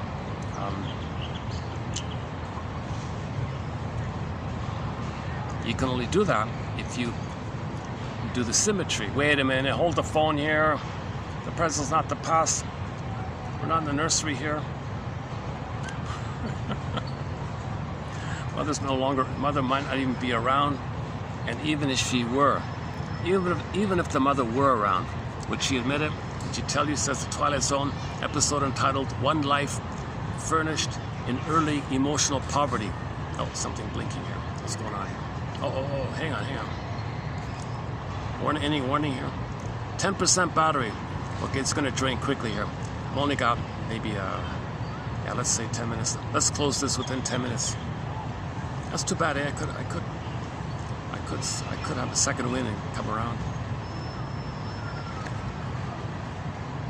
Sometimes my speaking gets better after I go through a choppy phase. I start to calm down and speak better when my battery's out.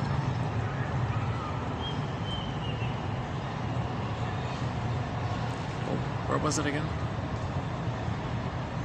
Oh yeah. So the outer. So that's one theory about externalized living, outer focused. So if they don't care about their beingness, they don't trust, love, feel, none of that stuff. They're just always scanning, calculating. And what are they calculating? Well, the repetition of the trauma, the repetition of what they need and disappointed. So that'll be greed. Okay, so they'll be very greedy, disappointed. If it goes to the ennui, then you're in the destructive mode.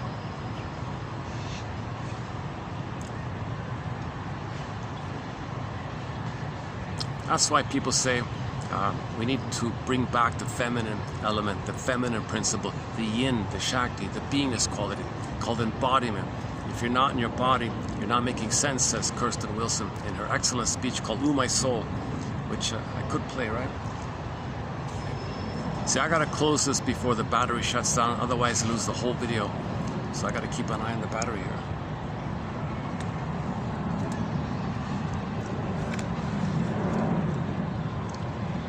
Hang on, let's see if I can find that quickly here.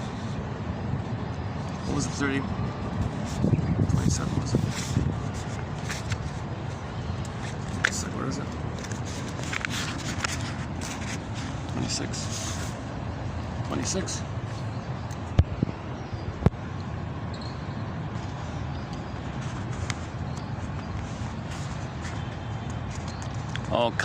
We got one on Groundhog Day. Attacks on linking. Working with Alice feels like being in the movie Groundhog Day, where the main character lives through each day, only to find himself back at the beginning once again. It is though whatever has happened in therapy is erased, and we must begin again. Yeah, fear of learning, right? The grace that we can't accept. There is in the song, right? There is a grace that I cannot allow. Groundhog Day, I can't allow it. Groundhog Day, again. No, I can't allow it. Back to back.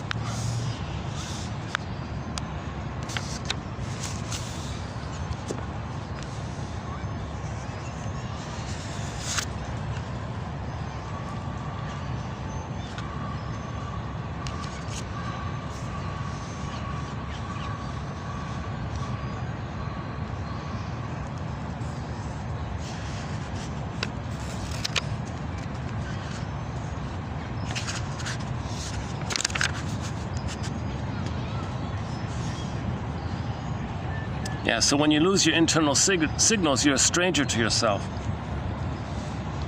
So that's the paucity of inner experiences, to be estranged from yourself, self-alienation.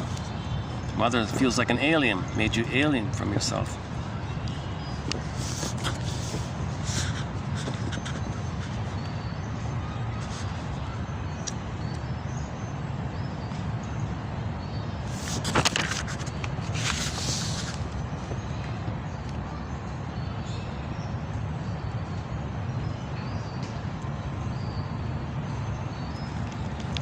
Melanie Klein, Labyrinth, more on symptoms.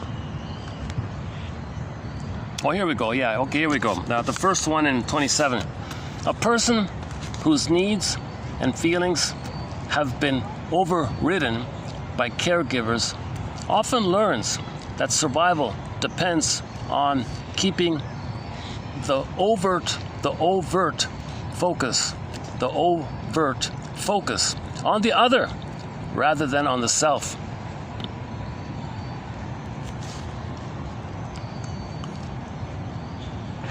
But you're not connecting with yourself.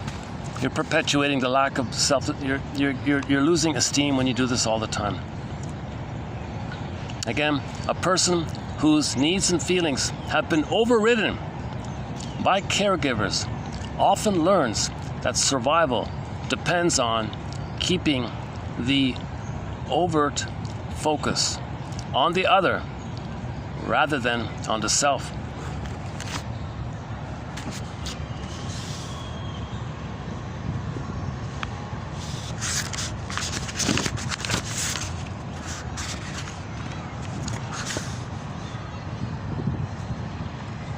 Even shrinks do it.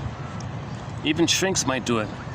It can be easier to sit with the client than to confront the terrible fact that there, but for the grace of God, go I. Such is the urge to designate, label, etc., rather than pointedly recognizing toxic effects of suffering itself.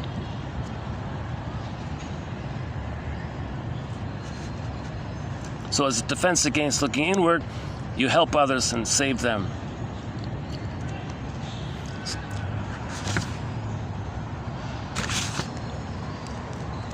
They might be supportive counselors, okay, not analytic counselors. So people who are helpers like that, they're focused on others. How can I help you? They're ignoring themselves. So they're outer focus. Can I save you? Can I help you? Because that's the place of the baby. Mother, you're impaired. You're crying for love. Can I fix you? Can I help you, mother? So you're helping everyone, hoping that if you help someone, heal someone, maybe you can heal your mother. So you're stuck like that. So that's also outer focus. Being the caretaker like that's outer focus.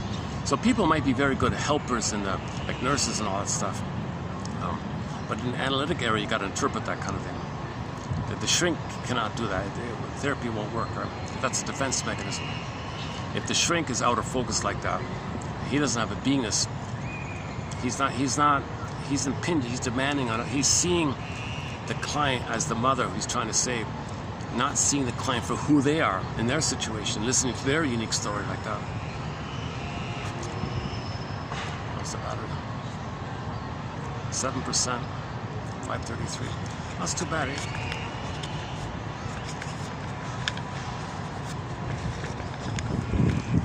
Okay, lesson learned. Maybe what I should do is, if I have like a half-hour choppy thing in the middle, maybe I should just do this in parts or something.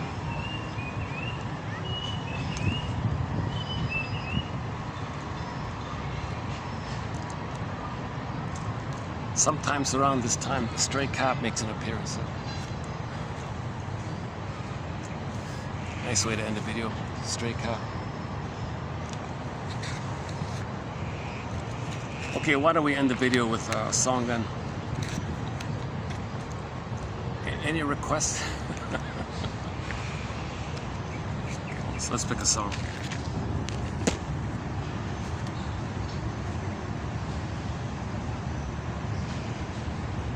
Delirium? Prism?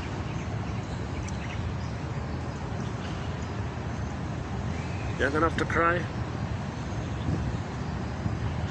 Zaz, what about Zaz? We haven't played Zaz in a while. Street Heart? Okay, let's close up with Street Heart's What Kind of Love Is This? So what I'll do is when the song ends, I'll just hit the stop button. So thanks very much. I'll see you in the next video, 21, also on passive aggressiveness. And by the way, should you choose to accept it, your mission, submitted for your approval and consideration, like Rod Serling says in The Twilight Zone, is to read the quotes below and see if maybe, perhaps, I don't know, just one more thing, maybe, there might be something of interest. Use it as a springboard, a prompt to free associate with. Okay, and as mentioned before, validate your feelings and just freely see what comes to mind. That's making the unconscious conscious. Just, oh, that reminds me of that. And now you got something in the conscious. Might lead to a dream, and you continue with the dream. Okay, so thanks very much. Let's close up with Street Heart's Kenny Shields, the lead singer. Kenny Shields was the lead singer. What Kind of Love Is This?